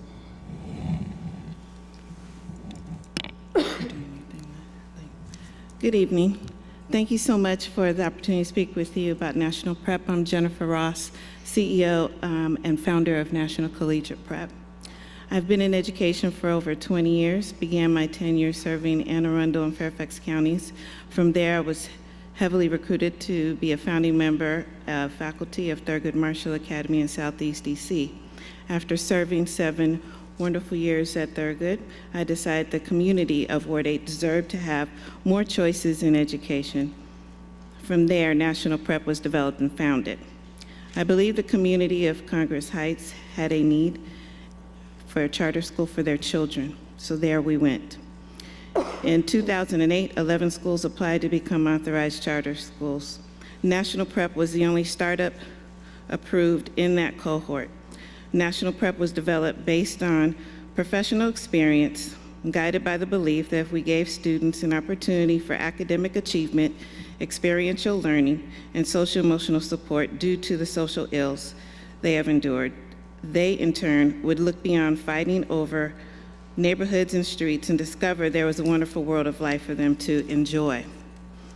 As educators, we often say we want to prepare our students for college, but we fall short at times. To know this wonderful population in which we serve is to know we need to give them the academic, experiential, and social-emotional supports that enable them to be ready to achieve their goals as young, thriving adults. That is the jewel of National Collegiate Prep. National Prep offers experiences and opportunities that oftentimes only privileged children are exposed to. This includes the opportunity to travel abroad and be awarded a formal cotillion during their senior year. We emphasize teaching our children to value their education and to trust the process of NCP. As a result, our students have moved on to higher education as well as opening their own businesses, thus thriving with a self-determination to be lifelong learners and exploring the world as well as giving back to their community. While there is growth to achieve and opportunities to gain, we are very proud of our students' accomplishments and what National Prep did for them in the community of Ward 8. While I understand the performance concerns written in the report by your staff, I believe it gives a mischaracterization of NCP. It is not our belief that the report, it is our belief that the report does not give you the entire data and full picture of our 10 years of operation. During our presentation, we will give you the entire picture that was lost. We are not here to make excuses, instead to give you more information before you make this very important decision that will affect an entire community. In the report, it was stated that National Prep continues to miss enrollment goals. This actually is incorrect. The PCSB stopped allowing enrollment projections during the 2015-2016 school year. All budgets made from that time moving forward were based on enrollment averages given to National Prep. Further, during the 2016-17 school year, many leaders from Ward 7 and 8 charter schools met to discuss the concerns of how new schools coming to the area and how it may affect everyone's enrollment. During these discussions, a letter was developed by school leaders to request a moratorium on new schools to allow current schools to stabilize enrollment. Concerns in the report also include status of our IB program. National Prep was accredited by the International Baccalaureate Organization in 2012. Since our accreditation, we have remained in good standing with the IBO without any issue. Washington, D.C. as a city has demonstrated a disparity in awarding IB diplomas for at least a 10-year period. As a matter of fact, a former Tier 1 charter school never awarded an IB diploma during its 20 years in operation. While it's our desire for our students to have the opportunity for an IB diploma and exposure to this curriculum, we follow the IB mission that believes the exposure and experiential learning in this program will engender students to perform better in their college years. Another concern listed in the report gave the impression that National Prep is fiscally unstable. The whole picture is that National Prep has never been awarded any foundation funds either during startup nor throughout our tenure of operation. Many schools receive foundation funds, which allow for a much larger day cash on hand at the end of the fiscal year. However, through board commitment and engagement, while those funds have never been awarded to us, it is in 10 years of operation, National Prep has never missed a pay period, remained competitive in teacher pay. We do not carry long-term debt. We have never had a finding in any audits. We maintain good standing with United Bank to include a $250,000 line of credit. Further, we maintain Tier 2 status in the Public Charter School Board FAR report. This is all done while maintaining all programs as promised to the community in which we serve. I want to remind the board that while we are not perfect and we have growth to develop, we have accomplished 8 of 9 of our charter goals. During our discussion of goals, we will discuss goal number 5 and how we assert, in fact, that we have attained that goal. I thank you for the opportunity for us to speak, board members, administrators, and our legal representation for this opportunity. It is our hope that you may consider a third option instead of revocation. Give us the opportunity to develop conditions regarding our goals and keeping these seats open for our students. I will now pass this on to our legal representative. Thank you. Hi, my name is Sherry Ingram. I apologize for being late to the stage. I have a cold and it's starting to catch up with me a little bit. But I will turn now to address some of the legal framework that I want you to think about as you assess the school's performance. You've heard me say the School Reform Act requires the assessments, the district-wide assessments, to be valid, reliable, and unbiased for the purposes for which they're being used. NCP has 2 goals that are based on the PARCC assessments. Goal 1, which is an ELA proficiency assessment, and Goal 2, which is a math proficiency assessment. When NCP selected its goals, it assumed that these district-wide assessments would be valid, reliable measures, and that they would include a growth measure. And over the 5-year period that they're under review, 4 years of the PARCC, you haven't had that growth measure. So those assumptions have not proven to be true, they've proven to be false. The other issue is that the math test isn't testing general proficiency in a subject, it's testing geometry. That is the test that is given. There is a math test that is a more general test called an integrated math test, which some schools, 2 charter schools in the district give. Basis and District of Columbia International give that test instead of geometry, but the majority of schools and the majority of public schools give this geometry test. So what you're testing is proficiency in geometry. As a result, the absence of growth data and the lack of what we believe is real proficiency data, in National Collegiate Prep submitted NWEA MAP data. And if you read the staff's report, you'll see that they don't consider that data to be reliable because of what they call a low participation rate. This is something I want to address when you start to talk about which is more reliable, the PARCC or this MAP data. I want to clear something up first, though. I am not opposed to standardized tests. I'm not even opposed to the PARCC for the purposes for which it could be used, which is it a valid content, is it content valid? If it's testing geometry, is it a valid test of geometry? We're not disputing that. It's content specific, however, which means that it is only testing geometry. It's not testing general proficiency. Same thing with the ELA. I'm focused mostly on the math because the staff did find that it partially met its ELA goal, and for brevity, I'm going to focus on math. These arguments apply to the ELA test as well. The PARCC will not measure growth in math. Even though we have a growth measure now for 1 year, it won't tell you growth in math because it doesn't take into account where a student comes into the school. And if you look behind tab 5, and I'm not asking you to turn there, I want to be brief, with this school, only 5.2% of their students enter on grade level in English, and only about 16, that's the average over 5 years, enter on grade level in math. If you look over the years, 2016, less than 7% of the students in English or math entered on grade level. So what that means is when they take their geometry test in the 10th grade year, all it's telling you is that they haven't accessed that content. And behind tab 9, we have a letter from the Office of the State Superintendent explaining that to leaders, that when you switch to the park, you're going to go from a DC CAS test that sort of tested grade level to a more content-specific test that is only going to tell you whether a student has accessed that content. We know that one of the reasons that our students do not perform well on the park is they're not ready for it yet. They're not ready for that 10th grade geometry test.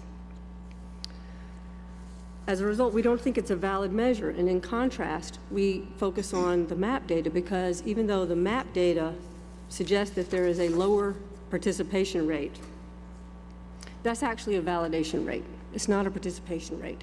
The school gives the MAP test in the fall to all of the students.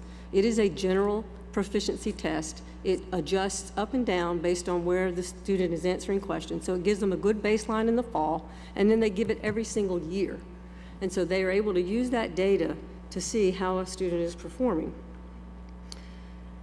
One thing we know is that NWEA, if you turn to tab 5, this is where you're getting into the debate about what is a participation versus what is a validation test. NWEA will kick out scores. It'll either invalidate them or it'll give you no data at all for a score based on business rules that it applies. And those are, if it sees a student randomly guessing on the NWEA test, the MAP test, it kicks that score out or gives you no data. If it sees that a student didn't really complete the test, it kicks that out and doesn't give you any data. For other reasons that they believe the tests are not valid and reliable, they'll give you no data. And so what you're getting is not really a participation rate, that's a validation rate, where MAP has made the decision to throw out what it considers to be invalid scores. Now, what's behind tab 5 is a double-edged sword, but I'm going to swing it because it's the truth. If you look, you'll notice you have a lot of, what we did is we took our fall MAP test and our spring MAP test, and down the middle, the student's grade level, and on the left-hand side by the fall MAP test, you'll see their park score. Because it occurred to me, if they're guessing, tab 6. Tab 5 is the grade level equivalence. Tab 6, I'll give you a minute to get there. This is a comparison of fall MAP tests and spring MAP tests, and what I asked the staff at the school to do is line up all the students that got a level 1 or level 2 on the park, and then tell me what they did on their MAP test so I could see. Because I think it's naive to think that a student that is coming into their MAP test in the fall excited to be at school, but just randomly guessing or only spending 20 or 30 minutes or whatever reason, some of them may be coming in, the MAP test we know is adjusting to their grade level. That is a test they should be able to do. I think it would be naive to think that the same students in the spring are going to sit down and take the park seriously. So when I lined this up to see how our students were doing level 1 and level 2, I noticed that 50% of the scores on the MAP were invalidated where students got a 1. So I called OSSI and I asked them for the underlying park data because I wanted to see if the same were true when students were taking park. Were they randomly guessing? Were they spending only 20 minutes on a test that should take an hour and a half? Were they only answering part of the question? And the response was, you can't have the data. These are business rules. We have psychometricians on staff who look at this. So I asked them to give you the data because I just want to get to the truth. I want to see if these students are doing the same thing on the park that they're doing on MAP. Because if they are, I don't think you need a psychometrician to know that if a student's coming in and randomly guessing or not answering the whole question, not answering the whole test, spending 20 minutes on a test that ought to take an hour, that's not measuring their proficiency. And it's certainly not measuring the school's performance. What's interesting about this when you line it up, so a lot of the 1s and 2s on here, when you compare the MAP data, MAP's saying those are invalid scores. We're not going to count those because of business rules. OSSI isn't giving you the park business rules. I think they should give us both the park business rules so we can see what's being included. Why not? Because they want to have a 95% participation rate. Why? The federal government requires it. So if OSSI started invalidating the same kind of scores that MAP's invalidating, the participation rate would drop. But as I mentioned earlier, I don't think OSSI is using the park data the way we're using it. It's not as much of a problem for them because they're not making accountability determinations on it, so they don't necessarily need to cut and slice this data this way. Now, the other thing you'll notice, if you look down the middle, is we've got some of the students' grade levels, and you can see some of them, and this is their grade level based on where the map tests them, because again, the park won't tell you that. Some of them are on 4th, 5th, and 6th grade level, but what's interesting is you'll see some students that are taking this test, they're spending an hour or more on it, and they're scoring at 11th grade level in math. 1, 2, 3 11th grade levels, 2 10th grade levels in math. Those same students got 1s and 2s on the park. Well, what does that tell you? It tells you they don't do well in geometry, perhaps. Because you can see they were trying on their map data. They were trying to take the map test. They scored a baseline of 10th and 11th grade, but then they get a 1 and the 2 on the park because the park's just testing geometry. So when we look at the staff's complaints about the participation validation rate, you have to compare how much of this park data actually has baked into it the same kinds of problems. And this is without even talking about the decline, the at-risk bias or the decline that you see when scores drop. That's why we think the map data is a more reliable measure, both of proficiency and of growth. So just so I understand, you're suggesting that we use the NWA data instead of the park data because the NWA throws out. I think it's two things. One, the school substantially met its goals in English. And then when you look at math, and I'll show you this in a minute, yes, its park scores are not as high as we would like them to be. I think their park scores declined. This school took the test, by the way, 2 years on paper. And so compare the 2 years on paper of the park with the 2 years off paper on computer, and you're going to see this dramatic drop.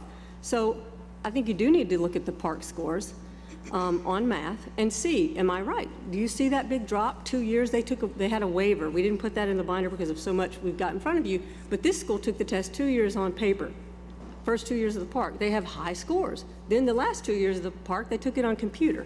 They didn't forget how to educate the students in 2 years. There is a computer effect there, so I think you need to look at that. I'm not saying ignore it. You can look at the park data, but when you look at it, ask yourself, is it really measuring the proficiency of this school when it is a geometry test in math? And I'm showing you growth data and NWEA data, and you don't know what is baked into those park scores. First, we don't know if the computer-based testing is baked into it. We know bias is baked into it, but we haven't had adjustments. Then we don't know how much of that low park score, you imagine, if you've got students that are randomly guessing and only answering part of the questions, and their scores count as 1s and 2s, it's just gonna drag everything down. And so I don't know how much, so I'm saying I'm not saying completely ignore it because it is part of the data, but I'm saying that you need to look at it in the context of whether it's actually valid and reliable for you, and I think the map data will show you that this school is actually growing in math, and it's actually, in fact, one of the years, I think we put this in our papers, the year that they scored the lowest in the park, they had the highest participation rates on their map test and the highest number. Just to understand, so the argument would be they did actually meet their math score, their math goal, or that the Well, here, this is where you have discretion, and we heard a lot about this the first time around, where schools had these goals where they would have proficiency in math, and they've met 8 out of 9 of their goals. In the past, and behind tab 11, you'll see, in the past, you have renewed the charters of schools that have substantially met their goals and have had lower math scores than this school had in the 20 years that it came up for review. And not just, this is a 20-year review. Behind tab 11, you'll see 2 schools that came up for their 20-year review, and in the last 2 years had actually lower math scores. Why did you renew it? Because they met their PMF, and that was their measure. And so here, just a moment, I'll answer your question. So I think when we're talking about consistency and you're up on review, and we heard earlier about how it matters whether it's 10 or the other school would have been around 15, this school's been around 10. The other schools that you renewed a year ago had been around 20, had lower math scores, but they met their PMFs. They had higher PMFs. They had lower math scores than this. There's examples in there where those schools came up for review with 2 years of math scores that are actually lower than this. And the other thing that you should ask yourself, and I'm sure somebody can explain it to me, is when you look at the state averages of those schools, and you look at MPC state average, the state average has changed. And I can't imagine why that would be the case. Maybe somebody knows, but the state average is different a year ago for 2015 and 2016 than it is today. It went down. Did OSSI adjust it down? I don't know. That's not the point. The point is you have discretion. The school met 8 out of its 9 goals, and you've actually renewed charters of schools that have been around twice as long that had lower performance. And the other thing you could notice, and we don't have time to lay all this out in one night, but it's not just those schools met their PMFs, and I'm not saying you made the wrong decision, you made the right decision. Those schools should have been continued. They met their PMFs with lower math scores, and in one case, lower ACT scores than this school had in the same year. This school had a lower PMF. So I'm suggesting to you that for consistency's sake, when a school has met, their goal was the PMF, they met their goal with low math scores. This school has substantially met 8 out of 9 goals. And you have the discretion to determine that their charter should continue. I think with that, unless there are questions, and if you want me to, I do want to show you one thing. If you turn to tab 11, this is the last paper. You should be separated by paper. This was most striking to me, and I could give you constant examples of this. This is Somerset, which was only 5 years. Look at the dramatic drop. I think it's nearly 40 points in their ELA scores. On the park, 40 points they dropped. They dropped 40 points. They went from a 69.2 to a 28.6. Did they really? No, they didn't. Same thing in math. If you look at their math scores, they go down from a 26.9 to a 10. I'm assuming they took the park and paper one year and a computer the next. These schools did not forget how to educate people in 1 year. And so with all of that, I'll turn it over to Ms. Walden to go through the actual specifics of the park and how they've done on it, and the more specifics of the map data. But that is the framework I'd like you to keep in mind, and also sort of consistency of we're on 10-year review and they've substantially met their goals. Can I ask one question? Oh, I'm sorry. Yes, please. Are you familiar with the public hearing and vote that this board had a year or two ago with Maya Angelou Public Charter Schools? I'm not. Because Maya Angelou... Well, Maya Angelou is an alternative Yes, accountability framework. I didn't look at theirs. The issue before the board was what percentage of tests needed to be given for this board to consider the results to be valid, and they argued that it should be a much lower percentage, and the board determined that that should not be the case, that the school, that a significant percentage of the students tested needed to be tested for the results to be valid. Do you not want to know what's really in the data? I asked them to give it to you. I did. I asked them to give it to you. Why would you want to count scores where you know students are guessing or you know they're not completing the test? That's all I'm asking, is that you actually understand what's in the data and not just take OSSI's word for it. That's all. As for Maya Angelou, I worked on the application to get them the alternative accountability framework. They are a different school. This school, by the way, is very close to meeting some of the same metrics that would be necessary to have an alternative accountability framework, but they don't want to go in that direction because we're an IB school and we're very proud of the program, not just academically, but all of the other things it offers. And so I think when you have to think about what are you basing your decision on? How does the state average change? How did that happen? And why wouldn't they exclude these scores? And worse, why wouldn't they give you the data so that you could see what was happening? And I would note that based on our QSR results over time, the quality of teaching did deteriorate in the most recent 2 years. So we have some evidence that this was not a random factor or a factor caused by the changing of the testing mechanism, but by the results of the teaching. And that's certainly confirmed with my personal observations when I visited the school. Those are highly subjective, but if this board votes to initiate revocation proceedings, we certainly can line up QSRs that have had the same complaints, subgroup performance. I mean, you could go back. I haven't had the time to do it, but we will if we have to. And those are the kinds of things that run, it's just a thread that runs through things, and it seems to be a very results-oriented approach when you get down to it. Good evening. My name is Alicia Walden, and I am the Director of Curriculum and Compliance at National Collegiate Prep. As already stated, we have met 8 of our 9 charter goals, and I'm going to address goals 1 and 2 which focus on academic achievement expectations that are based on our performance on PARC. I will also review our PARC scores for ELA and math and discuss our growth based on the NWEA MAP assessment, which we administer to students every year. To start, it is important to note that most of our students come to us multiple grade levels behind. Over the past 5 years, students enter NCP on an average 7th grade level in ELA, and only 5.2% enter on grade level.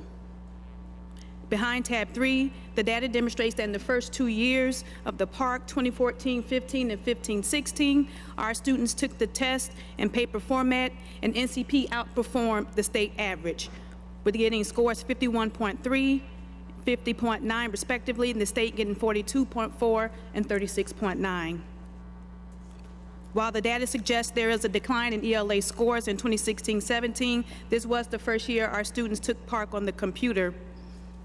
Based on our growth, we think the decline is primarily from a change in format, not an actual decline in ELA proficiency. Our students need time to acquire and or develop new skills necessary to adjust to the online PARC format, as historically students have taken and spent their entire academic careers taking assessments with paper and pencil. In 2017-18, our second year of testing on the computer, we saw significant increases in ELA scores, more than 8%, 8.7 to be exact, and level 3 plus at 6.6% for level 4, as students became more comfortable with using technology for testing and taking the PARC assessment on computers. We continue to use data to troubleshoot the challenges for our student population and implement strategies to meet the expectations. As you can see, we achieved greater improvement than the state, which improved about 2-3%, demonstrating that we are closing the achievement gap. You will also see that our at-risk population, which accounts for 70% of our students, continue to perform in line with state averages. Even though we know our PARC scores include tests that should be excluded and reflect students adapting to the computer format, we are still working hard to continue to improve our PARC performance. Each year, our students come into us. We give them each grade level, take the NWEA MAP assessment during the first few weeks of school. Unlike PARC, NWEA tests grades level and adjusts as students work through the test. Using the results, we establish a baseline for our new students and continue to track achievement patterns for our returning students. The fall data is then used to drive instruction as teachers participate in data talks to review data, analyze trends, set academic goals, and create learning groups. NCP's fall-to-fall data shows statistically average or better than average growth during the review period. We use fall-to-fall NWEA MAP data to measure students' academic growth for a number of reasons. First, we realize that it gives us a better baseline measure of our students' incoming ability and grade level, and it is a better measure of students' academic growth year to year. As you can see, participation rate is double what we see in the spring, and we attribute that to different factors such as testing fatigue, trauma, family issues, etc., and students do not necessarily take the test as seriously in the spring as they do in the fall. Significantly, NCP's fall-to-fall data shows the highest growth, 59%, and participation rate, 73.2% during that same year, 2016-17, that we did not do as well on the PARC. And we achieved our lowest ELA scores, which is another reason why we think and know that the decline in the PARC scores are not just a decline in proficiency, but that the students lack a familiarity with the computer format. Going on to PARC, Math PARC for Goal 2, although we did not meet it, PARC score suggests we have not performed well in math, but again, the decline has been in the last 2 years and has to do with the change in the format and actual decline in math scores. Students who are new to taking, again, the test on the PARC on the computers have difficulty, particularly also in math, just trying to get the skill down. Also, as Ms. Ingram has already mentioned, PARC does not measure math proficiency generally. It measures whether or not the student is ability or proficiency in geometry in their 10th grade year. And we know that our students are coming to us in math. Most of them come in at the 7th grade reading level. So that means we have about 15 months for our students to grow 4 grade levels to be ready for the park in the spring. At NCP, we do not teach to the test. We work to improve the overall skills that the students will be able to acquire and master as they prepare to take geometry and other standardized tests that will help them inside of NCP as well as at college. As you can see from our fall-to-fall map data, we have again achieved better or average growth in math for our students 3 out of the 4 years. Still with ELA, we are working hard to try to get them ready for park without sacrificing the need to make sure they have sound general math skills, In summary, our academic program is strong, and we will continue to strive to make it even stronger. As a result, we are seeing academic growth and evidence in our NWEA ELA math scores map data. Again, let it be noted that we have met 8 of our 9 charter goals, so the board should reconsider its stance on charter revocation. I will now turn it over to Mr. Jackson, who will go over goal 4. Thank you. Can I ask one quick question? The NWA map test, is that taken on paper or on a computer? It's actually taken on the computer. Thank you.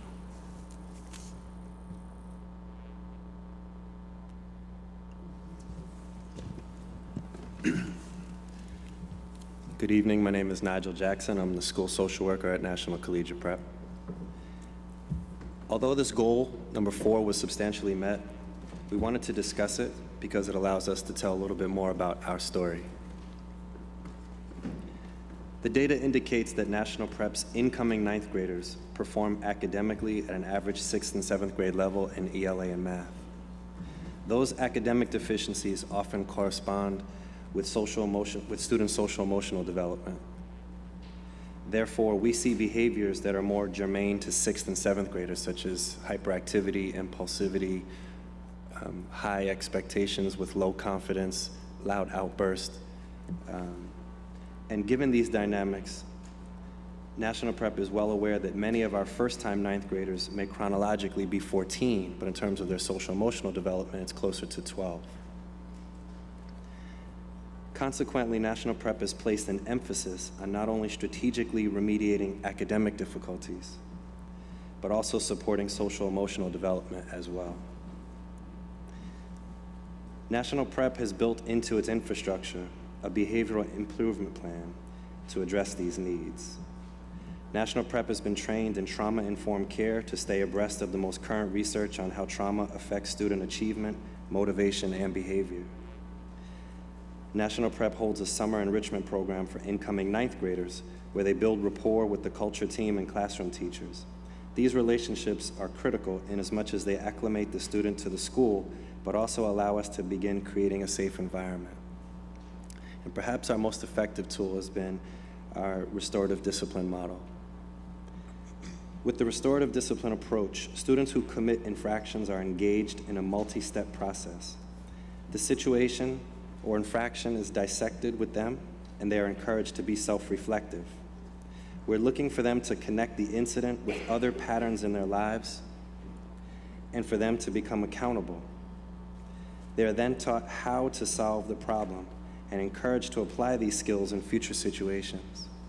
Finally, students are encouraged to atone for their part of the incident. By the time they get to high school, threats don't scare them. If we send them home for 3 days for an infraction and expect them to improve or to learn, they come back, no one's taught them. There's nothing that's been reinforced, but the restorative discipline approach is really, we've seen so many positive results from that approach. As I stated before, National Prep's incoming 9th graders are a huge emphasis for our school. It's part of the secret of our success.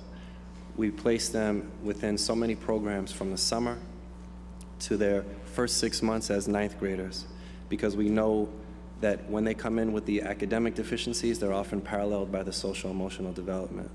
So for example, in 2016-17, we had a 31.6% suspension rate, which we know is high. 70% of the students that were suspended that year were 9th and 10th graders. Once we saw that trend, we implemented the restorative discipline approach. And in 17-18, we saw our suspension rate go from the previous year, 31.6, down to 3.3. And we're seeing that trend continue this year with an extremely low suspension rate. I'm going to pass it to Ms. Ross, who's going to address goal number 5. Thank you. We feel that the goal number 5 was incorrectly calculated. For the past 3 years in our annual report, we have recorded that we have met this goal. This goal is to be measured by the number of teachers we offer to return to National Collegiate Prep. Using this calculation, we have an average of 94%. During the years of this reporting, we have never been told that the PCSB staff did not agree with our calculation before October 2018. The goal was developed and designed that we wanted to accurately record teacher satisfaction. While at that same time, we wanted to address issues of if we felt that teachers weren't performing well. So it is only the calculation of teachers that we asked to return that is measured. And our goal was 90% must accept the offer if they were to return. I just want to briefly address that point. I want to read the goal out exactly as it's written. It says, per the school's charter agreement, this goal will be measured by the percentage of the school's teachers being asked to return in order to renew their contracts, 90% or greater, as reported in a statement included in the school's annual report. The school, over the years, submitted not the number of teachers that had been asked to return, but the percentage of teachers who had been asked to return who accepted the offer. So that's a different measure than what is included in the charter. We don't judge a goals assessment every single year. We judge it when the school is up for its 5-year review. When it came time to review this goal, we noticed that the data was not what we needed to assess the goal, and we had ample time to ask the school for the data that we needed. The school submitted that data, and we put that in the report, and we marked the goal not met as we saw with the data. If the school wanted a different measure for this goal, they could have sought a charter amendment earlier along the process. I will again assert that in our annual goals, because I have been asked about our annual goals in our writings at times, that goals are written and read by the the goals that we wrote are read by the PCSB and are questioned, and we were never asked about it until 2018 October. Further, in your writing of a report, it stated that you knew that the measurement was of the teachers that were asked to return, must be 90%. And we fulfilled that goal. That is our assertion. Thank you. The way that you're counting it would not measure teacher satisfaction, it would measure our satisfaction. In order for us to measure teacher satisfaction, it has to be of the teachers that we ask, 90% of them want to return. I understand why you want the goal measured that way, but we measure the goal how it was measured. based on how it is written in the that's charter. how it was in the annual report. And we don't audit the annual reports each year for accuracy.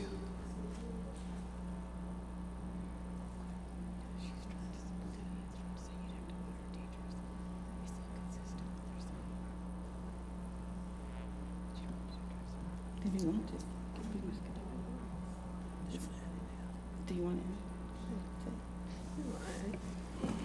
to? I can hear Dr. Brown making the point that the way that the staff has measured the goal, as Ms. Ross mentioned, only measures the school's satisfaction with its teachers. The intent was to measure the teachers' satisfaction with the school.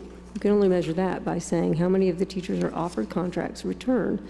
It would be ironic to suggest that the school could not fire 10% of its teachers if it thought they were underperforming.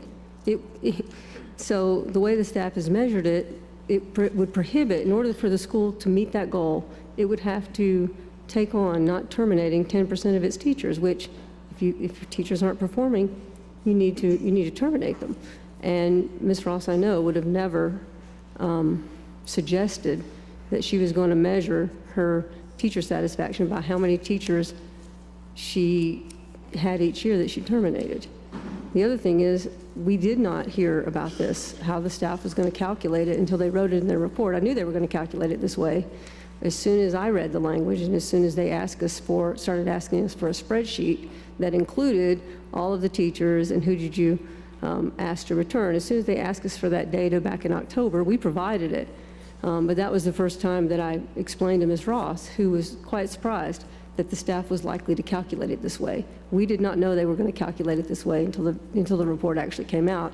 And I pointed out to her, I said, see, they're very specifically reading that language because they know now that they could sort of say that's not met based on the language, but the way they've calculated it only measures school satisfaction with its teachers, not teacher satisfaction with the school. Thank you.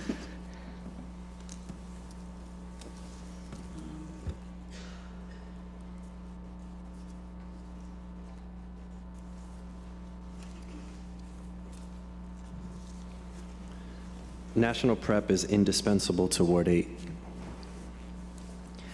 National Prep students come from a consortium of neighborhoods within a particular sector of Ward 8 that personify the term at risk. The statistics are unconscionable. 90% of homes are female-led with no husband. Highest unemployment, highest cases of children and families living in poverty, highest percentage without a high school diploma, highest crime rate, highest rates of reported mental health, it's anxiety, depression, grief and loss, trauma, highest infant mortality rate, lowest access to health care, lowest life expectancy. In fact, the life expectancy in Ward 8 is 69.8. And if you took a 2.5-mile metro ride to Ward 3, it's 85.1, 16 years difference. National Prep doesn't educate children and support families despite these statistics. It has chosen to educate children and support families because of them. Unfortunately, these statistics don't surprise anybody. The members on this board already know and are reminded through countless impassioned speeches from schools every month. Next month, you'll hear it again, on just how poor and devastated the families and communities are in which they serve. National Prep wants to stress to this board that just serving families in underprivileged and under-resourced communities doesn't warrant the continuance of our charter. It's how we service those families. It's the degree to which we will go to adapt our entire school to the colossal challenges faced in educating students from the surrounding neighborhoods. National Prep inculcates the day-to-day realities of our students' lives into the fabric of our school. The aforementioned statistics are frightening, but National Prep has integrated interventions to address them. I'd like to share a few to highlight this point. We have symposiums on violence, gun reform, and racism. Students learn advocacy and participate in nationwide marches and rallies for justice. We've implemented a mindfulness course for our 9th and 10th graders to teach them self-awareness and emotional self-regulation. There's not many classrooms in Southeast that you walk by and you see 20 students meditating for 15 minutes at the beginning of class to prepare their mind and center their spirit.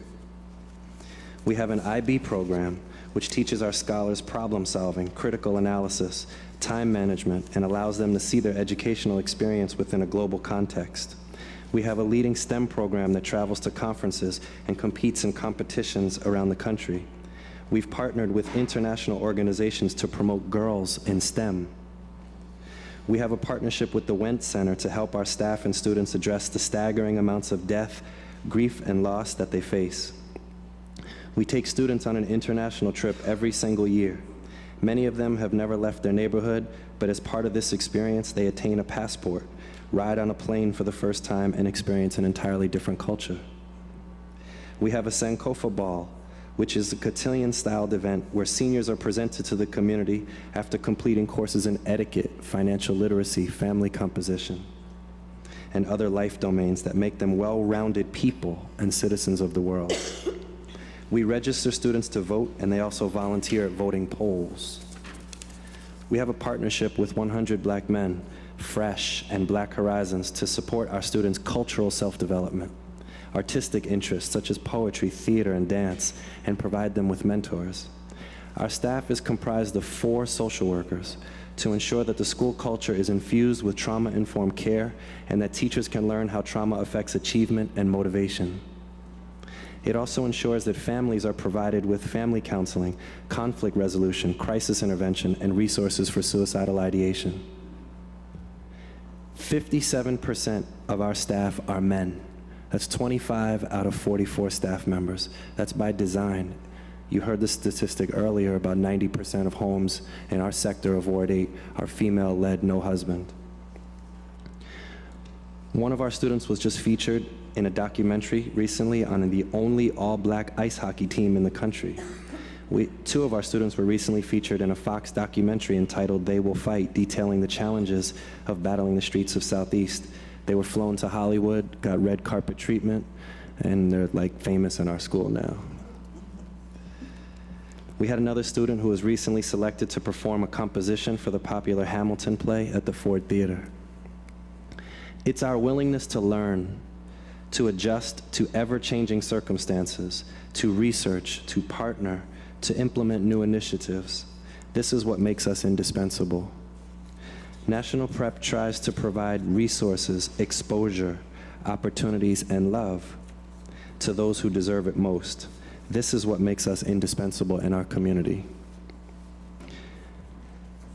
The School Reform Act was designed to give parents choice and to pressure the public schools to improve.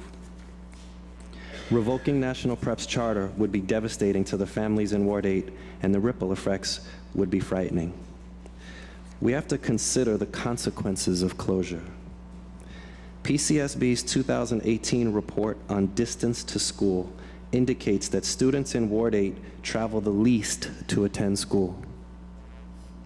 Therefore, our students are unlikely to leave Ward 8 to attend a better performing school should National Prep be closed. Considering these findings, National Prep students would most likely end up at Ballou, which is the only other high school in our specific sector of Ward 8. And while there are other high schools in Ward 8 besides Ballou, National Prep students would have to travel to get there, and as the traffic report indicates, our families are not inclined to do so. Furthermore, those schools are located in neighborhoods that have been at odds with the neighborhoods surrounding National Prep, where our students are mostly come from. And parents may be unwilling to send their children into a neighborhood where they can expect conflict. Many of the high schools are already at maximum enrollment, and parents may not desire that specific curriculum offered at those schools. There are just too many variables to assume that students would enroll in higher performing schools if National Prep were closed. We don't know what those students and those families would choose. This further affirms the notion that they would simply attend Ballou, a school that National Prep has virtually outperformed in every measurable index, including ELA, math, graduation rate, in-seat attendance, amongst others. In fact, according to the recently released STAR framework, National Prep almost quintupled Ballou's overall score of 4.7 with our score of 19.69.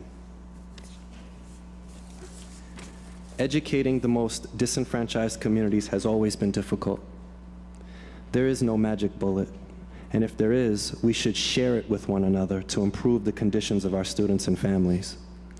National Prep has learned over the course of 10 years through trial and error, through love and heartbreak, achievement and disappointment, an institutional wisdom that cannot be measured by invalid, unreliable, and biased state assessments, which we know are used to justify school closure in lower socioeconomic communities at a rate incommensurate with those in higher socioeconomic neighborhoods, only furthering the disproportionate adverse effects on the education and life of poor and Black children.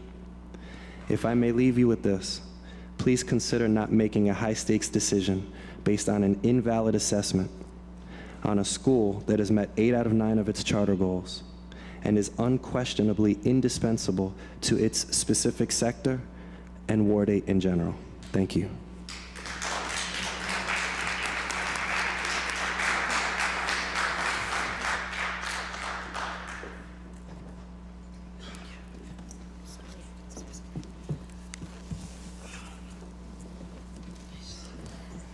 Good evening. My name is Nicole Clifton. I am the Managing Director at NCP. And I just want to speak briefly on just some new, sorry, I'm a little uncomfortable from all this moving around.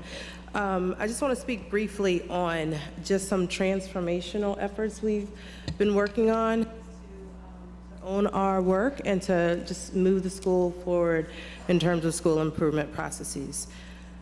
Since 2018, we've been creating a multi-tiered process, a multi-tiered plan that includes the build-out of a coherence framework to include organizational effectiveness strategy, a high-performance workforce, an academic excellence proponent, and just a major component on culture and building relationships within our school community.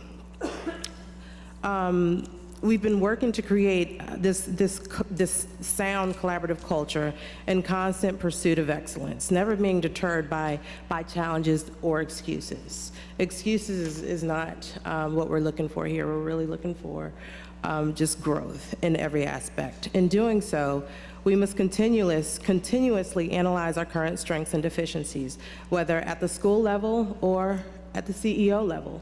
And that means both instructionally and operationally.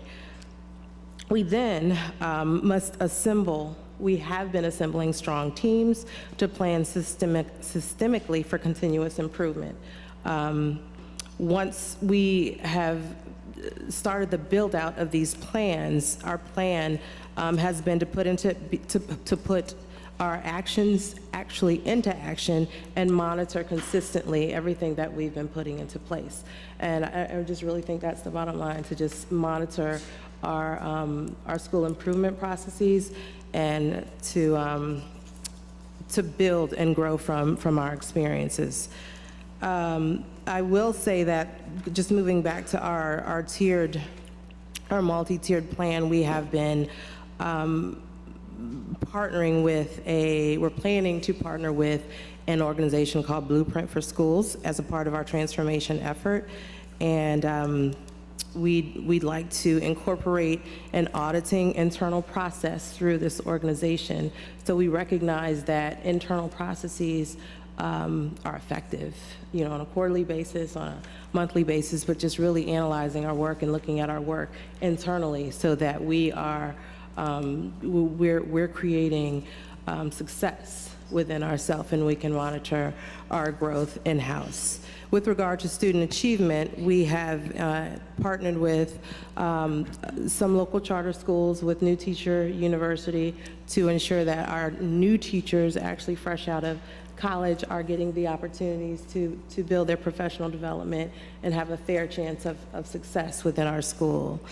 Additionally, we've hired a Charlotte Danielson trainer to come in and provide sound professional development to our teachers to ensure that teaching and learning is actually happening in the classroom in a sound way and in the way that we know best practices say that we will move teaching and forward, that will produce high numbers in terms of growth. We have created an observation cycle that allows our administrative team and our teacher leaders to go into classrooms and complete instructional rounds on a regular basis, come back, review that data, see where the growth areas are, see where the strengths are, and do a SWOT analysis, so to speak. We've been discussing how we will engage all staff members in our data meetings in terms of creating a data room and data boards, and allowing all students to engage in those conversations so that they can actually understand what data means and what their student achievement means for them and the school. We've incorporated a collaborative planning model that nourishes a smaller learning community process, along with incorporating a district-approved initiative on writing across the curriculum to prepare our students for writing as they prepare to write their college essays in their applications. We are also talking about the graduation rate and how we can improve our graduation rate in partnership with our counseling team. We've increased student access to technology. We've heard a lot about technology this evening in terms of whether the students taking the PARCC test or any assessment on the computer is effective versus on paper. So we've really gone above and beyond and really trying to get more technology into our schools so that all students have access both at home and outside of the schoolhouse. And we've partnered with 100 Black Men for those technology provisions to ensure that our kids can have real-world applications. Finally, something that Mr. Jackson hit on earlier, the social emotional development component, we've incorporated, we've adopted a restorative discipline model, and we've incorporated a teachers in trauma-informed care model to ensure that we are hitting that mental health component, which is critical to their growth and just their overall development from the beginning of the morning. And finally, we've partnered with the Went Center for Grief and Loss to address ongoing tragedies that constantly exist within that community. So I will conclude by simply saying we've got some transformational activities going on within the school, and we're really interested in, we understand the complexity of our situation, and we want to continue to make a difference at National Collegiate Prep with the students in Ward 8. And because of the many challenges that we face as an urban school, we know that we have to be innovative and creative in our practices in order to bring about effective, positive change. We know that we've got to be innovative and different. And we're passionate, and we firmly believe in the ability to provide a high-quality education. That's the bottom line. Thank you. Thank you.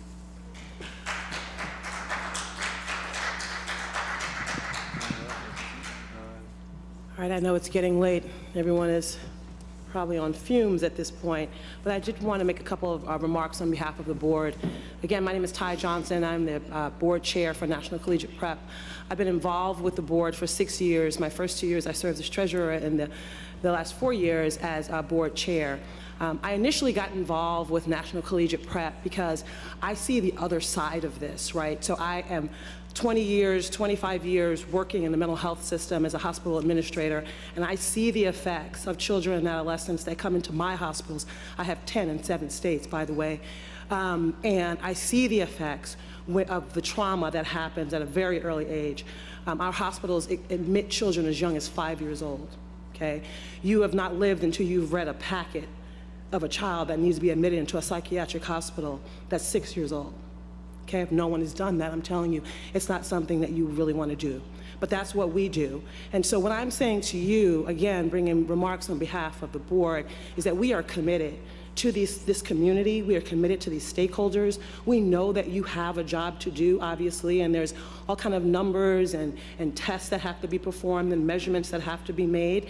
We understand and respect that. We're not making any excuses for the fact that we have to do our part. But what we're asking you tonight, this evening, is to give us a chance to really work on what we need to work on and make sure that National Collegiate Prep remains a resource for these children and this community. They get the education that they need so they don't end up in my admissions. That's what I'm asking you this evening. I'm asking you to allow this team, this very committed team, to come together, to put together a plan. That's a plan that will be accepted and approved, obviously, in partnership with your team, to do something that is really transformational in this community. Now, we've had 10 years to prove ourselves. We'd like another opportunity to show you what we can do. You know, obviously, there's a lot of work to be done, but this team, again, I just want to reiterate, we're committed to getting it done. The board is in full support of this team and has been for years, definitely under my leadership. And so, you know, again, I know you have a lot of things that have to factor into your decision. I hope what you hear beyond the numbers, I hope you don't hear excuses from us, because that's not what we're delivering tonight. What we're saying to you is there's some things we have to work on. Please give us a chance to do that. Thank you. Thank you.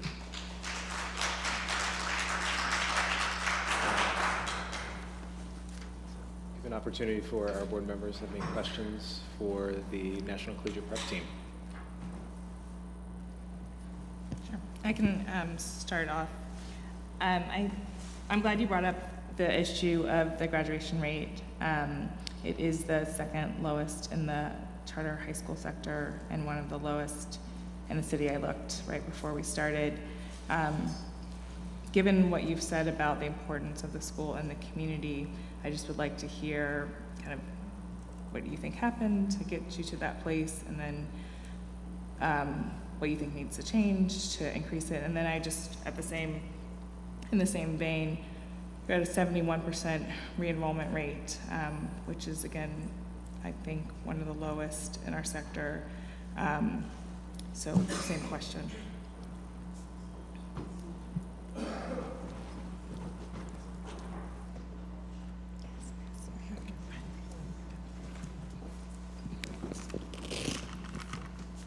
To address the concerns around the 4-year and 5-year ACGR, we do realize that it is low compared to the sector. I would like to point out that the PMF from 2016-17 to 17-18, that on the PMF we've actually increased at least in 10 categories, and that's one of them. So although our 4-year ACGR is about 58.5, we realize our 5-year is 63.6, which is a little lower than what the sector is. And so we have been working diligently to work on that. However, we realize, and we stated earlier tonight, that our students are coming to us below grade level, a lot of them. And so that's something that we need to consider. Our students are making up that gap by the 5-year. And we know that with the improvements that Dr. Clifton has already pointed out, that we'll be able to address those and continue to increase it. So again, from within the last year, we've seen some changes on our PMF around 4-year and 5-year ACGR, and we continue to plan to do that as well and make some more improvements. Do you know what your disaggregated grad rate is? Add something to that for real IB, quick? just if you could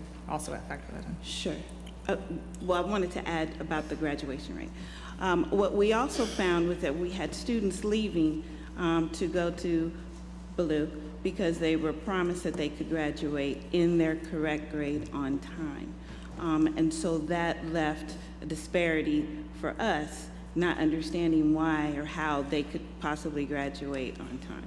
That affected us with our graduation rate because our students left.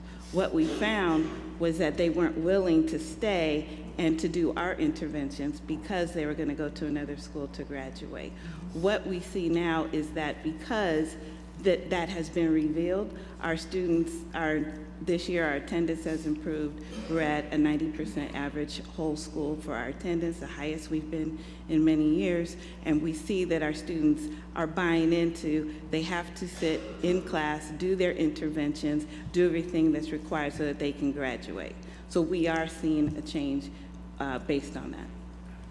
And I just was asking if you know what your disaggregated IB graduation rate is, if it's higher, for the kids who are in the IB track.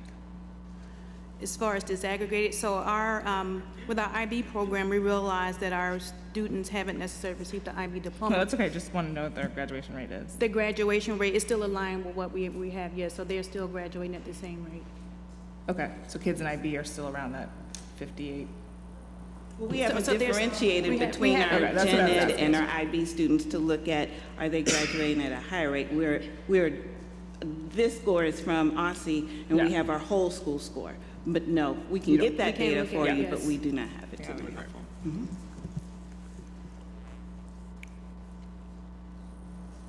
Other questions from the board?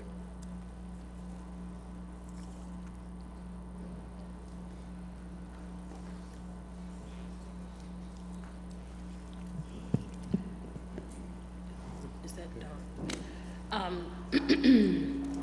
So my question would be, in addition to the work that you all are doing internally, have any efforts been made or any considerations been made to work with a partner on a turnaround plan? So, yes, we're partnering with Blueprint Schools. They are known nationally. They come out of Boston. They have worked with schools in Boston and Denver. And we're partnering with them so that they can come in and audit our school and support us in turnaround.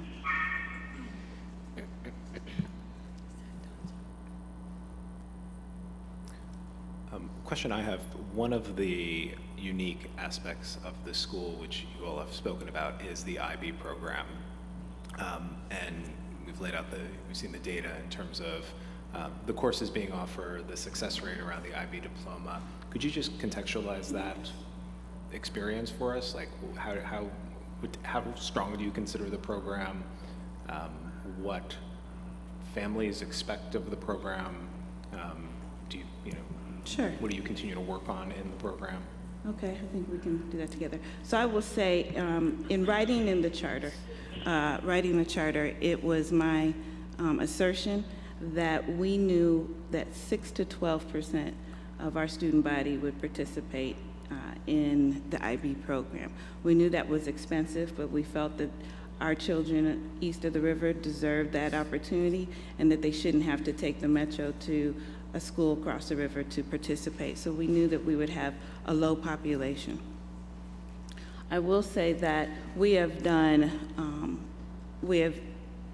many things so that the children feel that it is an important part of their education to participate in IB, and it begins with an IB institution in the summer, where they participate for a week together as a group, and they participate in activities both academically and socially. They also participate as a family so that the family knows the 2-year commitment that is required. We host a large dinner in the fall so that children that are coming in the 11th grade in the IB program are able to spend time with the 12th grade students and their families to talk about all that's required as an IB student. We also have developed additional class time in class. Ms. Walden can speak about that, so that our students have additional time that they knew that they needed to study and work together outside of the regular day that our other students had, so that they can focus on the curriculum and what's required for their writing. And if I can add with the IB program, we realize that the IBO program is one that lends opportunity for our students to have the exposure to it, and our students actually do much better once they go on to college, having access to those courses. And so although some of our students may not take the full diploma program, it's the exposure to the actual classes themselves. We do know that our students, again, they still come to us behind in some deficits. However, they have advocated for themselves to have additional time built into the academic program where they have a study hall, they work together in groups.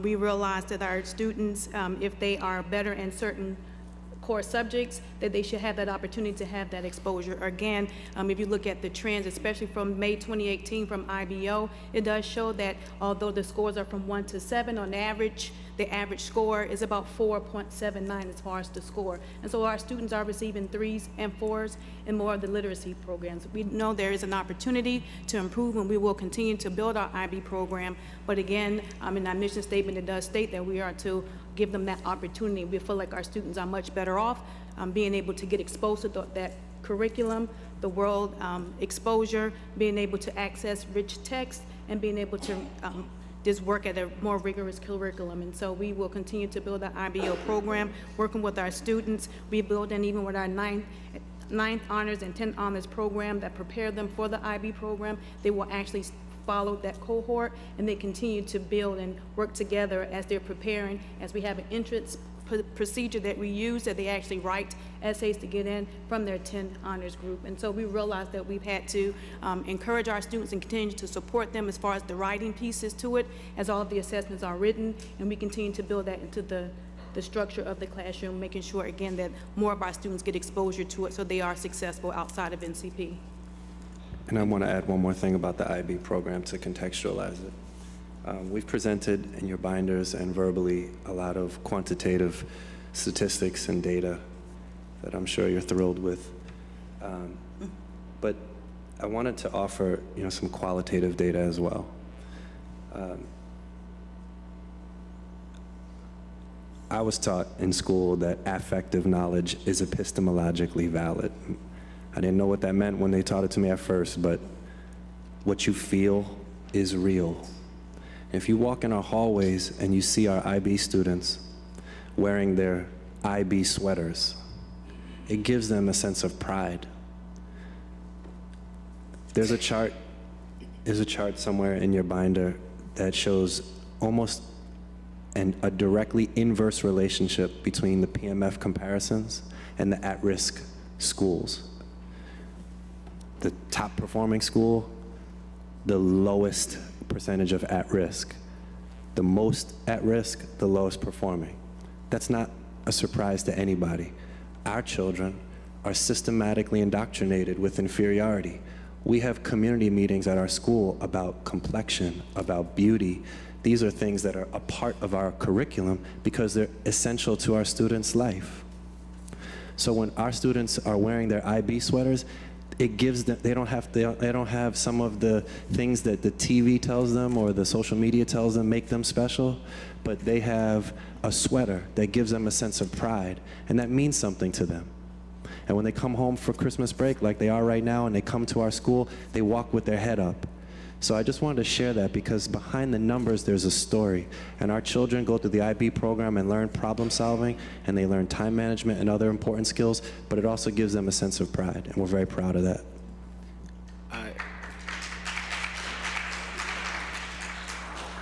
I completely hear what you're saying in terms of using every opportunity, and especially the unique program that you're offering at the school to build, perhaps restore, reinforce a sense of pride. I just asked, does it not give you pause that those wearing that sweater are not necessarily getting some of the building blocks of the IB program? That's part of it, and that's some of the information as we look through here. The students who aren't given the opportunity to, or for some reason are not taking the theory of knowledge course, that's a pretty foundational component, and I know is part of the ability to access and access fully many of the IB programs. So that's just a sticking point for me as to how we match the confidence that you're building by having built this program, but the inability to deliver on the program so that students can gain access to the curricula and the pedagogy that's so powerful. So just to go back to that, since that is a concern, it's a concern of ours as well. However, our students, again, based on their interest and their abilities, we do match them up. So a lot of them take the IB psychology course and take, again, other courses that they are matched with, which the curriculum, again, is IB, is a world class curriculum. So it's any class that they actually take, they will get exposure to it. And so although they may not take necessarily the TOK or some of the other components to it, again, it's still having the access to it. And we did confirm that 100% of our IB students did graduate on time. And again, we allow more students. If we just said that only X number of students were to get in and have to do the full program, then that may limit some. But again, we're able to open it up and offer it to students, again, to get that exposure. And so if you were to look at the data actually shows that on average, there are many schools that have fewer candidates, but again, getting that exposure to it. And so we don't feel that even though they may not have the full TOK or some of the courses, just exposure to one of them, they are using and getting that rigor. They are getting that critical thinking skills because it is, again, a world-class curriculum. It's something that is competitive. So we don't feel like they are necessarily being slighted, giving them the opportunity to participate. Sorry, Jake, go ahead. Ricardo, then Steve. Ricardo, then Steve. No, Steve was going to go next. You can go. I did just want to ask, the qualitative piece is so important, but looking at the academic performance, the trends seem to be going down. So if we were to give you an extension, right, what's going to be different? What are these actions that you're taking to build the academic success for these students? So I'd like to go back to that we are partnering with an organization to help us, a turnaround organization to help us audit what we need so that we can improve.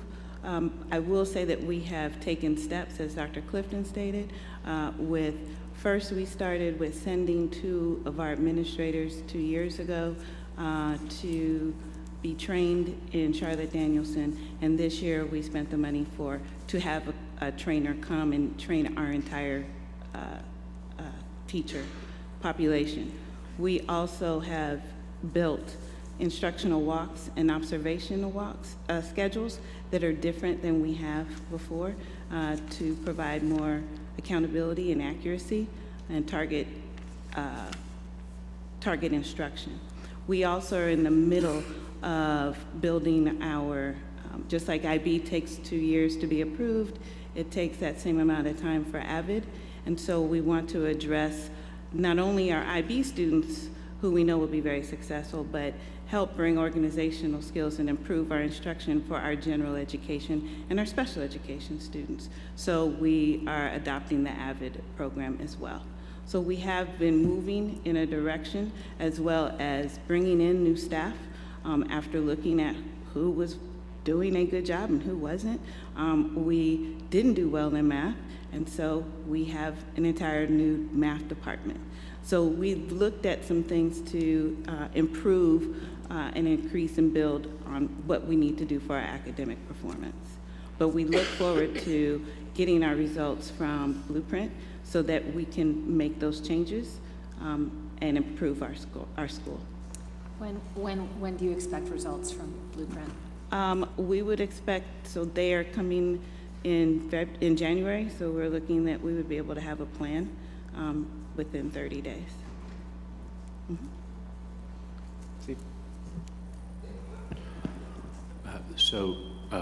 Thank you for coming here and presenting your case.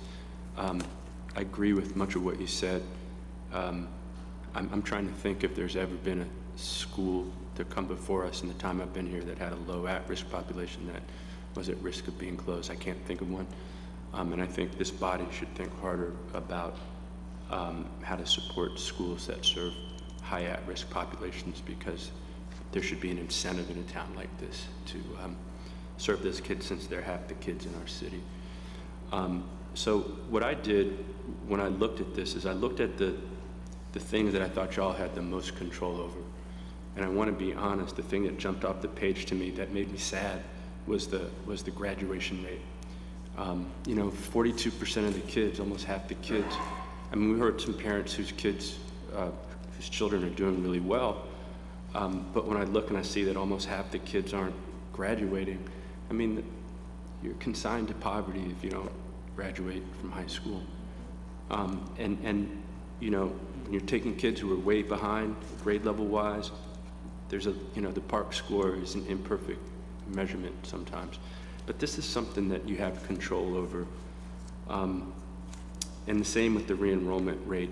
So I just want to be honest with you guys about what I was looking at, that's going to inform the decision I want to make. And it has nothing to do with how hard you guys are working and how much you love these kids. Steve.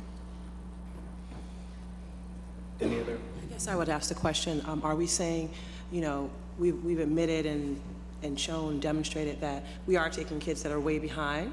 And I guess I'm going to ask the obvious question. Surely there's a correlation, right, between the graduation rate and the kid that's coming in at a 4th grade or 5th grade level into high school. I just want to make that obvious point. I know you guys have already, marked that, but. Sorry, go ahead, please. I'm going to address that question real quick. Not question, but the statement. When you say graduation rate, you're referring to the ACGR, the 4-year ACGR? Or are you referring to like the seniors that? Yeah, that's. I'm assuming you're talking about our 4-year ACGR. Yeah. And our re-enrollment rate. So two thoughts about that. The first one is that those are an area of concern for us as well.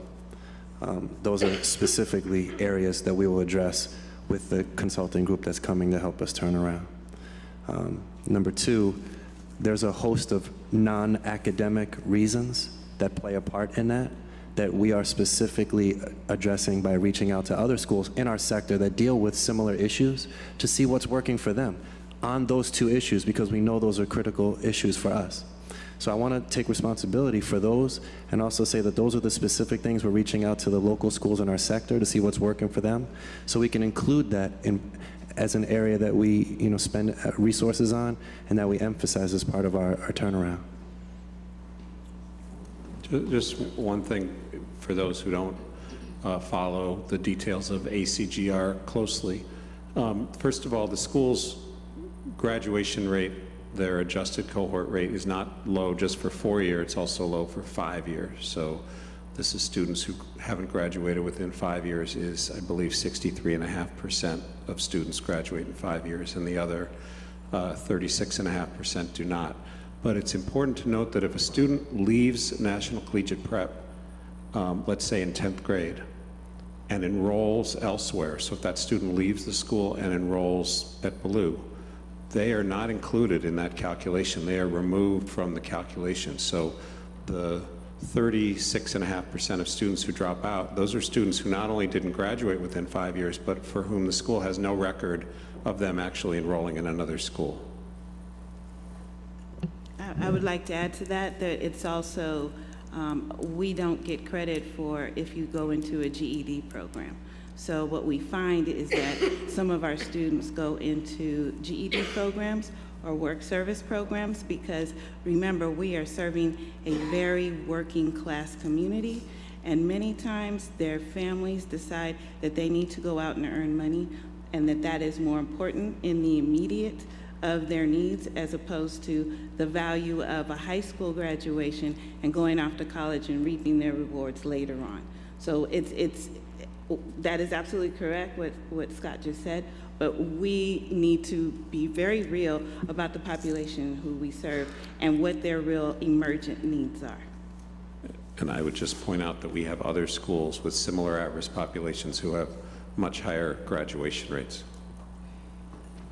I think that what's important is that that's an area that we definitely plan on focusing on. And before we make any comparisons, I think it's very important that we compare apples to apples. Have we assessed the incoming ninth graders that are going to National Collegiate and the incoming ninth graders that are going to another school to make the comparison between us and other schools? If we don't know specifically where they're coming in, what their needs are, what the unique circumstances of their family are, then we can't assume that just because they're in the same city, just because they share the same, that it's apples to apples. So in my day-to-day job, I work with HBCUs who disproportionately serve Black students, low-income families, and we're able to do, God's work in remediating and getting those students in and out of our institutions within 5 years. So I know that the work that you all do every day and day in and day out is hard, it's tedious, but it's something that you have to grapple with day by day. My question and concern really lies in hearing you all say today that you're looking to and you have engaged with a partner to do the turnaround work. These declines have happened over a series of years, not this year, not just last year, but over a series of a portion of time. I'm just asking this very matter-of-factly, and I just want to just be very clear that any school or institution has to recognize their weaknesses to be able to make the improvements. Why have you all waited so long to turn a corner, recognizing that, it's cumulative? You knew 5 years ago that this was an issue. Why wait until the review to question the assessments, to question or to have explanation for the IB program? Why wait versus coming to the table and saying matter-of-factly, we are struggling in X, Y, and Z, and we need to turn a corner sooner rather than later? So I would say that we have looked at our scores over a 2.5-year period. And I will say as CEO that I then made changes starting with looking at leadership and what responsibilities were. And I made final changes and decisions this February of 2018. Not not thinking about that it's 5 years and that we had to come to answer to someone, but we felt that we saw some growth, and then we felt that, no, we still needed to tweak and improve because it wasn't addressing everything.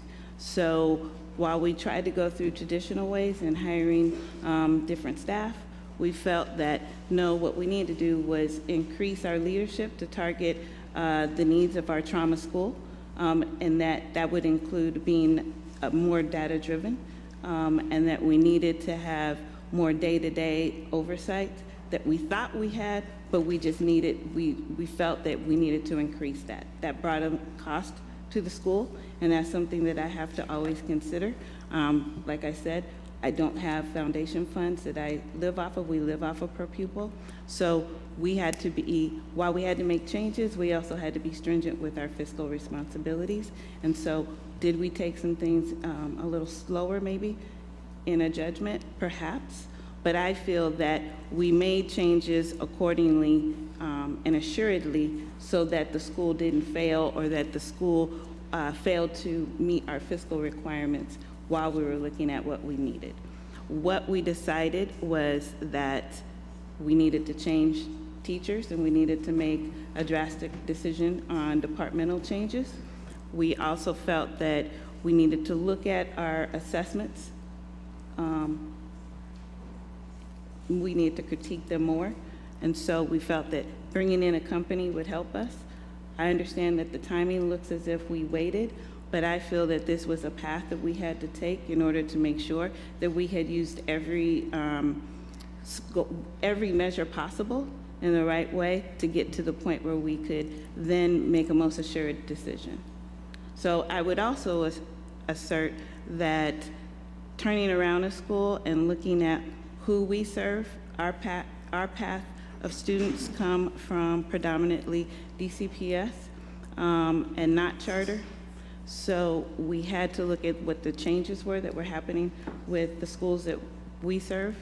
And we saw that and we decided that while we were making changes, we weren't making them fast enough and we needed some additional supports. And that's why we wanted to also look for a turnaround company that we felt would address our needs specifically.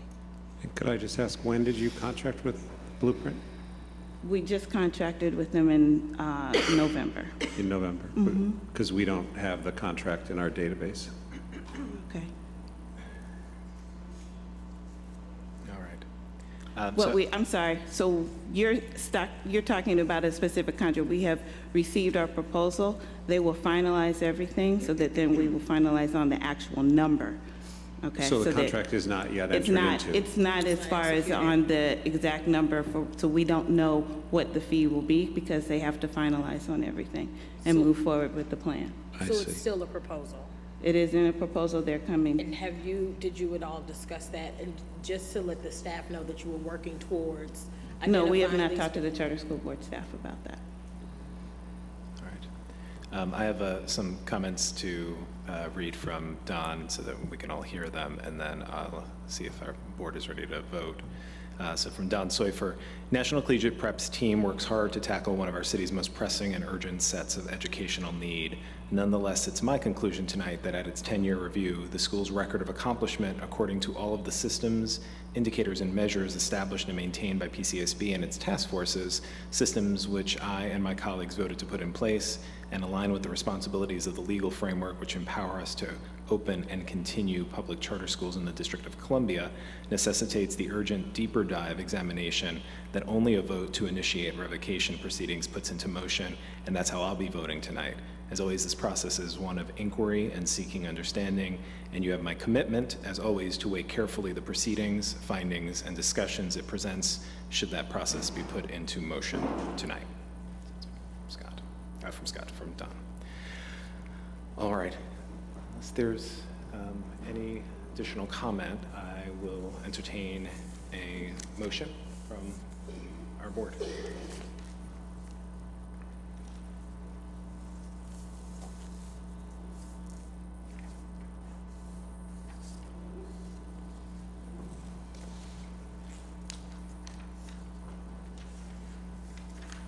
Can I get a motion?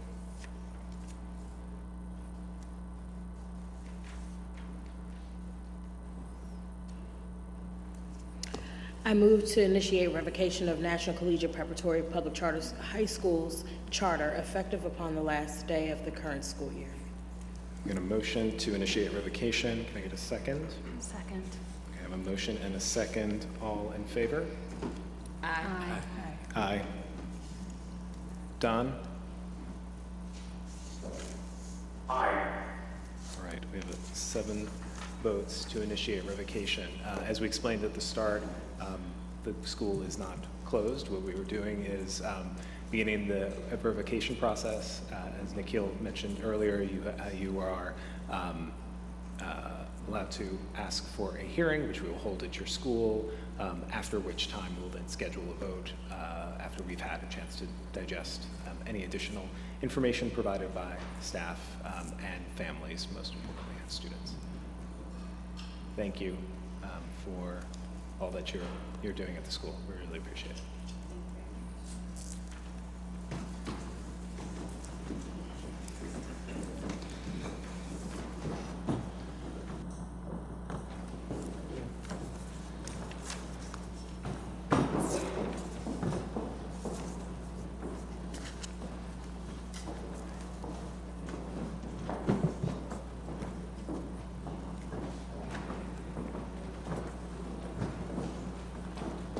Our last school is going to be Lee Montessori. If the staff would please join me.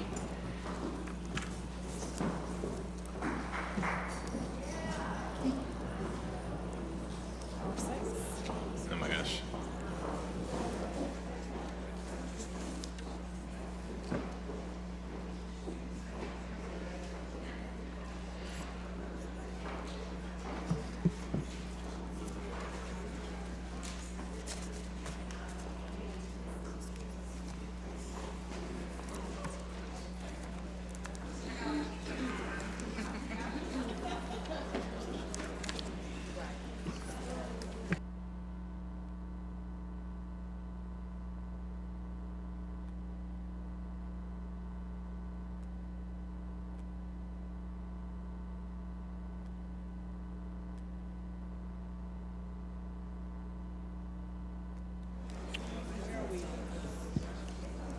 All right.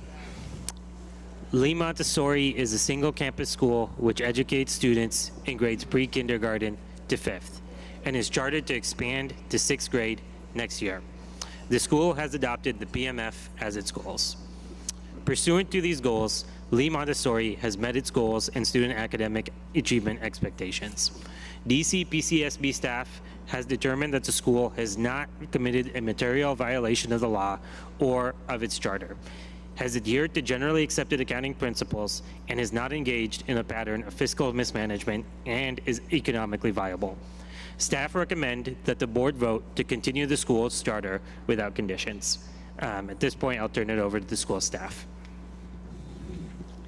Hi, I'm Megan Hubbard, and I'm the principal. Hi, I'm Dominique Fortune, founding board chair. Chris Pensakowski, head of school. So we had about 4 pages worth of an opening statement that we were going to read, but in the interest of time, that is now declined to about 4 sentences. So not to be rude by any means. So good evening. My name is Dominique Fortune. I'm the founding board chair of Lee Montessori Public Charter School. I'm thrilled to be up with the board again to discuss Lee Montessori's 5-year review. For those of you that don't know, I was part of Lee Montessori's initial application in 2012, as well as our successful application in 2013. And I've worked to support the success of the school ever since we opened our doors in the fall of 2014. We are proud of the work that we've done over the past 5 years and grateful to our staff and stakeholders, but especially the families and children who we serve for their support. I do want to take this opportunity to thank Scott and Naomi and the entire PCSB staff and the board for your support throughout the past 6 years and for your continued support as we embark on this next chapter of our school history. We'll turn it over to the board for any questions or comments. Thank you for having us. We've got you up here back to back, so we've got a couple of opportunities to ask questions.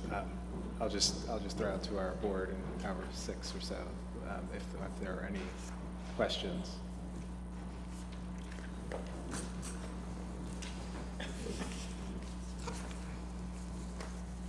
Congratulations on lots of growth and improvement and great work.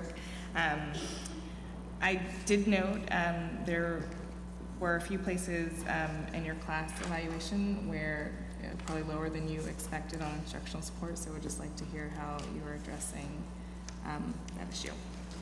Yeah, I think class has been something that we have really struggled with for the past few years to figure out how we both make sure that we're doing a faithful implementation of the Montessori model, but are also including the metrics that the PCSB and outside stakeholders are looking for in our classrooms as well. Chris can talk a little bit more about some of what we've gone through to really evaluate for us, like how class worked for our PMF this year. What I can tell you is that we are working with some outside groups to look at some other methods to evaluate what classrooms look like, some of which I think are being proposed to potentially be something else like the class.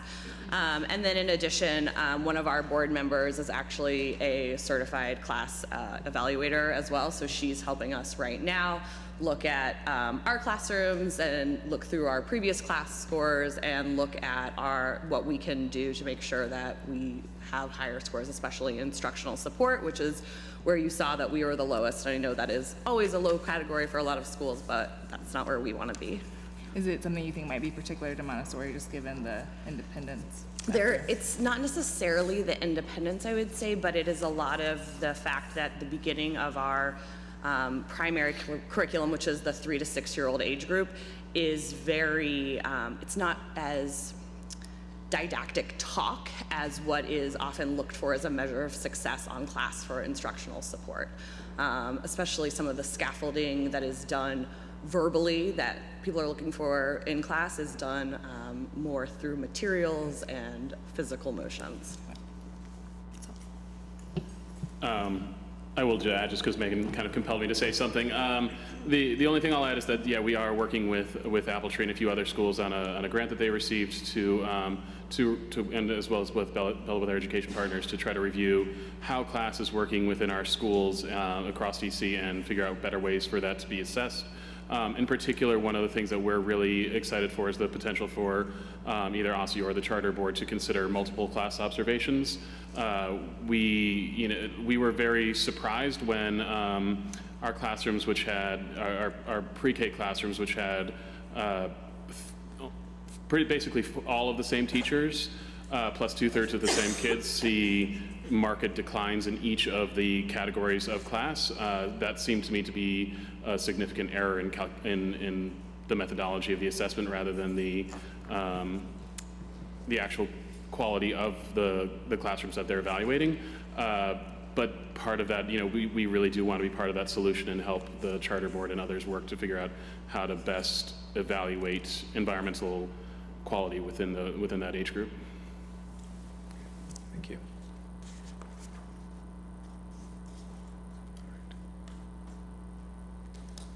You don't want to, Steve. Just a comment, same one I made last month. So we just had some very difficult votes with schools that have at-risk populations, and 60%, the 70%. You guys are, coming before us with like flying colors, but you have an 11.9% at-risk population in a city where I think about 50% of the kids meet that bar. And I just say, the kids at NCP deserve this kind of instruction, and I hope that becomes a real emphasis for Lee Montessori. Stole my question for the next vote, but yes, perhaps we can talk about that as well.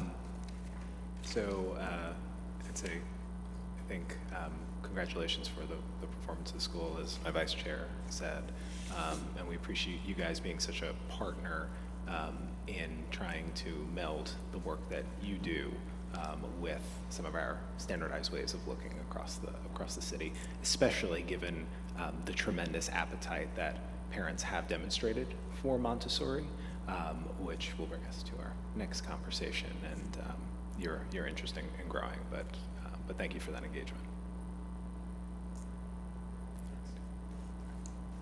you have a question? No? Do you have, take a question or a motion? I move to continue the charter of Lee Montessori Public Charter School. Second. All in favor? Aye. Don? Excellent. And the motion passes. Don't go anywhere.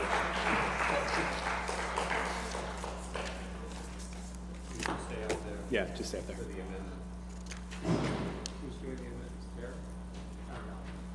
Yeah. You drew the short straw? Yeah. I will also be introducing the next vote, which is a vote on an enrollment ceiling increase and replication for Lee Montessori. Staff recommends that the board approve Lee Montessori's charter amendment request to replicate its existing PK3 to 6 program and increase its enrollment ceiling by 400 students from its existing ceiling of 297 students to a new maximum of 697. This amendment will take effect for school year 2019-20. This item was open for public comment from October 10th, 2018 until November 19th, 2018, and a public hearing regarding this matter was held on November 19th. DC PCSB received 14 public comments and a letter from the school's existing local ANC, all in support of Lee Montessori's request to expand. And I'll hand it back to the school staff if they have anything else to add. We made statements the last time. Okay. Steve's already at the motion. What are you? Did you have a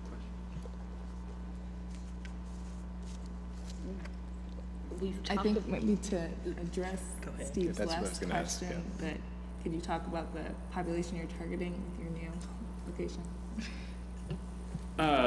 Yeah, I mean, and we tried to touch on this a bit at last month's meeting. The mission of Lee Montessori is to close the opportunity gap for DC public school children using the Montessori method, which we think, which there's evidence that supports that it is an effective educational model for all students. We, as I've said to many of you individually and as a group, have been troubled by the population at our current school. In the last lottery, the results just came out for the most recent lottery, and we received 1.5 application at-risk parent, we received 51 applications for the 51 at-risk applications for the 35 seats that we opened last year. More than enough to fill every single seat. That was 8% of our overall lottery applications. We are inundated by interest from middle and upper income families. We think that diversity is really powerful and important to closing the opportunity gap, and serving kids in diverse by design schools is and in integrated schools is a really powerful way of doing that. We, however, really believe that we can get a better mix and enroll more at-risk families by opening a campus in Ward 7 or Ward 8. So that's definitely one of our key priorities, is to drive that percentage of at-risk families up in a second campus while still recognizing the successes that we've seen from having an integrated school.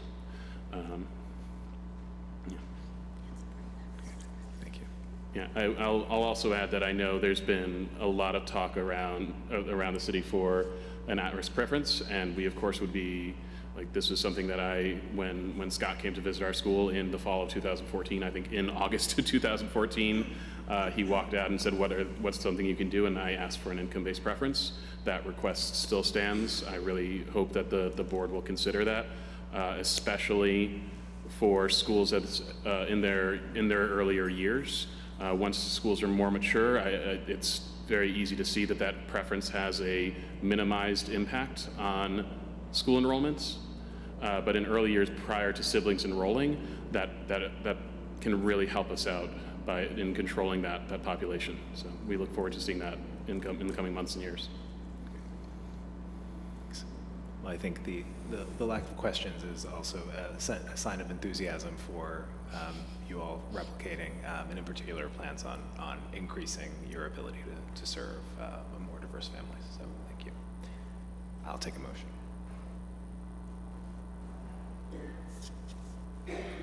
I move to approve the charter amendment request of Lee Montessori Public Charter School and approve the DC PCSB board chair to sign the amendment on the board's behalf. Second. Okay, a motion and a second. All in favor? Aye. Aye. Don? Aye. All right. So be it. Thank you, guys. Congratulations.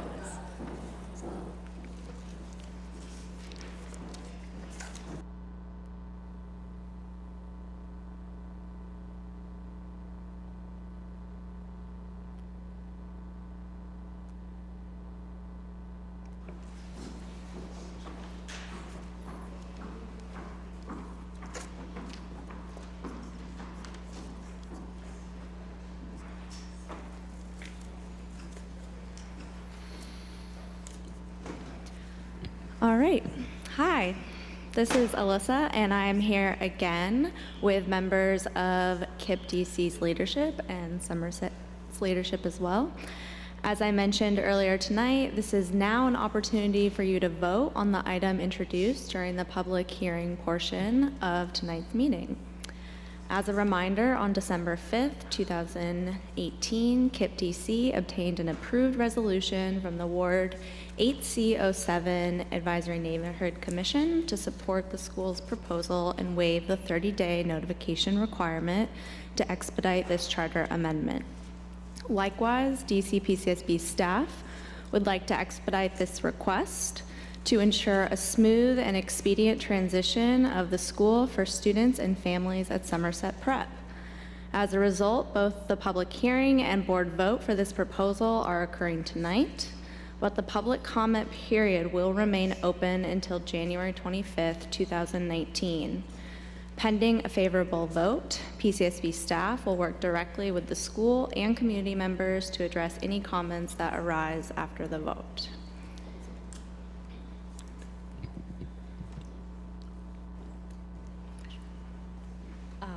Just want to say really quickly, thank you for your discussion earlier.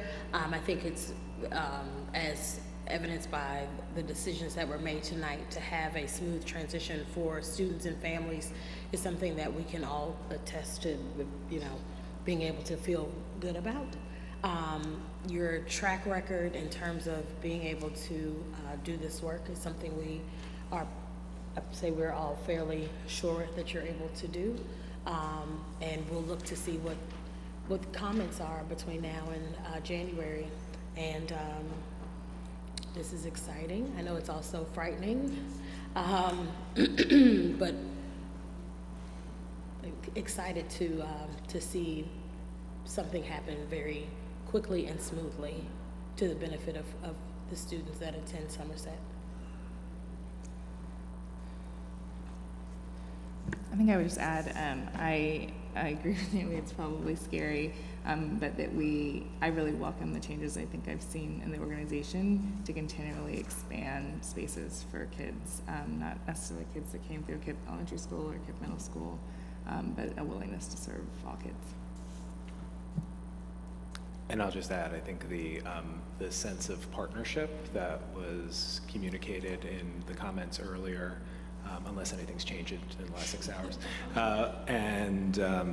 and as well, I think that the engagement by the community, both your engagement of them, both of you, both organizations, and their engagement and support, obviously makes for the transition to be hopefully even smoother. So thank you for that. All right. Can I get a motion? motion? It's a long one. I move to approve the proposed asset acquisition between KIPP DC Public Charter School and Somerset Preparatory Academic Public Charter School with the requirements listed in the staff's proposal to approve KIPP DC Public Charter School's charter amendment request and to approve the DC PCSB board chair to sign the amendment on the board's behalf. And I'll second that. All in favor? Aye. Excellent. 7 votes in favor, the motion passes. Thank you all. And thank you for the opportunity to wrestle with questions that we wrestle with as you guys have hard jobs, which we've had a witness to tonight. And there are lots of challenges, and we appreciate the opportunity to exchange ideas and talk about what we have in front of us as we work together. So thank you for this. Thank you both.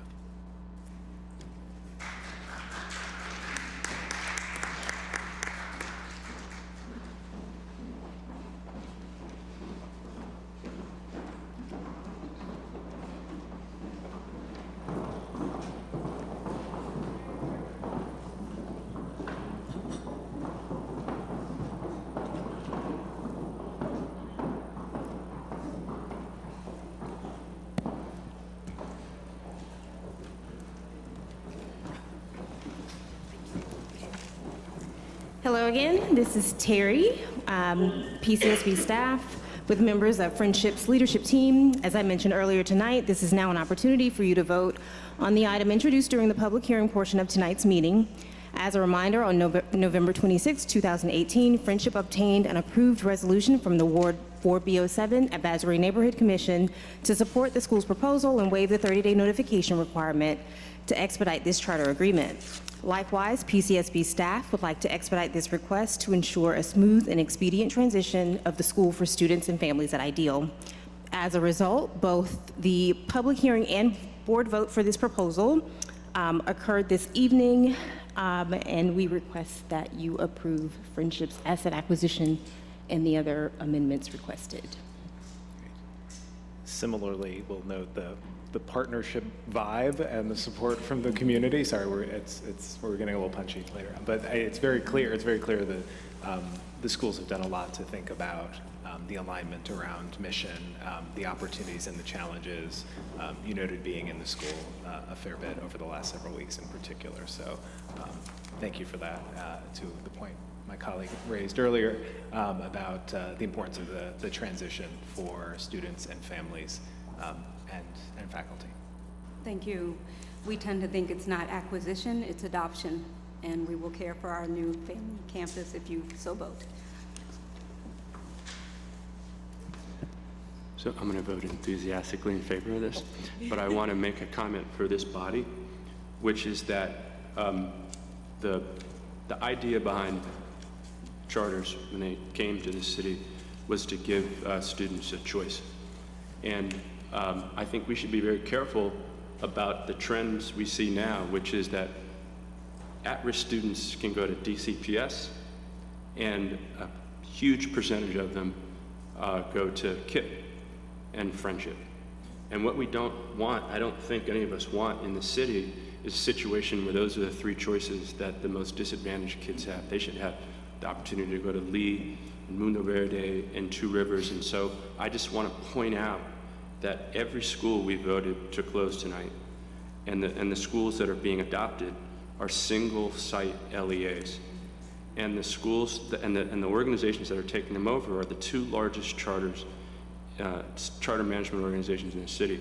And we should be very careful about, we should make sure that that doesn't become the trend, so that we don't look up in this town in 15 years and we've resegregated the city under DCPS, Friendship and charter. And I know that's not your intention, and I'm going to vote for this, but I'm saying for us, we need to be very, very careful about cultivating real choice for poor black kids in this town. I agree with you. While we're grateful for the opportunity that we have to partner with schools that are so threatened with closure because they weren't able to meet their goals. And we recognize that many of these schools are 10, 15, and 20 years old. They've been here from the start of the movement, and they started with the idea of serving the students who are most in need and the most underserved. But I also recognize that a lot more resources have to go into these schools. And when you look across the city, you will see that there are schools operating with $2,000 to $3,000 per pupil in philanthropy. And that's not happening with the schools that are struggling or with the schools that are serving 90% and more African American students that are single site. So there is a lot of work to be done here in the city, but we're glad to have both the resources, the capacity, the intention, and the commitment to serve the students who need us most. Because the worst thing that can happen to a student is not only to be in a low-performing school, but to have that school close and not have a better seat. So I'd also say, responding to both of those comments, I have a real appreciation, having visited a number of campuses, in your desire and your ability to execute on offering really very different things to different families. So choice within the network, despite being a network that we see as friendship. And I think that's really important as you grow and as you take on new schools. Thank you. All right. Unless there are additional questions, can I get a motion?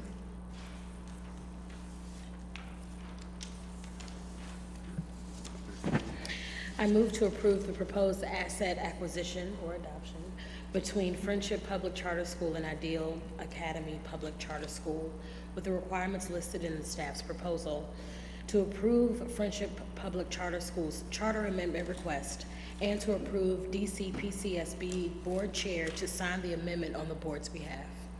Second. Okay, a motion and a second. All in favor? Aye. Aye. Don? Aye. Thank you. Motion passes. Congratulations. Thank you.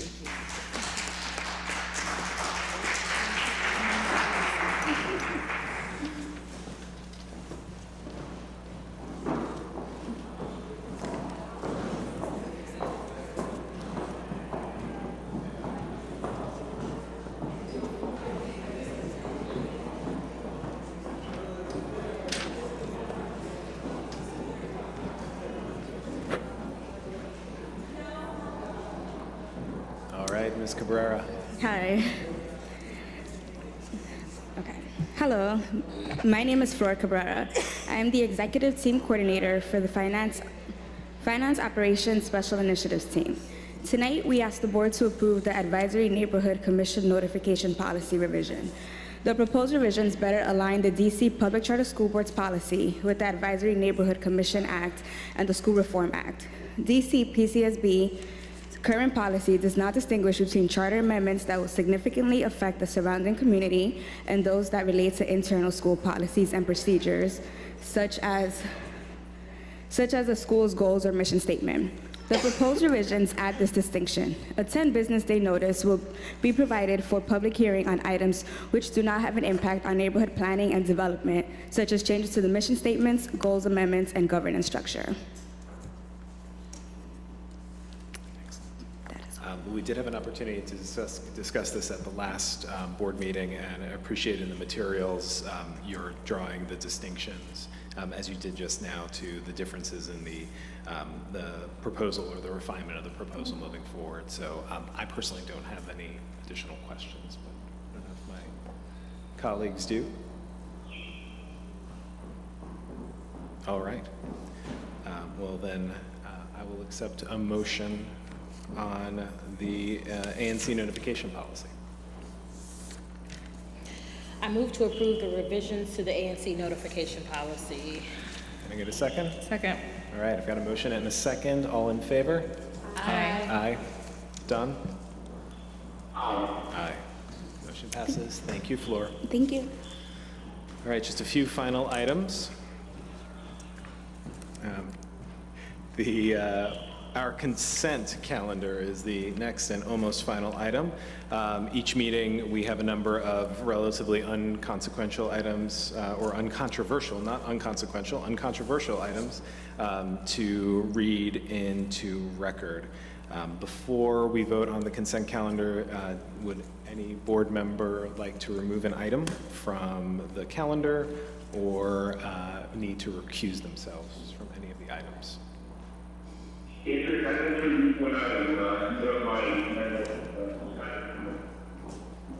Okay, I did not understand that. Sorry.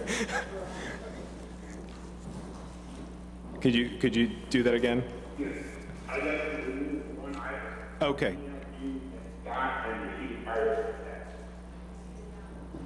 Okay. Yeah, I heard one item. The school transparency policy. Okay. Got it. All right, so I think my practice is to pull out the school transparency policy first.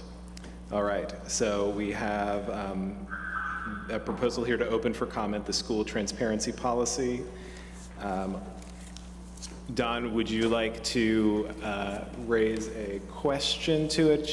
Rashida, would you maybe give us an overview of it? And then Don, please say or email a question, whichever would work best. Okay. Hello, I'm Rashida Young, Director of the Equity and Fidelity Team. Our staff is requesting that you vote to open for public comment the school transparency policy, which will remain open until the date of the public hearing, currently scheduled for January 28th, with a vote on February 25th. This policy describes the documents DC PCSB will require schools to post on their websites beginning in school year 2019-2020 and the process for doing so. These documents include the Charter Board of Trustees meeting calendar, the high school course offerings and graduation requirements, school calendar, student handbook, at-risk funding plans, annual report, Title IX coordinator contact information, lottery procedures for schools not participating in My School DC, the student application for schools not participating in My School DC, and the student enrollment form. While PCSB has historically posted many school documents on our website, at times content changes, making the content on PCSB's website out of date. Also, parents are more likely to visit a school's website for school-specific information than to visit PCSB's website. We have sought school leader feedback via the Charter Leaders Meeting and a School Leader Task Force meeting, and will continue gathering feedback during the public comment period. Great. And Don has emailed some comments that I'll share now. I wanted to pull the transparency policy proposal out of the consent agenda because I feel it merits discussion. All of the items described are important, and I support the requirement that all charter schools adequately meet what is required of them. I just worry that PCSB risks getting too far into the weeds of a charter school's business by requiring that all of them be included in the content of their website.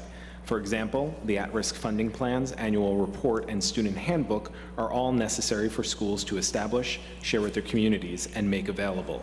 But is it the necessary business of a charter school authorizer to dictate the content of a school's website? We don't work for the website designers, but I appreciate their valuable work. I'd personally support striking these 3 items from what is released for public comment.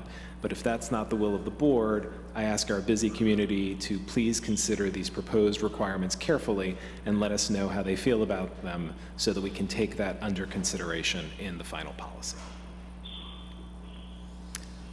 Sure, so I can speak to some of his concerns.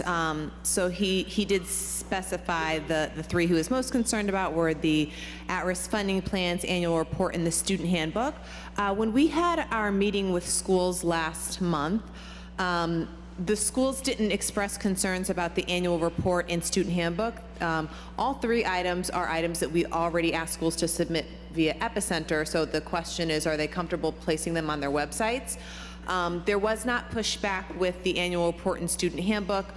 Most schools seem to understand the value of having more control over when they need to make a tweak in their handbook, having the most accurate version on their website, whereas when PCSB has it posted, if a tweak is made, we become the middleman with us taking it down and having us put up the correct item. There was discussion at our meeting about the at-risk funding plans, and a lot of the questions came around consistency in what schools were posting. So it sounds like some schools post a lot of narrative around how they're spending their at-risk dollars, while other schools are just posting a couple of lines. We tried to address this by creating a guidance document within this policy that would provide more clarity on exactly what's supposed to be included, as well as having a template and a sample so schools would see just how much narrative we're asking, so one school doesn't come off as looking more thorough than another. I am, per Don's suggestion, happy to look at more comment during the public comment period, but like I said, at the school leader meeting, we had folks on both sides of the argument speak up about the at-risk funding. Also, we're just voting to open it for public comment. We'll have a hearing in a month and then a vote in 2 months. So there's lots of time to consider this and change it if necessary. Right. Yeah. So unless there's a groundswell of support for not opening it for public comment, I think what Scott proposes, we open it for public comment, and then we do have significant time before we would vote on this. And you now know that Mr. Seufer has raised a couple of important issues that validate some of what you've heard from charter leaders. So, yes, exactly. So Don, thank you. I think I'm going to ask if we can have a motion to open this for public comment now that we've pulled it out of the consent agenda, and we will continue to talk about it across the next couple of meetings. So can I get a motion to open for public comment the school transparency policy? Thank you. I move that we open for public comment the school transparency policy and remove it from the consent calendar. Can I get a second? Second. Okay. All in favor? Aye. Aye. Thank you. All right. So that we will open for public comment. All right. Consent to calendar. Unless there is anything else that we might want to remove, could I get a motion to approve all items that are now on the consent calendar? I move to approve all the items on the consent calendar. Can I get a second? Second. Second. All right. All in favor? Aye. Aye. Don? All right. Multiple ayes. All right. Any new business? Sorry. All right. No, that was for us first. Don't go ask in the audience yet. Okay. If there's no new business, we'll open the floor for public comment, starting with any public officials. I don't believe you've been elected yet to any office. All right. Would anyone else like to speak this evening? This is your opportunity to endear yourself to the board at 11:30 at night. I know it's gonna be hard for me to do that this time. I'm sorry. Apologies. I know it's late. Just be real quick about. I know we had talked a lot about at-risk and its importance in the PMF, and we've talked about this time and time again. We could be using more sophisticated looks at the data than we do, right? We could be using multivariate mathematical models to look at if we control for all of these variables of the demographics that our students serve, which schools are actually, in a sense, beating the odds and which ones are still falling behind. And if we do that with the schools that you moved for revocation today, 2 of the 3 still have results in the PMF that are below expectations, 1 of them does not. So I would just like to say we can move to do that. Another thing that I think is important for us to know, that this group know, is that the average PMF score for middle schools has actually declined every year since 2011. And that's in spite of the fact that our NAEP scores in 8th grade over that time since 2011 have actually increased. And our MGP as a sector in the middle school is a 47 in math and 52 in reading, or vice versa, one of the two, at the middle school level. So we're keeping up nationally. Those are national PARC SGPs and MGPs. And so our middle schools are doing fine. and yet the PMF scores continue to continue to lower. So I think that's something we need to be looking at. And then another last thing I'll say with my 30 seconds is that I know that staff had mentioned that specifically with City Arts, that there were similar schools that were outperforming them, but there were also 8 schools that were lower performing than them. All of them serve middle school.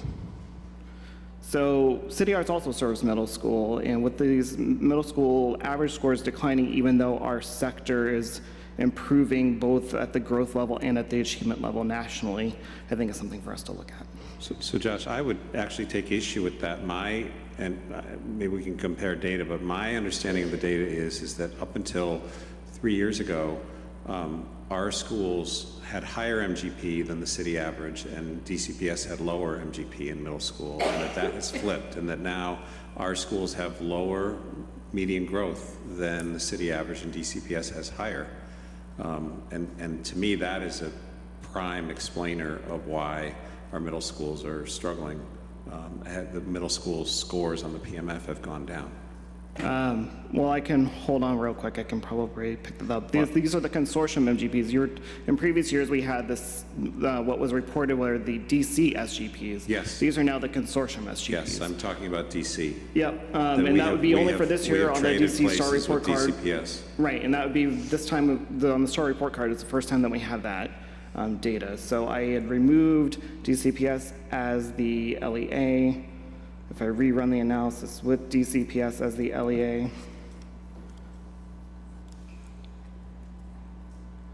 at the middle school level, all students, includes your deal of the world, ELA MGP for the city, for DCPS is 57 in ELA,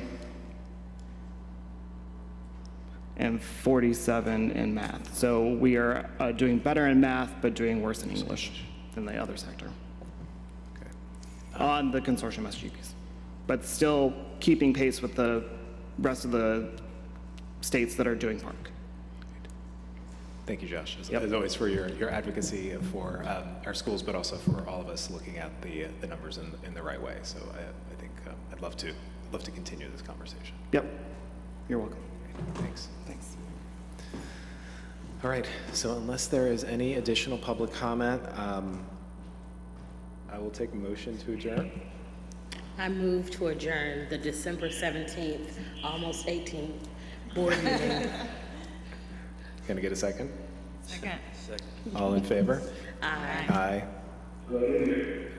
Great. Thank you. Thank you, everyone. Meeting adjourned. Happy holidays. Thank you.